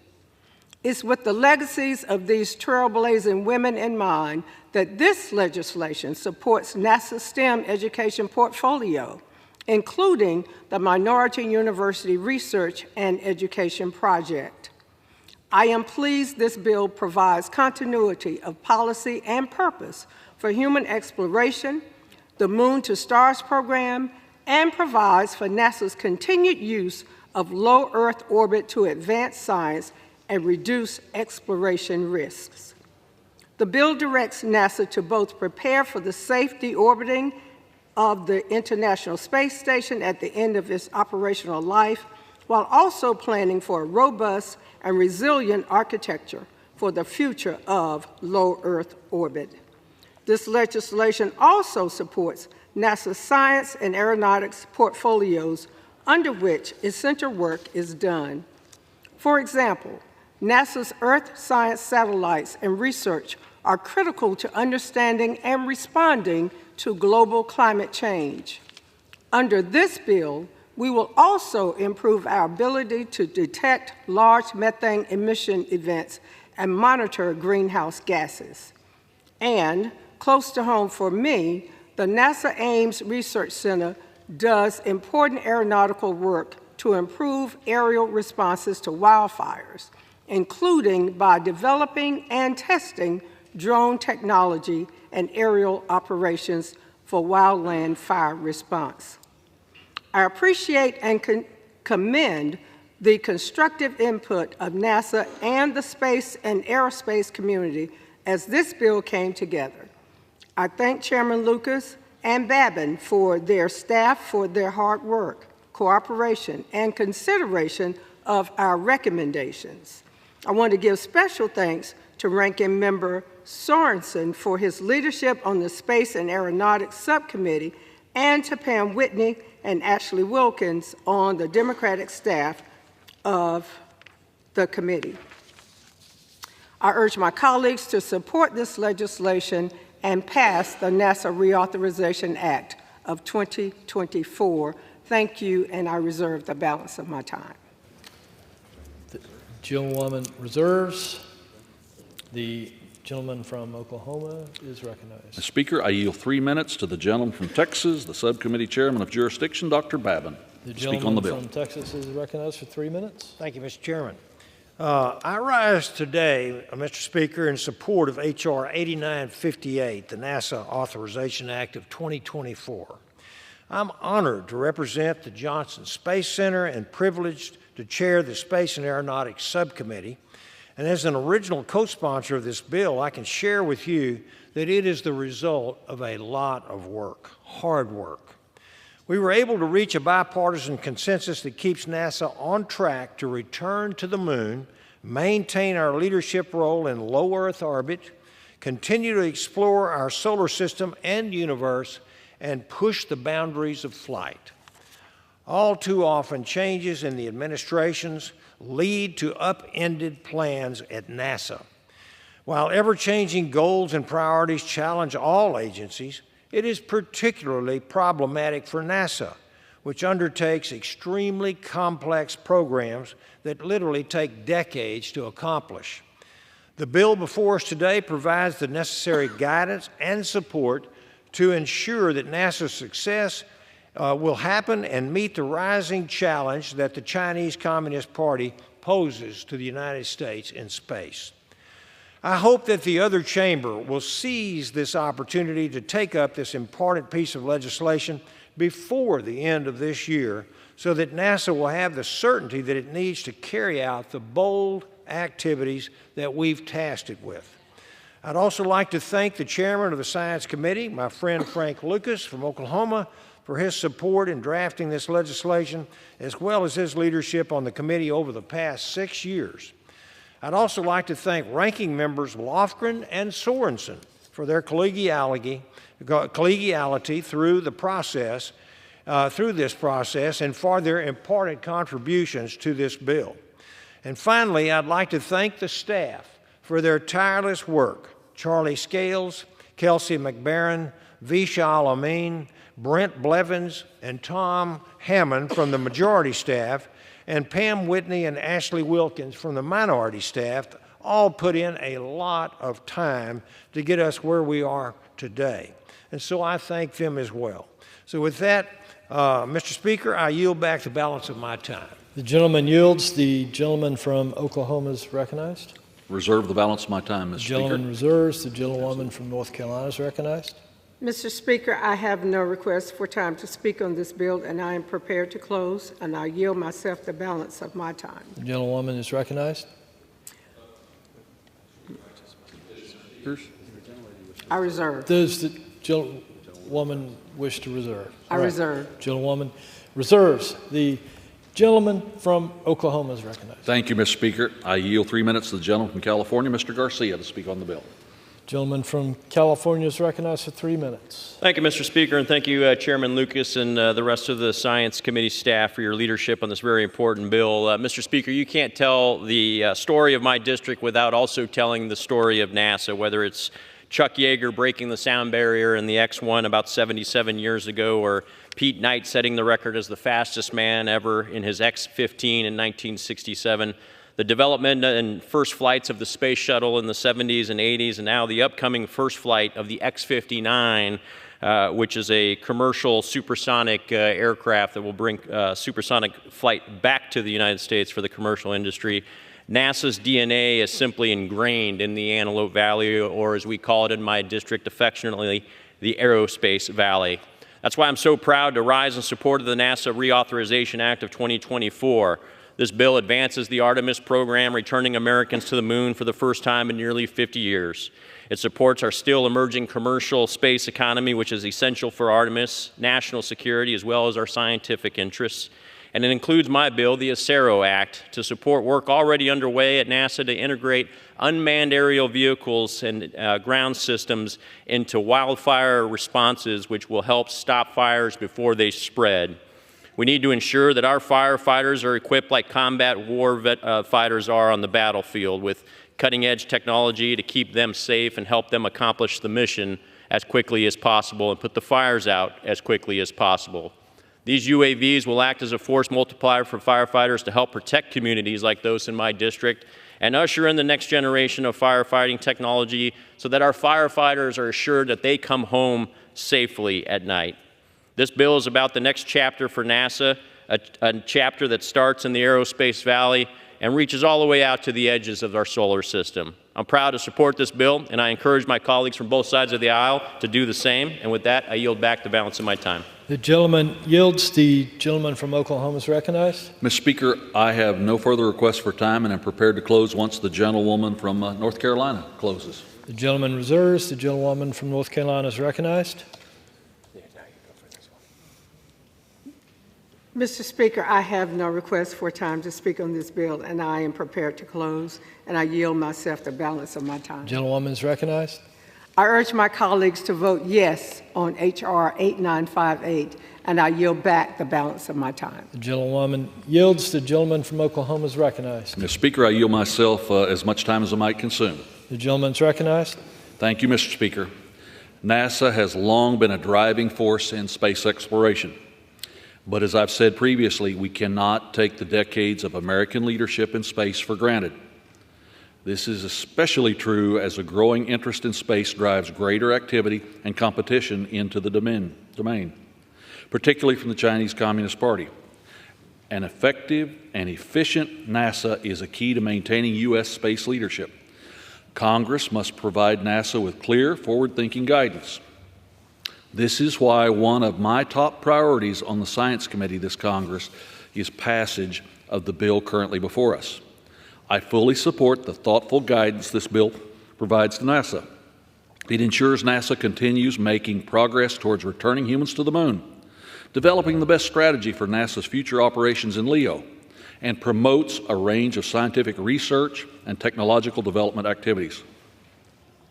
I appreciate Ranking Member Lofgren and her staff for working with me and my staff to craft this important bill, and I look forward to working with our colleagues in the Senate to see this across the finish line. I urge my colleagues to support this legislation, and I yield back the balance of my time.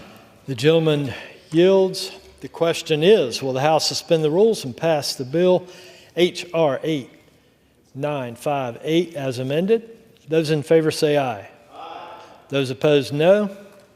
In the opinion of the chair, 2/3 being in the affirmative. Mr. Speaker, the gentleman from Oklahoma. I request the yeas and nays. The yeas and nays are requested. All those in favor of taking this vote by the yeas and nays will rise and remain standing until counted. A sufficient number having risen, the yeas and nays are ordered pursuant to Clause 8 of Rule 20. Further proceedings on this question will be postponed. For what purpose does the gentleman from Oklahoma seek recognition? Mr. Speaker, I move to suspend the rules and pass the bill H.R. 6219, the Ascend Act, as amended. The clerk will report the title of the bill.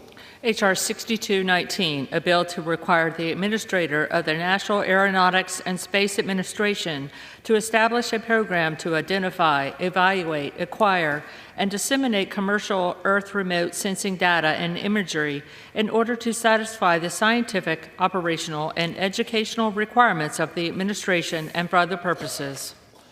Pursuant to the rule, the gentleman from Oklahoma, Mr. Lucas, and the gentlewoman from North Carolina, Ms. Fushi, each will control 20 minutes. The chair recognizes the gentleman from Oklahoma. Mr. Speaker, I ask unanimous consent that all members have 5 legislative days to revise and extend their remarks and to include extemporaneous material on H.R. 6219, the bill now under consideration. Without objection. Mr. Speaker, I yield myself as much time as I may consume. The gentleman is recognized. Thank you, Mr. Speaker. I'm pleased to rise in support of the Ascend Act, led by my colleague, Mr. Keene of New Jersey. The Ascend Act creates a permanent commercial satellite data acquisition program within NASA's Scientific Mission Directorate. As the global space sector rapidly evolves, it's critical for NASA to have access to the very best tools and research our nation has to offer, ensuring its continued leadership as the world's premier space agency.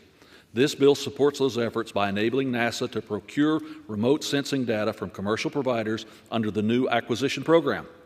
By taking this step, researchers will have access to cutting-edge data sets and imagery obtained from commercial space sector. These resources will play a significant role in advancing research and development in vital areas such as precision agriculture and natural disaster monitoring. By utilizing industry data, our NASA researchers can obtain valuable insights that enhance their already innovative work. The more knowledge we acquire, the better we can lead in this field. This bill requires the NASA Administrator to submit an annual report to Congress on the uses and impacts of commercial data products and licensing agreements. This information will be valuable for us as we monitor and support the program's efforts. As we look forward to the future, maintaining our leadership in the space sector will depend on various factors, including our collaborative efforts between the public and private sectors. Allowing NASA to expand its commercial data procurement program through the Ascend Act will only help achieve the agency's current and long-term goals. I want to thank Representative Keene and Representative Bonamici for working together to get this bill to the floor today. And I urge all my colleagues to support this legislation and to reserve the balance of my time. The gentleman reserves. The gentlewoman from North Carolina is recognized. Mr. Speaker, I yield myself as much time as I may consume. The gentlewoman is recognized. Mr. Speaker, I stand in support of the Ascend Act, which is sponsored by Representatives Keene and Bonamici. Their bill would codify the existing program, the Commercial Satellite Data Acquisition Program, after NASA successfully demonstrated the viability of purchasing commercial small satellite data to support NASA's Earth System Science programs. During evaluation of the initial pilot project, the data acquisitions were shown to complement the suite of Earth observations taken by NASA's fleet of satellites and instruments. NASA has continued the activities as the Commercial Small Sat Data Acquisition Program. This bill capitalizes on the accomplishments of the initial pilot by authorizing the program.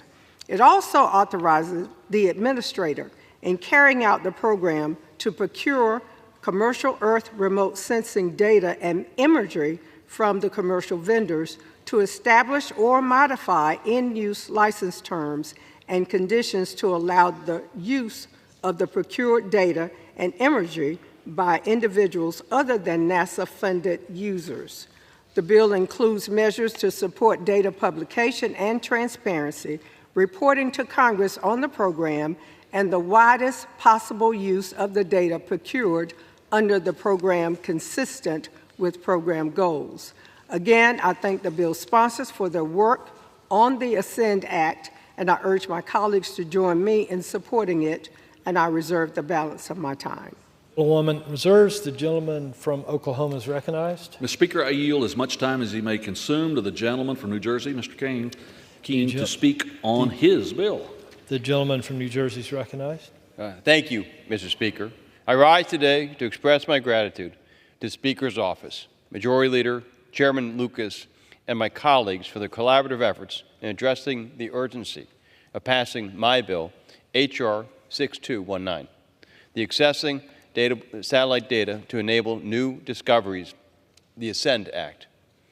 I'd also like to extend my appreciation to Representative Bonamici for co-leading the ASCEND Act, which will establish a program through which NASA can procure satellite imagery and data from commercially operated satellites to support and complement its science objectives.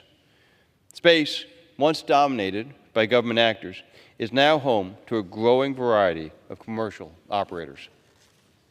This commercial space industry includes commercial operators of small satellites constellations that produce remote sensing imagery and data. NASA could obtain cost-effective imagery and data for its science missions by purchasing such products from these commercial providers as one of their many customers. In 2017, NASA established a pilot program called the Commercial Small Sat Data Acquisition, CSDA program, to identify and to evaluate commercial capabilities that could add value to NASA research. The program also established new processes to acquire and use such products. The CSDA pilot program proved to be a great success, while participating scientists finding commercial data sets to be both reliable and highly valuable for a wide range of research applications. The ASCEND Act seeks to build upon the success of the pilot program and to permanently authorize the CSDA program within NASA, thus ensuring the program's continued growth and longevity. This bill directs NASA Administrator to establish a commercial satellite data acquisition program within NASA's Science Mission Directorate, allowing scientists and agencies to access cost-effective commercial satellite data products. The bill also allows the Administrator to both obtain commercial Earth remote sensing imagery and data needed by agencies and scientists, and to encourage growth of private sector space entities. Additionally, this legislation requires the Administrator to submit a report to Congress describing the implementation of the program, including the types of data acquired, the source of that data, and its uses within NASA, and any impacts. Not only does this program benefit NASA scientists, but it also supports federally funded and accredited researchers across various agencies such as NOAA, USDA, or DOI, as well as federal grantees, including the National Science Foundation and other agencies. By utilizing a diverse set of capabilities and data sources and leveraging advancements in the private sector, we're ensuring that America remains at the forefront of scientific discovery and technological advancements for generations to come. Now is an important time for Congress to reaffirm our support for this program by enacting it into statute, thus ensuring its continued growth and success for the federal scientific community. Access to such timely, high-quality satellite data is essential for improving our understanding of natural disasters, enhancing response capabilities, and mitigating impacts, especially for flood-prone coastal areas like New Jersey. This data will help protect our communities by informing more accurate predictions and better preparation efforts. The ASCEND Act demonstrates a strong commitment to advancing our scientific capabilities, such as by providing data that will enhance disaster preparedness and response efforts, and by supporting commercial space efforts. This bipartisan legislation reinforces our dedication to promoting sound research and innovation in space exploration and ensuring NASA remains at the forefront of scientific discovery and public service. Again, I want to thank the Speaker's office, Majority Leader, and Chairman Lucas for helping advance this impactful legislation. And I would encourage my colleagues to support this legislation. Thank you, Mr. Speaker, and I yield back. The gentleman yields. The gentleman from Oklahoma is recognized. Mr. Speaker, I have no further requests for time and am prepared to close once the gentlelady does. The gentleman reserves. The gentlewoman from North Carolina is recognized. Mr. Speaker, I have no further requests to speak on this bill, and I am prepared to close, and I yield the balance of my time. Gentlewoman yields. Mr. Speaker, I yield myself the balance of my time. Again, I want to thank Representatives Keene and Bonamici for their bipartisan efforts. With that, I yield back the balance of my time.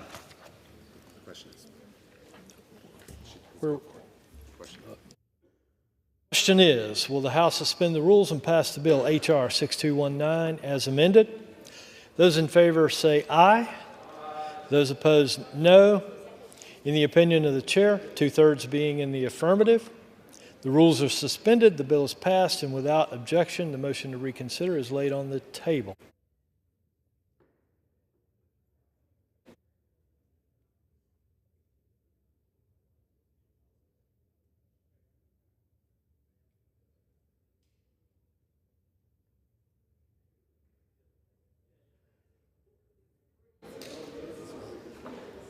Oh, no, this is the last one. Okay. We're ready to go. Proceedings will resume on questions previously postponed. Votes will be taken in the following order.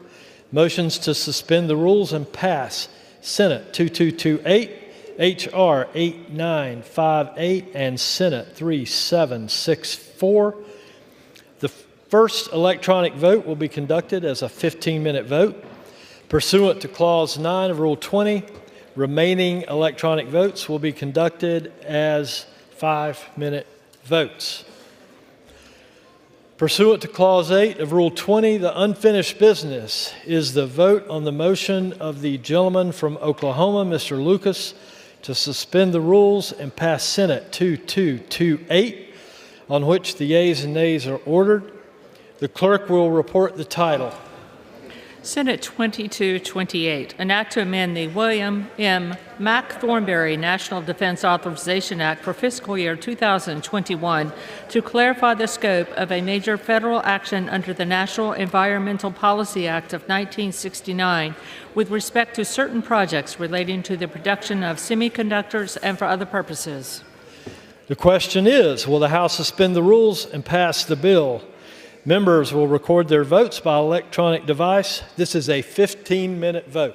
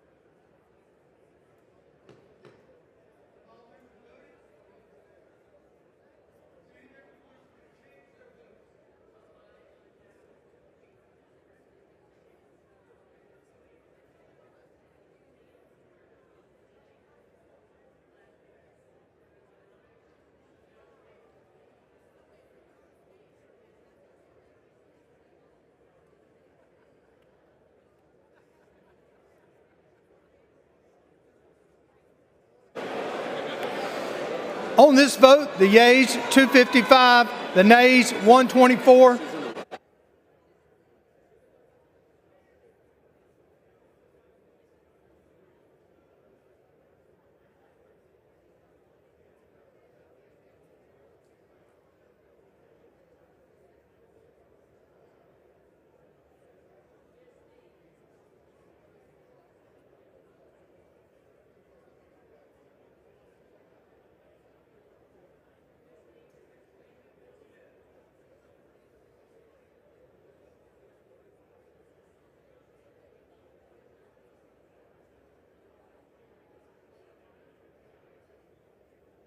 On this vote, the yeas 257, the nays 125.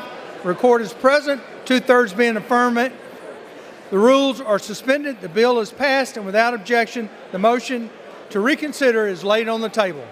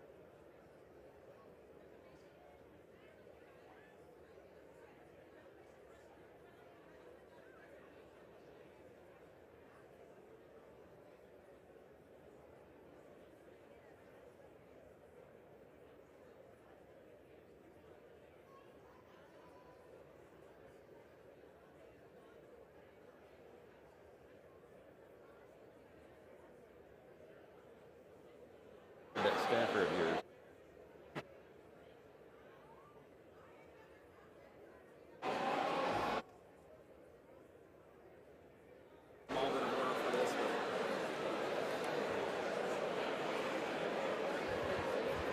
We're ready? Shh. The chair lays before the House a communication. The Honorable, the Speaker, House of Representatives, sir. I have the honor to transmit herewith a copy of a letter received from Ms. Donna Barber, Acting Director of the New Jersey Division of Elections, indicating that, according to the unofficial results for the special general election held on September 18, 2024, the Honorable LaMonica McIver was elected Representative to Congress for the 10th Congressional District of New Jersey. Signed sincerely, Kevin F. McCumber, Acting Clerk. For what purpose does the gentleman from New Jersey seek recognition?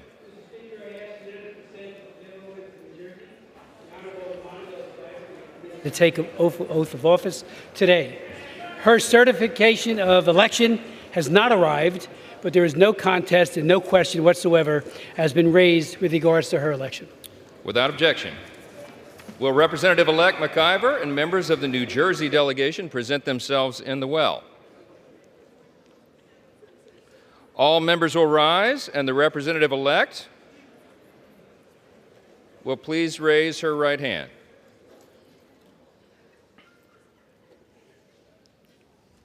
Do you solemnly swear or affirm that you will support and defend the Constitution of the United States against all enemies, foreign and domestic, that you will bear true faith and allegiance to the same, that you take this obligation freely without any mental reservation or purpose of evasion, and that you will well and faithfully discharge the duties of the office on which you are about to enter, so help you God? I do. Congratulations. You are now a member of the 118th Congress.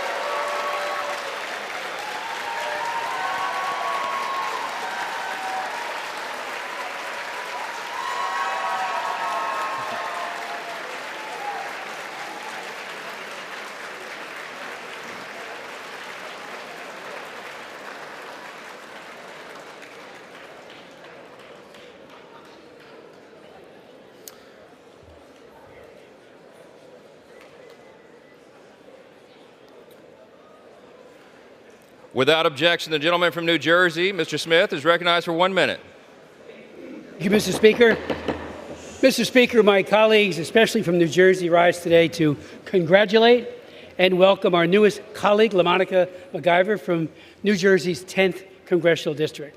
LaMonica has served on the Newark City Council since 2018.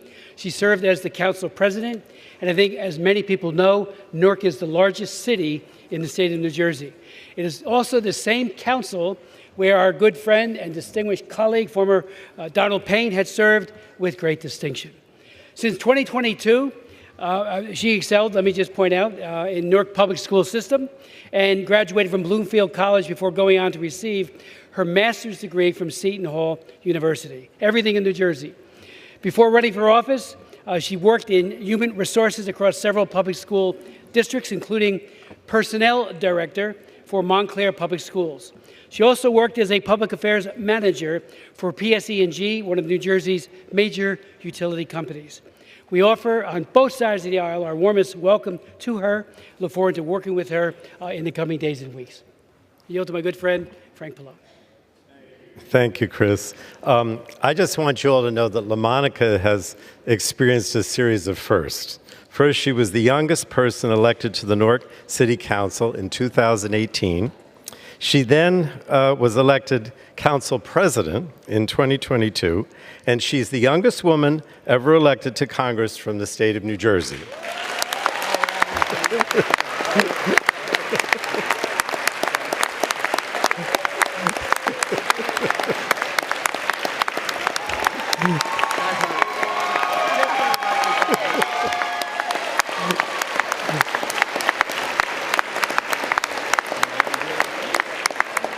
And we have her family up there, as you can see.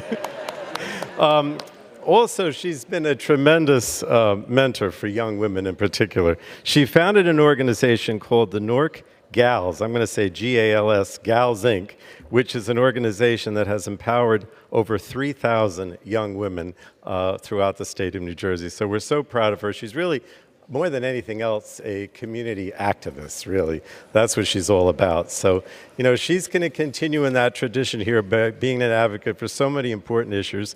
We're ready to work with her, and we're so glad that she's here today, starting out even as we end this session, because she's going to get a jump in all her activities. And she's just such a nice person. Thank you. Thank you all. I yield back to my colleague. Again, congratulations, LaMonica. I yield back for the time.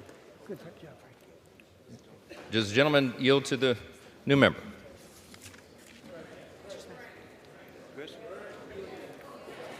The gentleman yields to the gentlelady from New Jersey. I now yield to our youngest woman member of Congress, LaMonica McIver.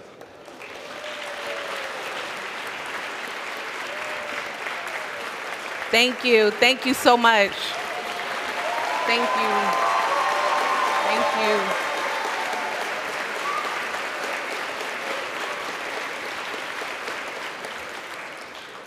Thank you, Leader Jeffries, to my great colleagues of the New Jersey delegation, to Congressman Pallone, thank you, and to Mr. Speaker, thank you so much. I am deeply humbled and honored that the people of New Jersey's 10th Congressional District have put their faith in me to give them a bold voice in the United States House of Representatives. I would like to recognize my mom, my dad, sisters, husband, my bright 8-year-old daughter, and friends and extended family. Thank you so much for traveling here from New Jersey to be with me.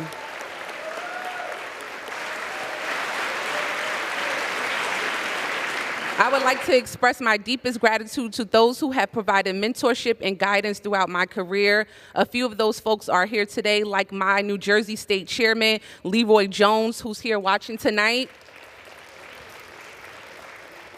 Tonight, I walk in the footsteps of those who have came before me. The city of Newark, my lifelong home, has produced fierce, unyielding leaders who have dedicated their lives and careers to the pursuit of justice.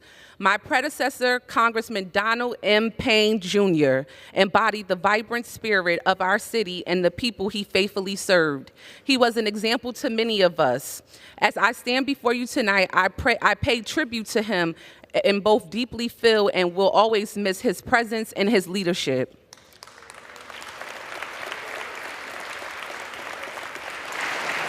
While I walk in the footsteps of those who came before me, it is my hope to blaze new trails together on the march toward fully realizing the promise of our great American nation. I would like to personally thank my mayor, Raj J. Baraka, who introduced me to politics at the age of 10. It is fitting that he is here tonight with us. It was in those years that I saw up close how government at all levels could impact daily life in our communities, how even small changes have the ability to add up to transformational progress. I later had the opportunity and privilege to serve my city as a member of council and as council president. And as I stand here tonight, I am filled with more optimism than ever before that we can accomplish so much together, that we can find common ground, that we can disagree while nurturing our democracy, that we can bring the voices of our beautiful, diverse communities together, that we can protect and strengthen the freedoms and opportunities that make America, America. I cannot be more proud and grateful that the people of New Jersey's 10th Congressional District have entrusted me to carry forward their will in this House. To all of you, I say thank you again. God bless the 10th District and God bless America. I yield back my time.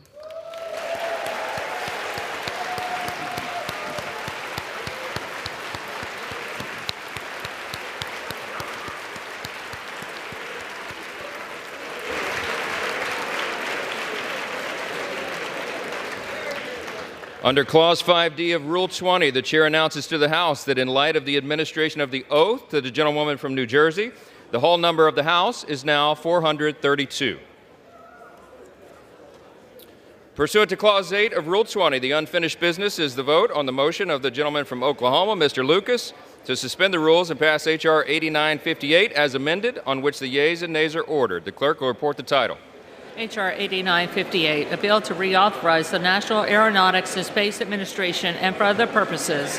The question is, will the House suspend the rules and pass the bill as amended? The members will record their votes by electronic device. This is a 5-minute vote.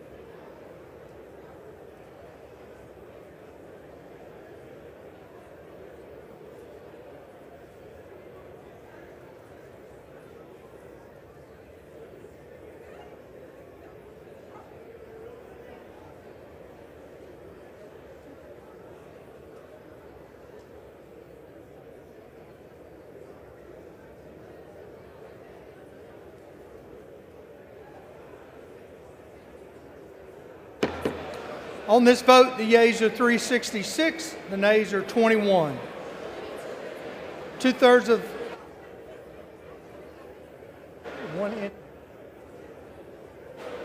one entry present. Two-thirds been in the affirmative. The rules are suspended. The bill is passed, and without objection, the motion to reconsider is laid on the table.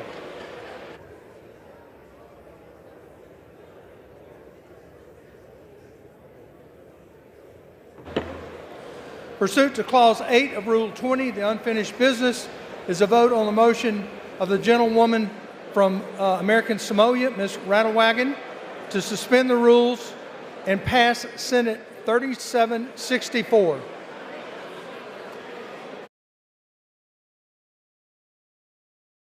On which the yeas and the nays are ordered. The clerk will report the title. Senate 3764, an act to extend and authorize annual appropriations for the United States Commission on International Religious Freedom through fiscal year 2026. The question is, will the House suspend the rules and pass the bill? Members will record their votes by electronic devices. This is a 5-minute vote.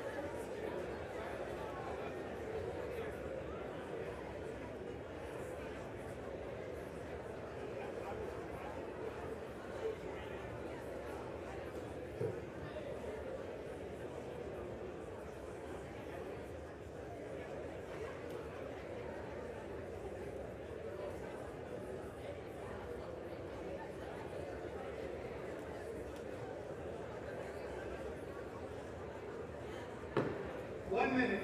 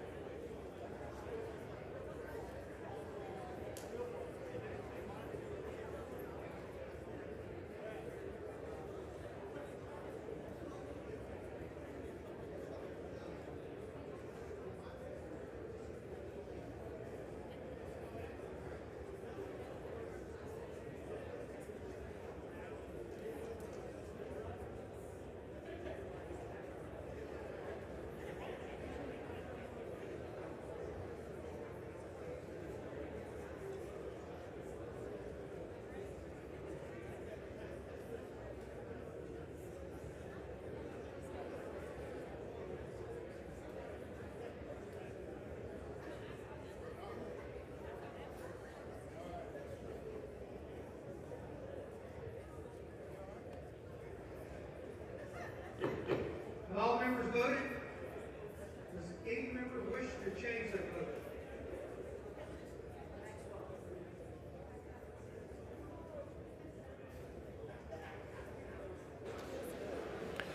On this vote, the yeas are 365, the nays are 20, 2/3 being affirmed.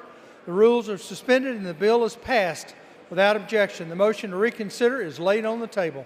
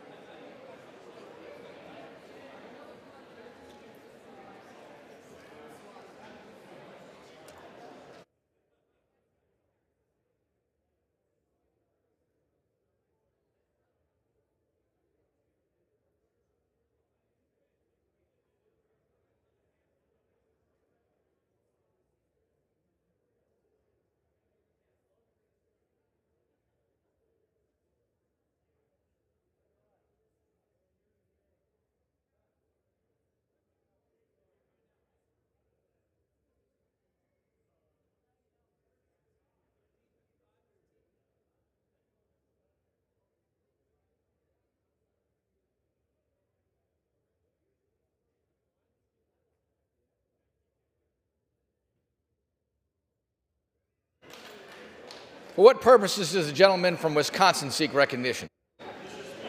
Mr. Speaker, I ask unanimous consent that the Committee on House Administration be discharged from further consideration of H-Con Res 127 and ask for its immediate consideration in the House. The clerk will report the title of the concurrent resolution. It's Concurrent Resolution 127, concurrent resolution authorizing the use of Emancipation Hall and the Capitol Visitor Center for the unveiling of a statue of Martha Hughes Cannon. Is there objection to the consideration of the concurrent resolution? Without objection, the concurrent resolution is agreed to and the motion to reconsider is laid on the table.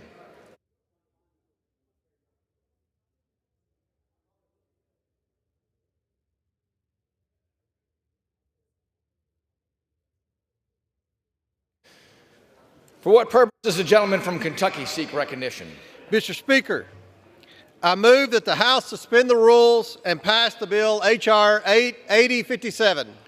The clerk will report the title of the bill. H.R. 8057, a bill to designate the facility of the United States Postal Service located at 9317 Bolsa Avenue in Westminster, California, as the Little Saigon Vietnam War Veterans Memorial Post Office. Pursuant to the rule, the gentleman from Kentucky, Mr. Comer, and the gentlewoman from New Mexico, Ms. Stansbury, each will control 20 minutes. The chair now recognizes the gentleman from Kentucky.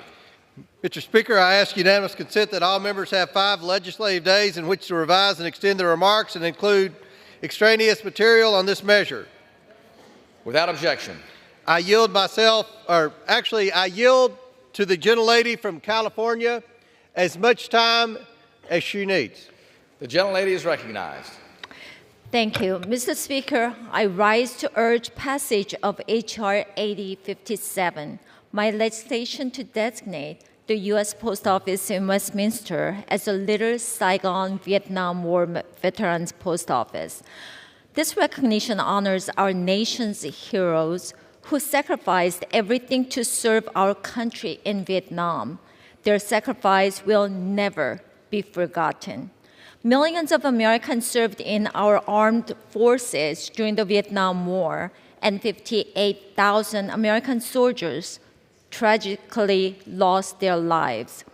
It would also be deeply meaningful to the vibrant Vietnamese American community I represent in Orange County. They reside in an area known as Little Saigon, a community which adds great value to our region.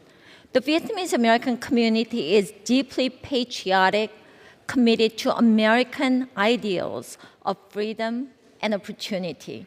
Many of my constituents sought refuge in our great country in the wake of the communist takeover in Vietnam. They suffered through grave conditions to make it here, going on to have children and grandchildren who are growing up in the United States. This tribute would serve as a permanent reminder of our commitment to those who served. It also will stand as a beacon of hope to freedom-seeking people in Vietnam and across the globe.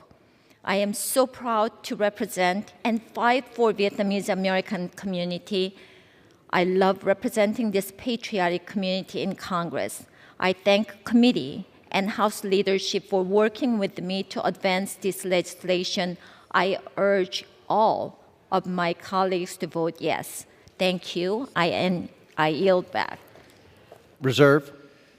The gentleman from Kentucky reserves the balance of his time. The gentlelady from New Mexico is recognized. Mr. Speaker, I yield myself such time as I may consume. The gentlewoman is recognized. Thank you, Mr. Speaker. I rise today in support of Congresswoman Steele's bill and on behalf of Ranking Member Raskin. This bill would name a post office in Orange County, California, known as Little Saigon, in honor of the veterans of the Vietnam War. This is truly a symbolic act.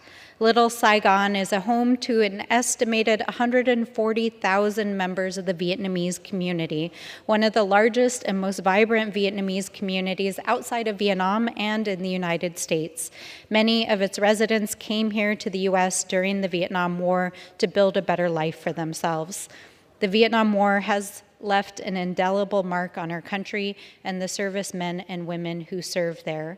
58,000 soldiers lost their lives during the war, and many more came home bearing the physical and emotional seen and unseen scars of the war. Their sacrifices shall never be forgotten. It is especially fitting that Representative Steele's bill honors veterans of a war that so many fled to come to America. We say thank you for her courage and for bringing this bill forward, and I reserve the balance of my time. The gentlewoman reserves the balance for time. The gentleman from Kentucky is recognized. Mr. Speaker, I have no further speakers and am prepared to close. The gentleman reserves. The gentlewoman from New Mexico is recognized. Thank you, Mr. Speaker. We have no further speakers, and I urge my colleagues to pass H.R. 8057, and I yield back the remainder of my time. The gentlewoman yields back the balance of her time. The gentleman from Kentucky is recognized. Thank you, Mr. Speaker. I encourage my House colleagues to support this bill, remembering the sacrifices of Vietnamese Americans during the Vietnam War. And I certainly want to thank the sponsor of the bill, Ms. Steele from California, for her great work on getting this bill through the House.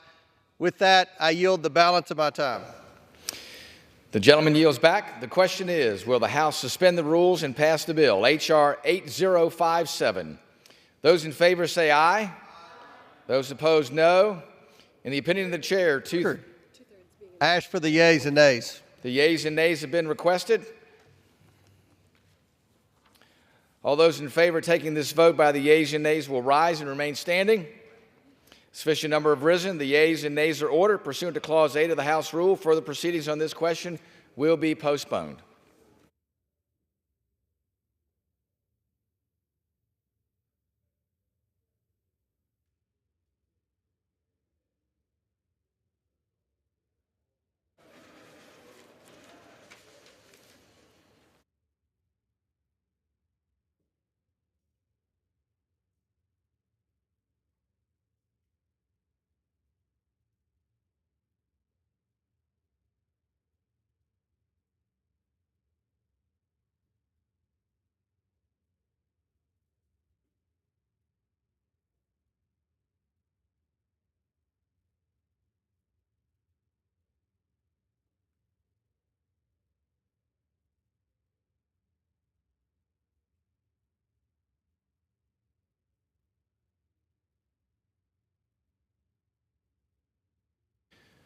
For what purpose does the gentleman from Oklahoma seek recognition?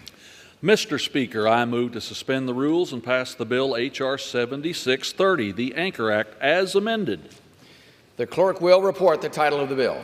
H.R. 7630, a bill to require a plan to improve the cybersecurity and telecommunications of the U.S. academic research fleet and for other purposes. Pursuant to the rule, the gentleman from Oklahoma, Mr. Lucas, and the gentlewoman from California, Ms. Loughran, each will control 20 minutes. The chair now recognizes the gentleman from Oklahoma. Mr. Speaker, I ask unanimous consent that all members may have 5 legislative days to revise and extend their remarks and to include extemporaneous material on H.R. 7630, the bill now under consideration. Without objection. Mr. Speaker, I yield myself as much time as I may consume. The gentleman is recognized. Thank you, Mr. Speaker. I'm pleased to be here in support of the Anchor Act, sponsored by my friend, Mr. Garcia of California. The Anchor Act establishes the crucial need for better cybersecurity in the U.S. academic research fleet. This fleet of 18 vessels operates in the oceans, the Great Lakes, and the polar regions, where they conduct crucial research on our marine environments. They're studying ecosystems and food webs, offshore energy resources, and how we can better forecast and respond to hazards like earthquakes, tsunamis, volcanic eruptions. Much of what we know about the ocean, from the wave dynamics to the deepest trenches, is thanks to research done aboard one of these vessels.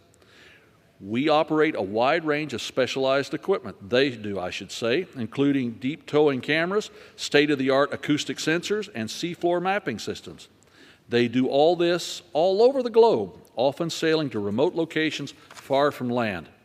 This creates a unique challenge because the fleet needs secure and reliable communications and data transmissions, and whether they're just off the coast of California or in the middle of the Atlantic Ocean. That means that each individual vessel needs a specialized infrastructure that protects their scientific equipment and ensures the security of their data, both on board and in transmission. They need this level of security, but they don't have it. This bill will change that.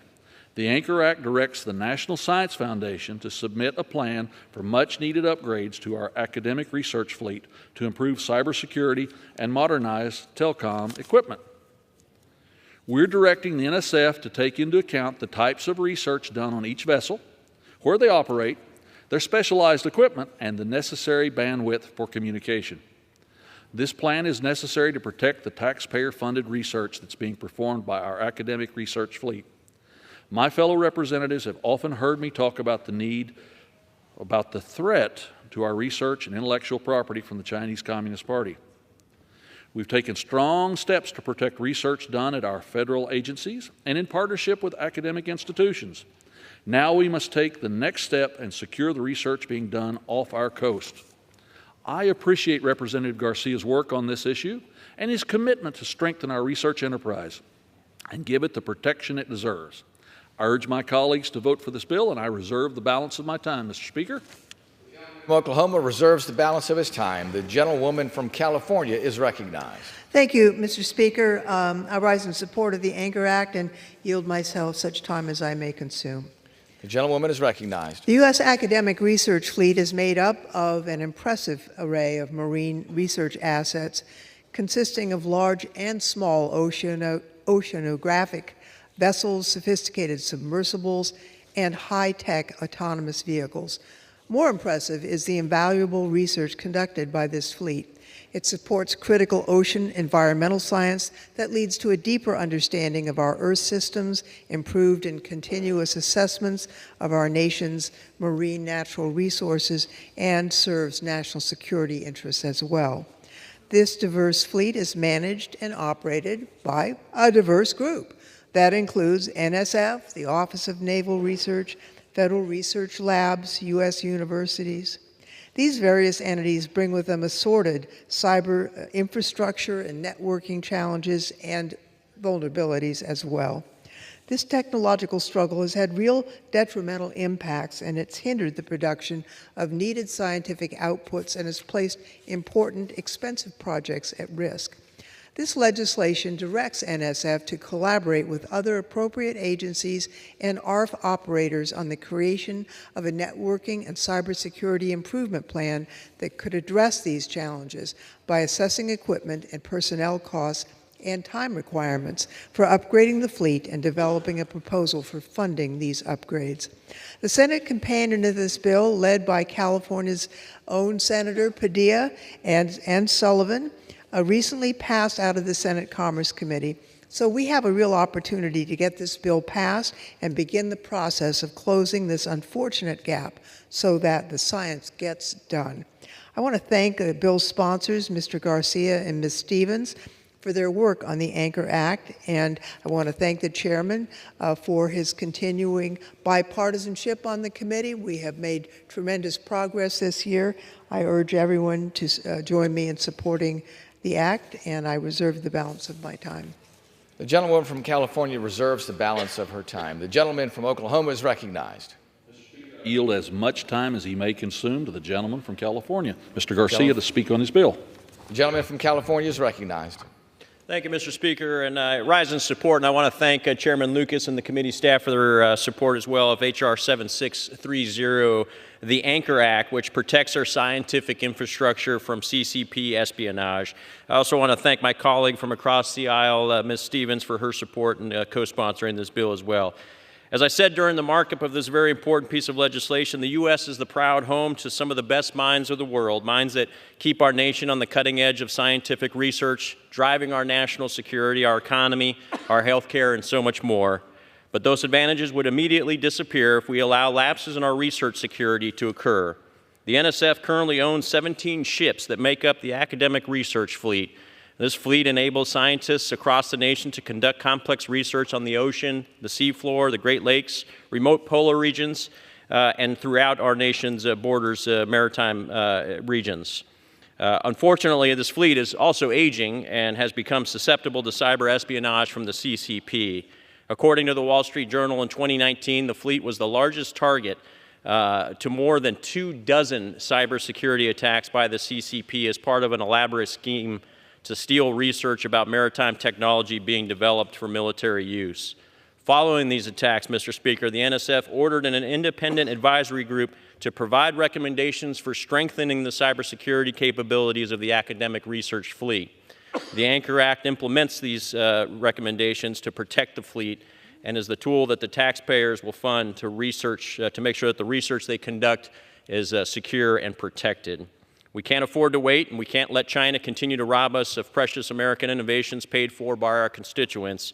And I want to thank Chairman Lucas again for his support of my bill, and I urge my colleagues on both sides of the aisle to support. With that, I yield back. Mr. Speaker, I have no further requests for time and am prepared to close once the gentlelady from California closes.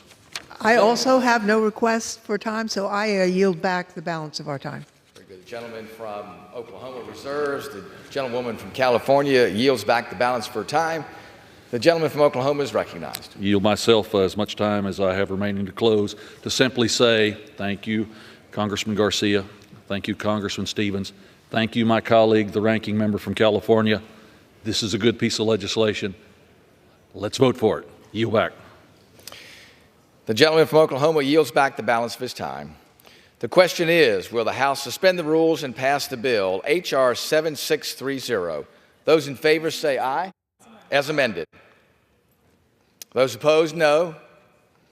In the opinion of the chair, 2/3 being in the affirmative, the rules are suspended, the bill is passed. And without objection, the motion to reconsider is laid on the table.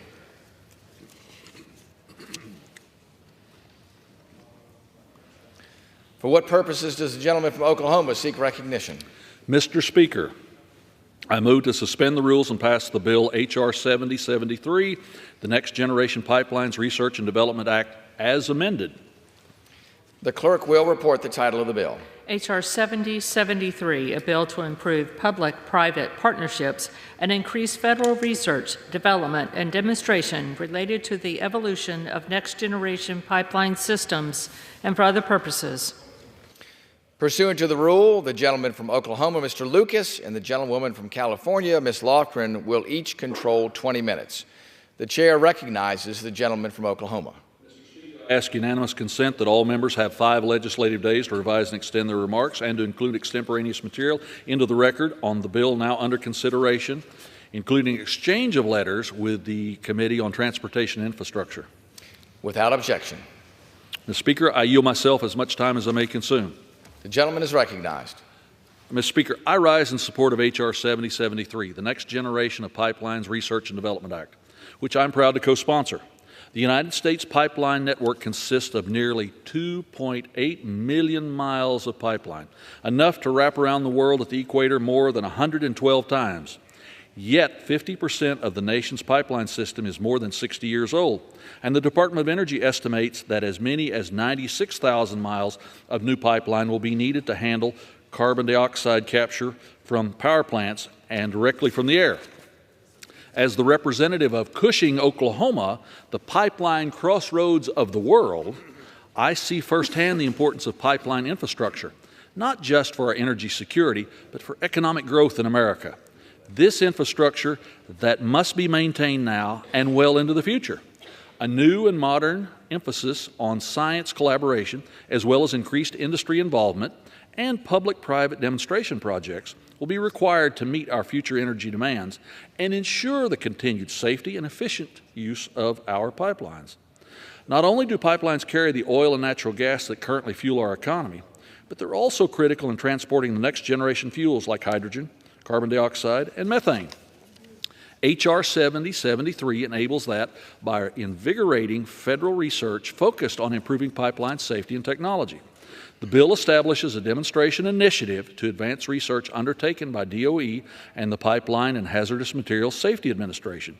It will also help lab-scale basic research overcome the valley of death through commercial development. It also establishes a National Pipeline Modernization Center as a central location for industry and stakeholders to collaborate with federal agencies on pipeline research and development and enable new cost-effective products and procedures. Simply put, 7073 is necessary for the continued growth of the American energy industry. It will strengthen pipeline infrastructure networks that will be essential to achieving our shared energy, economic, security, and environmental goals. With that, I reserve the balance of my time. The gentleman from Oklahoma reserves the balance of his time. The gentlewoman from California is recognized. Thank you, Mr. Speaker. I yield myself as much time as I may consume. The gentlewoman is recognized. I rise in support of the Next Generation Pipeline Research and Development Act. As has been mentioned, a majority of the nation's pipeline system is more than 60 years old. With this magnitude of aging pipelines operating 24 hours a day, 7 days a week, it's inevitable that without new inspection and leak detection technologies, catastrophic defects and anomalies will occur more frequently. Too often, we're confronted with news of pipeline failures that cause mass casualties, environmental disasters, damaged property, service interruptions for thousands. There's much that industry can do to secure their assets while contributing to the development of next-gen pipelines. H.R. 773 seeks to prevent future infrastructure failure and improve pipeline safety and technology through innovation. This bill will improve the work of the DOE and the Department of Transportation's Pipeline and Hazardous Materials Safety Administration by establishing a demonstration initiative that will help lab-scale basic research overcome the valley of death and achieve commercial deployment. DOE, DOT, and NIST will also be empowered to work together in a joint pipeline research program. And finally, it directs DOE to establish a National Pipeline Modernization Center, a place for industry and federal agencies to collaborate on pipeline research and development. What we have in front of us is much needed harm reduction legislation. And I want to extend my congratulations to Mr. Weber and to Dr. Carveo, my appreciation for their hard work on this legislation. It's a good bill. I support it. I encourage others as well to support it, and I reserve the balance of my time. The gentlewoman from California reserves the balance of her time. The gentleman from Oklahoma is recognized. Mr. Speaker, I yield as much time as he may consume to the gentleman from Texas, Mr. Weber, to speak on his bill. The gentleman from Texas is recognized. Thank you, Mr. Speaker, and I thank you, Mr. Chairman. I rise in support of my bill, H.R. 7073, the Next Generation Pipelines Research and Development Act.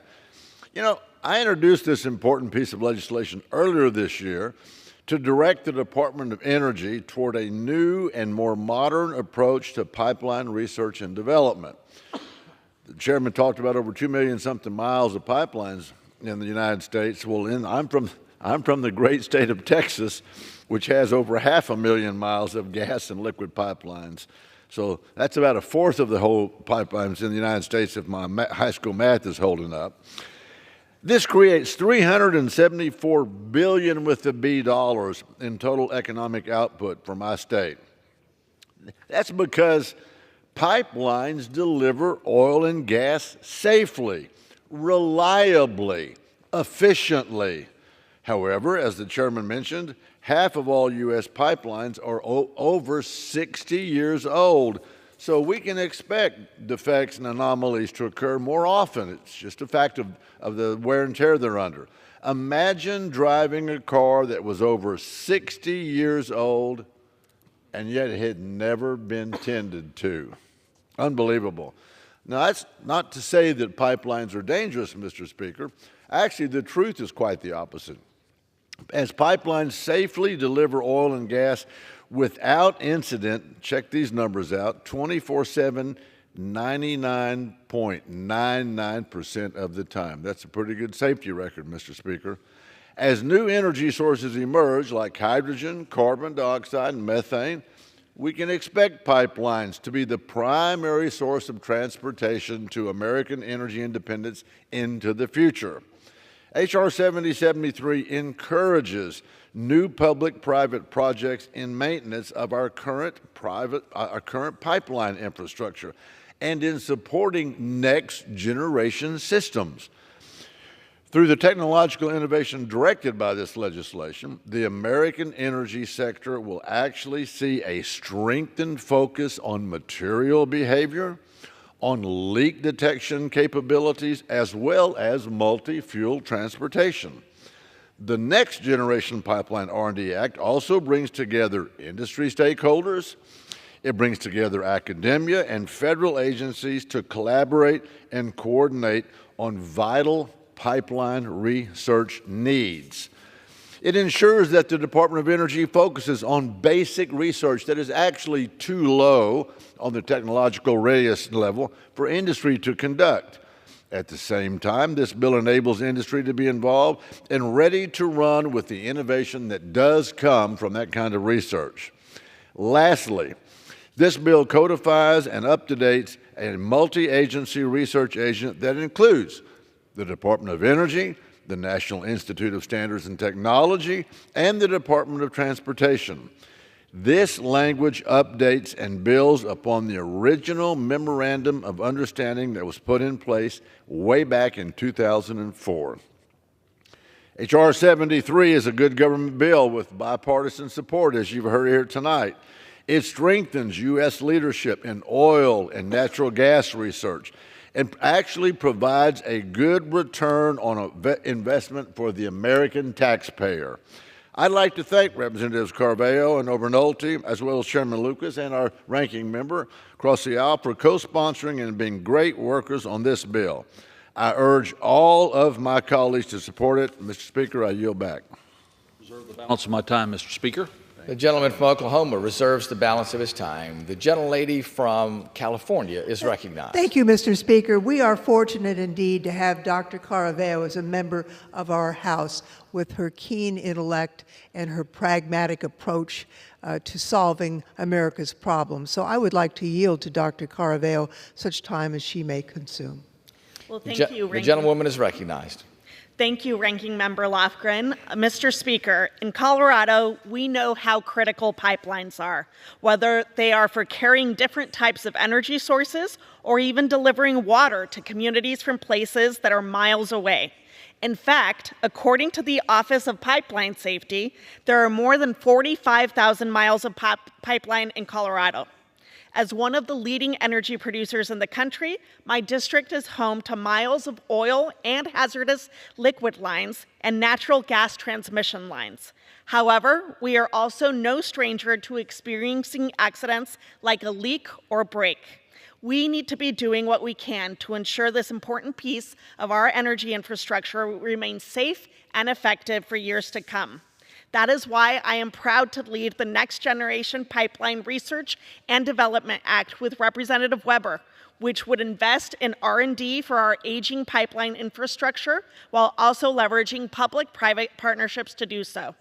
This bipartisan effort will be a win for keeping our environment clean while maintaining one of the primary conduits for bringing energy to Coloradans. One of the biggest issues in my district right now is that our pipelines are getting older, particularly those used to transport natural gas, and that makes them more prone to leak. The most prevalent leak we see is methane, which is a more potent greenhouse gas than carbon dioxide. Just one leak can be damaging to the environment, so we need to be making these investments now to secure our pipeline infrastructure.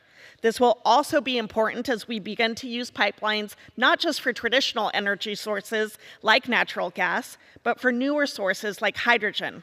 The future of our energy grid will rely on a mix of different fuels, and securing our pipeline infrastructure is vital to that future. Before I close, I wanted to highlight how this bill will help those of us living in the West. As drought continues to affect places like Colorado, water sources are becoming more important to access, especially to keep up with growth. There are plenty of cities in Colorado, including in my district, that rely on pipelines to bring water to consumers, and there is no sign of this stopping. We need to ensure these pipelines are maintained with up-to-date technology, and this bill will make certain of that. I would like to again thank Representative Weber for working with me on this bill and for the leadership both Chairman Lucas and Ranking Member Lofgren have shown on the Science Committee. With that, I would urge my colleagues to support this effort, and I yield back. I reserve. The gentlewoman from California reserves the balance of her time. The gentleman from Oklahoma is recognized. Mr. Speaker, I have no further requests for time, and I am prepared to close once the gentlelady from California closes. The gentleman from Oklahoma reserves the balance of his time. The gentlewoman from California is recognized. Thank you, Mr. Speaker. I just urge that we support and enact this good bill, and I yield back. The gentlewoman from California yields back the balance of her time. The gentleman from Oklahoma is recognized. Yields myself as much time as I might consume. I want to thank my Science Committee colleagues, Mr. Weber and Ms. Carvalho, for leading this bipartisan effort. I urge all my colleagues to support this legislation, and I yield back the balance of my time, Mr. Speaker. The gentleman yields back the balance of his time. The question is, will the House suspend the rules and pass the bill H.R. 7073 as amended? Those in favor say aye. Aye. Those opposed, no. In the opinion of the chair, 2/3 being in the affirmative, the rules are suspended. Mr. Speaker, I request the yeas and nays. The gentleman from Oklahoma requests the yeas and the nays. The yeas and nays are requested. All those in favor of taking this vote by the yeas and nays will rise and remain standing until counted. A sufficient number having risen, the yeas and nays are ordered. Pursuant to Clause 8 of Rule 20, further proceedings on this question will be postponed. For what purposes does the gentleman from Oklahoma seek recognition? Mr. Speaker, I move to suspend the rules and pass the bill H.R. 7685, the Impact Act, as amended. The clerk will report the title of the bill. H.R. 7685, a bill to strengthen and enhance the competitiveness of American industry through the research and development of advanced technologies to improve the efficiency of cement, concrete, and asphalt production, and for other purposes. Pursuant to the rule, the gentleman from Oklahoma, Mr. Lucas, and the gentlewoman from California, Ms. Lofgren, will each control 20 minutes. The chair recognizes the gentleman from Oklahoma. Mr. Speaker, I ask unanimous consent that all members may have 5 legislative days to revise and extend their remarks and to include extemporaneous material in H.R. 7685, the bill now under consideration. Without objection. Mr. Speaker, I yield myself as much time as I may consume. The gentleman from Oklahoma is recognized. Thank you, Mr. Speaker. I rise in support of H.R. 7685, the Innovative Mitigation Partnerships for Asphalt and Concrete Technologies, the Impact Act. Today, much of the world is relying on cement and concrete produced in China, which has the world's largest cement industry. It should go without saying that that's deeply troubling at a time at the whims of the Chinese Communist Party when it comes to materials that are critical to our national defense and economic security. But besides that, this dependency comes with severe negative environmental impacts. China's greenhouse gas emissions exceed all of the developed nations in the world combined. In fact, the U.S. industrial manufacturing is nearly 28% cleaner than our competitors, including China. So if we want a cleaner, healthier environment on the top of the global security issues, the U.S. leadership in this industry is an absolute must. The Impact Act ensures that leadership in the cement, concrete, and asphalt industry. It will increase the competitiveness of the United States while also achieving significant reductions in emissions from manufacturing processes. Specifically, this bill supports the research and development of innovative technologies, primarily at the Department of Energy. It builds off of the cross-cutting industrial emissions reduction technology development program established by the Energy Act of 2020 and provides specific direction for the development of advanced tools, technology, and methods related to cement, concrete, and asphalt production. Concrete is the second most widely used material in the world, only behind, water. The demand isn't going to decrease over any time soon, so it's essential we direct the best scientific resources of the federal government to help manufacturers meet our environmental goals without reducing the concrete supply that keeps our economy growing. The Impact Act positions our country to rise to that challenge and becomes a resource for the entire globe. I want to thank my Science Committee colleagues, Mr. Miller and Ms. Foshee, for co-sponsoring this bill and working in a bipartisan fashion. I urge all of my colleagues to support this bill, and I reserve the balance of my time, Mr. Speaker. The gentlelady from California is recognized. Thank you, Mr. Speaker. I yield myself such time as I may consume. Gentlelady is recognized. I want to rise in support of the Innovative Mitigation Partnerships for Asphalt and Concrete Technologies Act, otherwise known as the Impact Act. Mr. Speaker, at the Science Committee, we look to address problems beyond the conventional approaches, and we take a broad, long-term perspective. For example, we look for greenhouse gas emissions beyond the smokestack and tailpipe in order to have a holistic image of the climate change challenge that we face. The bill before us today seeks to address an often overlooked contributor to carbon dioxide emissions. Now, globally, cement facilities account for 8% of anthropogenic carbon dioxide emissions, which is about the same amount as 1/3 of all power plant emissions, really a stunning source of this pollution. The projected demand for cement is expected to increase substantially. Now, to address the challenge, there's a need for federal investment in next-generation cement, concrete, and asphalt emission reduction technologies. The Impact Act establishes a dedicated program and directs DOE to develop tools, technologies, and methods for the manufacture of low-emission cement, concrete, and asphalt using both advanced and currently commercially available production processes. It also authorizes DOE to provide technical assistance to eligible entities in order to increase the efficiency of current production processes, active engagement that will help the industry adapt and innovate. Now, in order to carry out this ambitious mission, the Secretary is directed to focus on a range of key technology areas, including carbon capture, resource efficiency, and high-performance computing.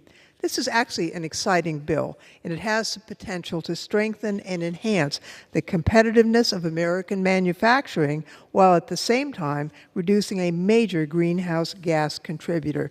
I want to thank Representative Miller and Representative Foshee on their impressive legislation. I hope that all of us will support this bill, and I reserve the balance of my time. The gentlelady reserves. The gentleman from Oklahoma is recognized. Mr. Speaker, I yield as much time as he may consume to the gentleman from Ohio, Mr. Miller, to speak on his bill. The gentleman from Ohio is recognized. Thank you, Chairman Lucas. I rise in strong support of H.R. 7685, the Innovative Mitigation Partnerships for Asphalt and Concrete Technologies Act, or more simply, the Impact Act. I introduced this bill with my Science Committee colleague, Ms. Foushee, because we understand that the production of cement, concrete, and asphalt play a fundamental role in supporting the United States infrastructure, national defense, and economic security. The cement and concrete industry contributes over $100 billion to the United States economy and employs over 600,000 people. In Ohio alone, this industry accounts for 18,000 related employees with a payroll over $900 million. But it's no secret that the processes behind these products are extremely difficult to decarbonize and that American cement and concrete manufacturers must compete in a market that increasingly values lower carbon products. The leading companies and associations of this industry have committed to achieving net zero carbon emissions by 2050 and have made impressive progress thus far, reducing its carbon footprint by 21% since 2014. But more progress can be made, and with projected demand for cement expected to increase 12% by 2050, utilizing the best scientific resources of the federal government will help manufacturers further reduce emissions of the products essential to our economy and civilization. The IMPACT Act will support these resources while strengthening and enhancing the competitiveness of American manufacturing through advanced technologies that can be exported around the globe. We want to see cement, concrete, and asphalt production continue to rise and help grow our country. That is critical to our economic well-being. And we all want to see this growth go hand in hand with environmental stewardship, leaving our air and water just as pristine for the next generation. The IMPACT Act builds on previous industrial decarbonization efforts by focusing specifically on cement, concrete, and asphalt. It enables industry and the Department of Energy to work collaboratively on fundamental research that will enhance existing production methods and unlock new innovative techniques. This will ensure the world-class tools and technologies at DOE are being used by the very taxpayers who funded them. It also enables DOE, in consultation with other federal agencies, to offer technical assistance to entities seeking to promote the commercial application of low-emission cement, concrete, and asphalt. This ensures that industry can continue their cutting-edge research unencumbered, but if they do hit a roadblock, there are subject matter experts available to assist them. This bill is the perfect example of how the federal government can advance tangible environmental goals for construction material production without sacrificing material performance or, more importantly, economic growth that benefits every citizen. I want to thank my colleague from North Carolina for co-sponsoring this bill and working in a bipartisan fashion to get it here today. I urge all my colleagues to support this bill, and I yield the balance of my time.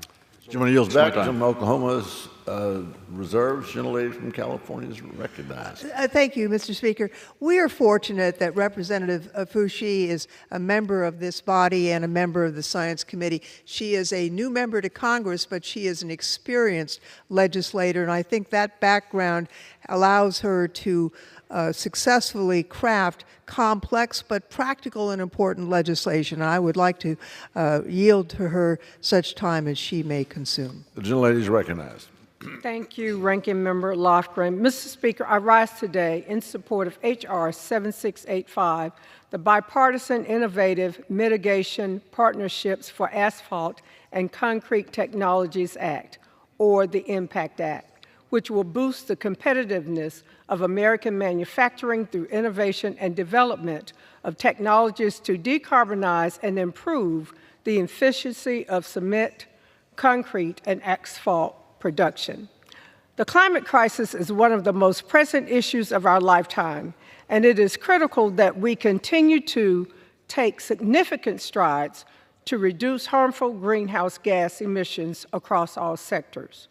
Globally, we know that concrete accounts for 8% of all carbon emissions, but we can reduce pollution in the cement and concrete production process right now by creating new innovation and manufacturing opportunities here at home that can take the place of aging processes based on fossil fuels.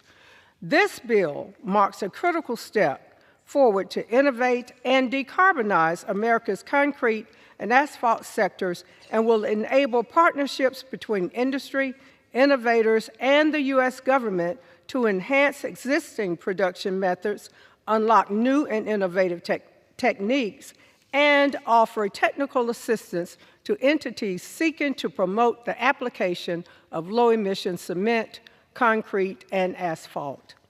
The United States is leading the way into the 21st century, where we know that our nation is poised to play a critical role in reducing industrial emissions through modernizing our manufacturing processes and implementing clean technology strategies. This can be seen in my own district, North Carolina's 4th, where local startup Biomason is helping lead the way in advancing low-carbon concrete and asphalt production. And just earlier this year, I was proud to join the first ever White House Concrete Innovation Summit with innovators, researchers, startups, industry, and leaders from across the country to further build consensus on our path forward for a more sustainable future. As we consider the future of American R&D, we must prioritize investments and advancement in materials, science, and manufacturing by fostering and building out an innovation pipeline that creates good-paying, clean American jobs and enhances our competitiveness on the world stage. And this bill does just that. This bill will also help to achieve measurable and meaningful greenhouse gas emissions reductions, improve public health, and modernize the current manufacturing processes of sustainable building materials that are essential for our nation's infrastructure. I am glad to join Representative Max Miller in sponsoring the Impact Act, which passed through the House Science Committee unanimously, and I encourage my colleagues to support this legislation, which will prioritize innovation in clean manufacturing and production to improve public health and protect our planet. Thank you, and I reserve the balance of my time. The gentlelady yield back. Yes, Mr. Speaker, we have no further requests, so I'd be happy to urge all of the members to vote for the bill, and I yield back the balance of my time. The gentlelady yields back. The gentleman from Oklahoma is recognized. Mr. Speaker, I have no further request, and I would simply note this is a good bill. Let's vote for it. Yield back. All right, the gentleman yields back. Questions: will the House suspend the rules and pass the bill H.R. 7685 as amended? Those in favor say aye. Aye. Those opposed, no. In the opinion of the chair, 2/3 being in the affirmative, the rules are suspended. The bill is passed without objection. The motion to reconsider is laid on the table.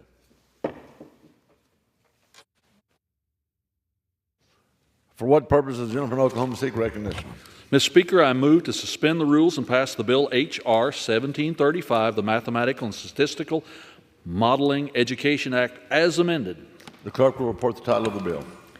H.R. 1735, a bill to coordinate federal research and development efforts focused on modernizing mathematics and STEM education through mathematical and statistical modeling, including data-driven and computational thinking, problem, project, and performance-based learning and assessment, interdisciplinary exploration, and career connections, and for other purposes.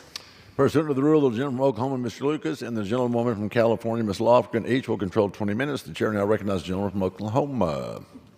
Mr. Speaker, I ask unanimous consent that all members may have 5 legislative days to revise and extend their remarks and to include extemporaneous material on H.R. 1735, the bill now under consideration. Without objection, so ordered. Mr. Speaker, I yield myself as much time as I might consume. The gentleman is recognized. Thank you, Mr. Speaker. I'm proud to support H.R. 1735, the Mathematical and Statistical Modeling Education Act, sponsored by my colleagues, Representative Houlihan and Baird. Anyone who pays attention to the economy knows that the importance of STEM education. The Bureau of Labor Statistics predicts that our need for STEM jobs will increase by nearly 11% by 2032. To fill those jobs and ensure that we have a highly productive workforce, we need to focus on STEM education in our schools. We need to be sure that we're providing a useful STEM education. We know that many STEM jobs require data-driven decision-making, but we're not providing a grounding in that skill in our schools. To this end, H.R. 1735 modernizes our mathematics curriculum by providing competitive grants to support education in mathematical and statistical modeling. As someone trained in agricultural economics, I understand the value of conducting mathematical and statistical analysis. A solid grounding in these fields helps us predict crop yields, identifies the effects of changes in temperatures and water levels, and models commodity markets. And those are just examples from a single industry. The skills are crucial to a wide variety of professions and help inform computational and data-driven thinking. Statistical analysis underpins everything from developing artificial intelligence to improving advanced manufacturing. This bill will allow us to better teach these critical skills through R&D into new curricula and teaching methods. It will also direct the national academies to conduct a study that will identify best practices for mathematical and statistical modeling education. I'd like to thank Representative Houlihan and Baird for their work on this issue over the past several years. This is smart legislation that supports our students and our economy. I urge my colleagues to pass it today, and I reserve the balance of my time. The gentleman reserved, gentleman from California is recognized. Thank you, Mr. Speaker. I yield myself such time as I may consume. The gentlelady is recognized. This bill is an important one, called the Mathematical and Statistical Modeling Education Act, of course represented by two really impressive members of Congress, Ms. Houlihan and Dr. Baird. This bill would direct the National Science Foundation to invest in K-12 education research and development with a focus on mathematical modeling. Now, this bill would help modernize STEM education by supporting the creation of advanced curricula that cover mathematical and statistical modeling, including computational and data-driven thinking. Now, this is the kind of education our students deserve and what they need for today's society and its technological and data-driven demands. The members and the staff have worked really hard to accommodate many desired changes to this bill, and I believe it's in a state now that should satisfy just about everyone. It has support from the premier educational, statistical, and mathematics organizations in the United States, and the Senate companion bill is in a similar good place. So it's time for this bill to become law. This is an important bill that will better prepare our students for careers in STEM, and I hope all of us will join together and support this bill, and I reserve the balance of my time. The gentleman from Oklahoma is recognized. Mr. Speaker, I yield as much time as he may consume to the gentleman from Indiana, Dr. Baird, to speak on his bill. The gentleman from Indiana is recognized. Thank you, Mr. Speaker. And I thank you, Mr. Chairman, for yielding this time. And I want to thank Congresswoman Houlihan for your dedication for improving this STEM education and for being a great partner to work with on advancing this bill. So, Mr. Speaker, the Mathematical and Statistical Modeling Education Act provides a much-needed solution to improving the quality of STEM education in America. This bill will advance mathematical instruction in our classrooms by incorporating modern tools and context with data and computational studies. Mathematical modeling is taught today, but on a limited basis. Even so, mathematical modeling is the foundation for the important work of our nation when it comes to research, development, and ultimately technological innovation. While the bill directs the National Science Foundation to grant awards to our institutions of higher education, the bill does not award any new funding. We must work with the resources we already have. As an animal scientist, I understand the life-changing effects proper mathematical modeling can have on our livestock, our food, and ultimately our nation's well-being. That is why I'm proud to co-lead this bipartisan legislation to ensure that the United States continues to dominate in STEM education. And I encourage all of my colleagues to vote yes for this bill. With that, I yield back the balance of my time. The gentleman yields back. The gentleman from Oklahoma reserves. The gentleman from California is recognized. Thank you, Mr. Speaker. I am so pleased to serve in the Congress with Congresswoman Houlihan, who has such a spectacular background as in science. She's an engineer, a former business executive, former teacher, former nonprofit executive, an Air Force vet. She's got it all. and working with Dr. Baird, she put together this bill that is so important, and I would like to yield to her as much time as she would like to consume. The gentlelady from Pennsylvania is recognized. Thank you, Mr. Speaker, and thank you to the ranking member Lofgren in yielding me the time to speak on behalf of my bill, H.R. 1735. And thank you so much to my colleague, Representative Baird, for his tireless efforts to help us get this across the finish line. It is past time that America's K-12 students enter the 21st century.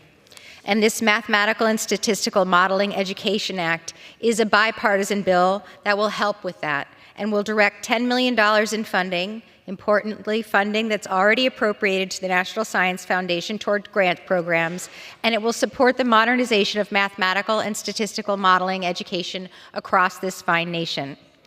As someone who is educated as a systems engineer with both undergraduate and graduate degrees which focused on things like operations research and linear programming and statistical modeling, I've had the privilege of using all of these kinds of maths all during my career and life.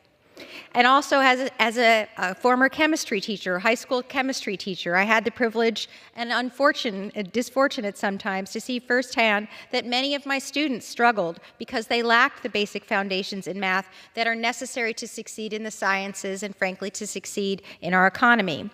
These math skills form the basis of all the STEM disciplines, and importantly, they also form the basis of critical thinking and problem solving as well. Without them, students struggle to keep up, let alone to get ahead, not just in math and science, but ultimately in our competitive workplace and world. The National Assessment on Educational Progress, which is colloquially known as the Nation's Report Card, has shown that this is a national challenge. The most recent assessment registered the very largest declines in math scores since we first started assessing them in 1990. The scores of our average fourth graders were down 5 points. Worse, the average score of our 8th graders recorded an 8-point lower assessment than the last time. As our students are continuing to recover from the pandemic, now particularly is a very good time to focus on a renewed and modified investment in math and STEM education and skills. If our students can't get ahead in school, how will they get ahead with the STEM workforce as engineers, as chemists, as nurses, as doctors, and so much more? And as importantly, how will those who do not pursue STEM fields succeed where these same kinds of skills are very, very useful in things such as the trades or manufacturing or any other job in industry? Thankfully, schools across the country are already developing new tools and curricula to better connect students and help them learn these challenging topics. It is crucial, though, that the federal government deliver its financial support to schools that are already leading this effort and that want to in the future. My colleagues also supported an amendment to the bill ensuring that this funding is broadly available so that students can benefit from it no matter what kind of school they go to. Their adjustment made sure that schools, which are private, faith-based, or homeschools, also have access to this funding. I also want to highlight that this funding is all drawn from funds that are already appropriated to the National Science Foundation. This legislation does not represent any new funding authorizations or authorities. It is simply ensuring that the NSF is able to spend the money it already receives to bolster innovation in this very important area. This bill will go a long way towards providing our very youngest people the skills that they need to succeed in today's marketplace. It passed with a strong bipartisan majority in the 117th Congress and was passed unanimously out of Committee on Science, Space, and Technology last year in this Congress as well. I want to once again thank my Republican colleague, Mr. Baird, for his work on this legislation, and I want to also extend my deep appreciation to the SST staff and committee who have helped to shepherd this legislation through today. Thank you. I urge all of my colleagues on both sides of the aisle to support this very common sense bipartisan measure. Thank you, and I yield back the balance of my time. Gentlelady from Pennsylvania yields back. Gentlelady from California reserves. I have no additional requests for speaking, so I would just like to say once again thanks to the Congresswoman and thanks to Dr. Baird, and thank you, Mr. Chairman. We've had a great run here in the Science Committee and this evening with these terrific bills, which I urge all members to support, and I yield back. Gentlelady yields back. Gentleman from Oklahoma is recognized. Mr. Speaker, I have no additional speakers and yield myself as much time as I would consume. Gentleman is recognized. I encourage my colleagues to vote for this awesome bill, worked on in a very productive fashion by our colleagues. And I would note to the ranking member, we've had a very productive session in the 118th. I thought under the previous committee leadership, the two previous sessions, it would be hard to beat, but we've accomplished a lot, and we've laid the groundwork for whatever remains of the 118th to tie up a whole bunch of loose ends. That's a testament to you and your staff, and I think to my staff and my colleagues on my side of the room. And the issues we work on, as you and I have discussed many times, are not just today, tomorrow. It's 50 years, it's 150 years, it's 500 years from now, the net effect. So thank you. And with that, I yield back, Mr. Speaker. The gentleman yields back. The question is, will the House suspend the rules and pass the bill H.R. 1735 as amended? Those in favor say aye. Those opposed, no. In the opinion of the chair, the two-thirds being in the affirmative, the rules are suspended. The bill is passed without objection. The motion to reconsider is laid on the table.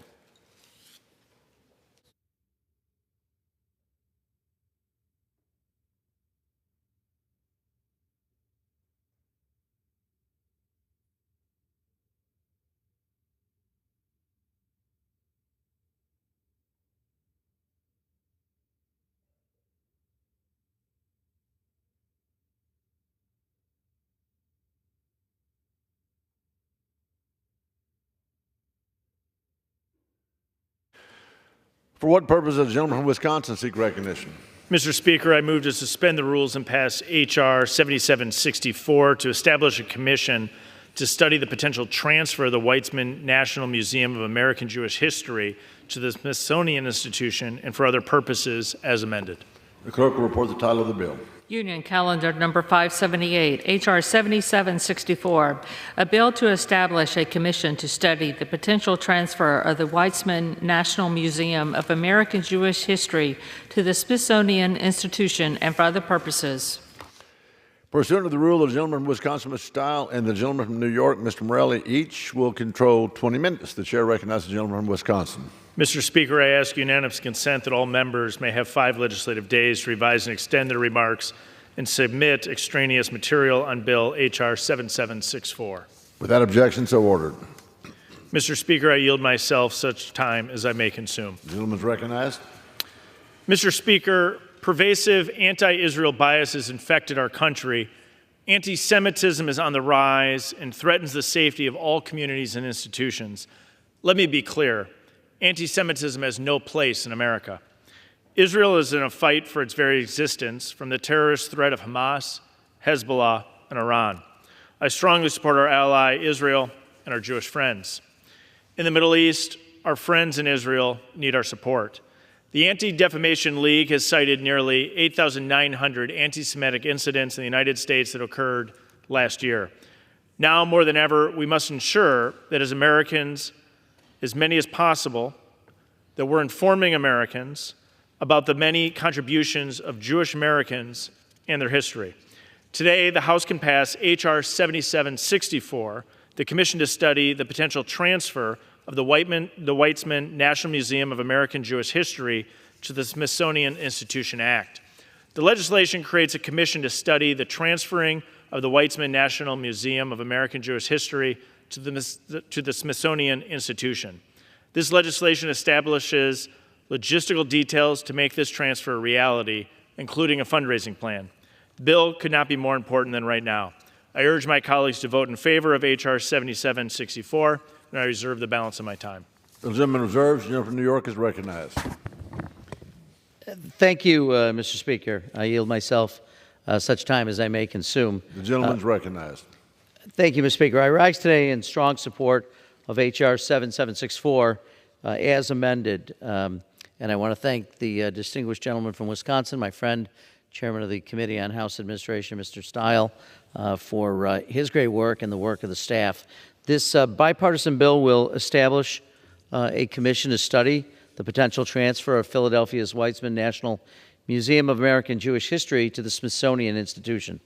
Since 1654, when Jews first sought refuge from persecution in the New World, Jewish Americans have contributed to our nation in countless ways. They've served at the highest levels of government, won Nobel Prizes, created enduring works of art and literature, and stood at the forefront of nearly every struggle for civil rights and equality in this country. That legacy extends to my own district in Rochester, New York, where Jewish Americans have been a vital part of our community since before the Civil War. In the mid-19th century, they built our first synagogue. When the financial crisis of 1857 threatened to devastate Rochester's economy, the Jewish American garment industry employed scores of residents and helped keep our city afloat. Today, from the towns of Brighton and Pittsford to Irondequoit in the city of Rochester, Jewish Americans remain an irreplaceable part of our daily lives. So it pains me to see that anti-Semitism in the United States has surged to what the FBI director has described as historic levels. This hatred has been fueled by the villainization of Jewish Americans after the October 7th terrorist attacks, as well as the alarming growth of racism, extremism, and white supremacy across the nation. One of the most troubling aspects of this trend is the rise of anti-Semitism among younger generations. For the first time since the Anti-Defamation League began its comprehensive study on anti-Semitism in 1964, these attitudes are now more prevalent among younger people than among older generations. The ADL also found that 73% of Jewish college students have experienced or witnessed anti-Semitism since the beginning of the 2023-2024 school year, and that the number of students who feel comfortable with others knowing that they are Jewish has nearly been cut in half since the October 7th attack. We must do more to show the invaluable role Jewish Americans have played in our national story, and to inoculate people, some of whom are probably well-intentioned, against anti-Semitic stereotypes and online conspiracy theories. For these reasons and more, now is the time for the Smithsonian to explore adding an American Jewish History Museum to its roster. As the nation's preeminent institution dedicated to American Jewish history, the Weitzman Museum should be seriously considered as a turnkey, cost-effective option. An exhibit at the Weitzman Museum showcases a 1790 letter from President George Washington to a Rhode Island synagogue in which he became the first leader of a modern nation to recognize Jews as full citizens. We still have work to do to fully honor the spirit of President Washington's words. I can think of few better ways to make progress than by bringing the Weitzman Museum of Jewish American History under the Smithsonian umbrella. This bill is an important first step, and I urge my colleagues to support it. Thank you, Mr. Speaker. I reserve the balance of my time. The gentleman reserves. The gentleman from Wisconsin is recognized. I reserve. The gentleman reserves. The gentleman from New York is recognized. Thank you very much, Mr. Speaker. I'd like to now yield 3 minutes to the author of the bill, Ms. Wasserman Schultz from the great state of Florida. The gentlelady from the great state of Florida is recognized for 3 minutes. Thank you, Mr. Speaker, and I thank the ranking member for yielding and for his strong support of this legislation and your poignant and important words. And thank you for taking the time to go into some detail about the experience of your own Jewish community in your congressional district. And I do rise in strong support of my bipartisan bill, H.R. 7764, to establish a commission to study the potential transfer of the Weitzman National Museum of American Jewish History to the Smithsonian Institution. Thank you also to Representatives Turner, Boyle, and Max Miller for joining me in leading this bill, and of course to Chairman Stile and the ranking member for prioritizing it and getting it through unanimously in the Committee on House Administration. Last year, ADL tracked a 140% increase in anti-Semitic incidents from the previous year, resulting in a record high since ADL began tracking these instances of hate almost 50 years ago. According to the American Jewish Committee, nearly 2/3 of American Jews feels less secure in the U.S. than they did a year ago. To combat this rising hate, President Biden and Vice President Harris developed our country's first ever national strategy to counter anti-Semitism. The strategy notes that we cannot address the root causes of anti-Semitism without awareness and education. With anti-Semitism skyrocketing, acknowledging the past and acting to build a better tomorrow is more critical than ever. It will take a whole of society effort to do this, and folding the Weitzman National Museum of American Jewish History into the Smithsonian is one step toward that goal. We must uplift Jewish stories and raise awareness of the contributions of Jewish Americans throughout our nation's history, which the Weitzman does every day. Taking this critical step to welcome the Weitzman Museum into the larger Smithsonian family would help us share those achievements with Americans from all over the country, as its mission is to educate visitors and online audiences about who Jews are and how they contributed to our country. The museum develops critical in-person and online educational programming, provides professional development for educators, and produces award-winning special and traveling exhibits. However, its ability to reach a national audience is limited, which is why the best way to amplify its resources is to incorporate it into the Smithsonian Institution. This powerful institutional integration signals a strong commitment to address the dramatic rise in anti-Semitism. It does that by helping amplify the myriad ways Jewish Americans enrich our nation. We need all Americans alike to learn about all the remarkable Jews who served in our government, the military, or who won Nobel Prizes, led universities, and made life-saving medical discoveries our nation counts on. The Jewish community's commitment to Tikkun Olam, a commitment to repair the world, is clear across so many generations of Americans. Bringing the Weizmann Museum of American Jewish History into the Smithsonian alongside the African American, Native American, and other pending cultural museums is fitting and essential. We must shine a light on it to support Jewish Americans and respond to skyrocketing hate. Thank you again to my colleagues for their support, and I urge all my colleagues to vote yes on this legislation, and I yield back the balance of my time. The lady is back. The gentleman from New York reserves. The gentleman from Wisconsin is recognized. I have no further speakers. I'm prepared to close, and I reserve. The gentleman reserves. The gentleman from New York is recognized. Thank you, Mr. Speaker. I'd like to yield 3 minutes to the gentlelady from North Carolina, my friend, Ms. Manning. Thank you, Mr. Speaker. The gentlelady from North Carolina is recognized. Thank you, Mr. Speaker, and thank you to my good friend, the ranking member, Morelli.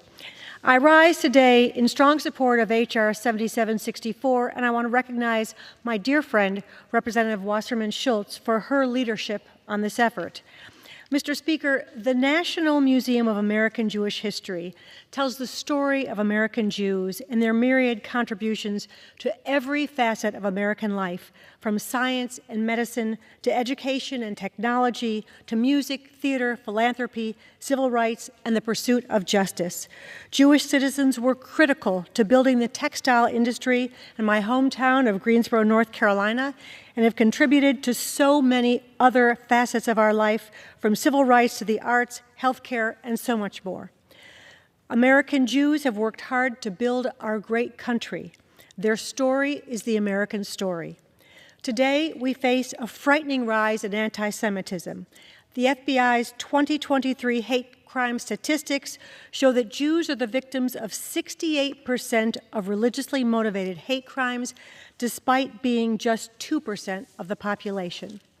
History has taught us that when hatred against Jews is allowed to fester, it frequently grows to threaten other minority groups and undermines the foundations of our democracy. In the fight against hate and intolerance, education is one of the best tools we have. That is why the first ever U.S. national strategy to counter anti-Semitism emphasizes the importance of broadening appreciation of Jewish American heritage. The Weizmann Museum does just that, showcasing important artifacts and stories from the first arrival of Jews to the colonies in 1654 all the way to the present day. Transferring this museum to the Smithsonian umbrella is the right and fitting thing to do, and that's why 36 Jewish groups, including the ADL, AJC, and the Jewish Federations of North America, support this bill. This bill marks the first step toward achieving national-level commitment to increasing awareness, understanding, and education about American Jewish history. I support this bill and encourage all my colleagues to join me in doing the same. I yield back the balance of my time. The gentlelady from North Carolina that we're going to miss yields back, and the gentleman from New York reserves, and the gentleman from Wisconsin recognized. I reserve and am prepared to close. The gentleman reserves. The gentleman from New York is recognized. Thank you, Mr. Speaker, and thank you to all the eloquent comments made by all the members who spoke on the bill. This is vitally important, and I think it bears repeating that having opportunities for people to understand, to learn about the past, and to give us greater understanding is going to lead us to a better country and a better world. And I'm grateful again to the chair of the committee and the sponsors for their work, and look forward to not only supporting the bill, but urging my colleagues to do the same. And with that, I yield back the balance of my time. The gentleman from New York yields back. The gentleman from Wisconsin is recognized.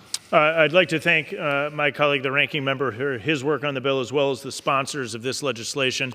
This is an opportunity for us to come together to address the real rise that we have seen in anti-Semitism, to stand with the Jewish people, in particular, a period of time of the peril that we see in the country of Israel. I encourage my colleagues to support this measure, and I yield back. The gentleman yields back.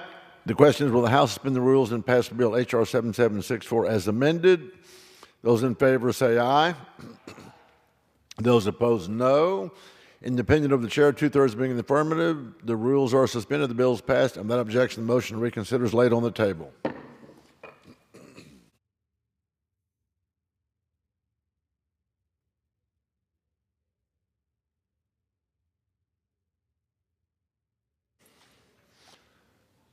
Is he the only one?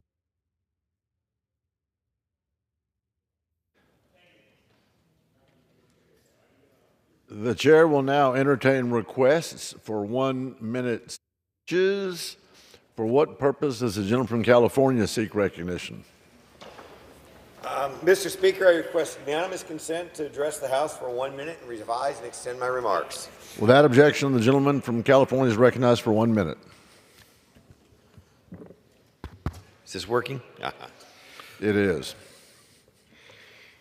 Mr. Speaker, today I rise to celebrate 3 great Central Valley universities, UC Merced, Fresno State University, and Stanislaus State University, that the Wall Street Journal ranked 3 out of the top 4 colleges in America for helping students climb the socioeconomic ladder. These universities embody the American dream. They empower first-generation Americans to work hard, get good jobs, and improve their lives. UC Merced tops the ranking for social mobility and its commitment to transforming lives.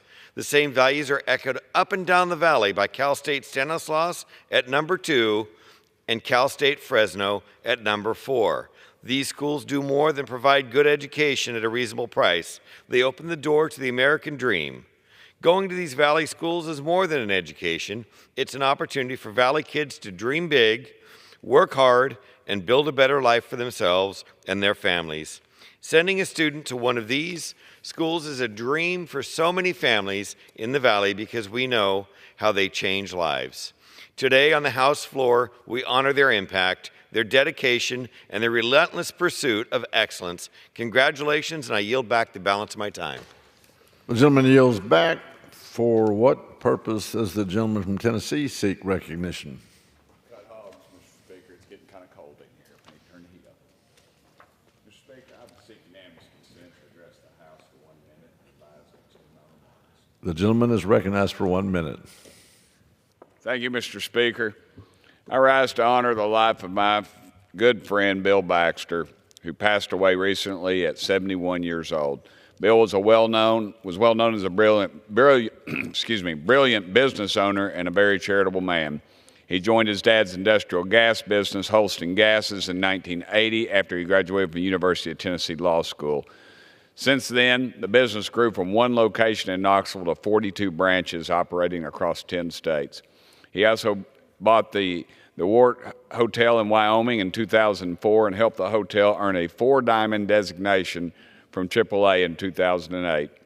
Bill also served as chairman of the board of the Knoxville Zoo, while commissioner of Tennessee's Department of Economic Development, and he was appointed to the Tennessee Valley Authority Board by President George W. Bush. He had the integrity to resign from the TVA board after 5 years because he wanted to honor a bill that had passed in Congress which imposed 5-year term limits, even though the bill didn't apply to him.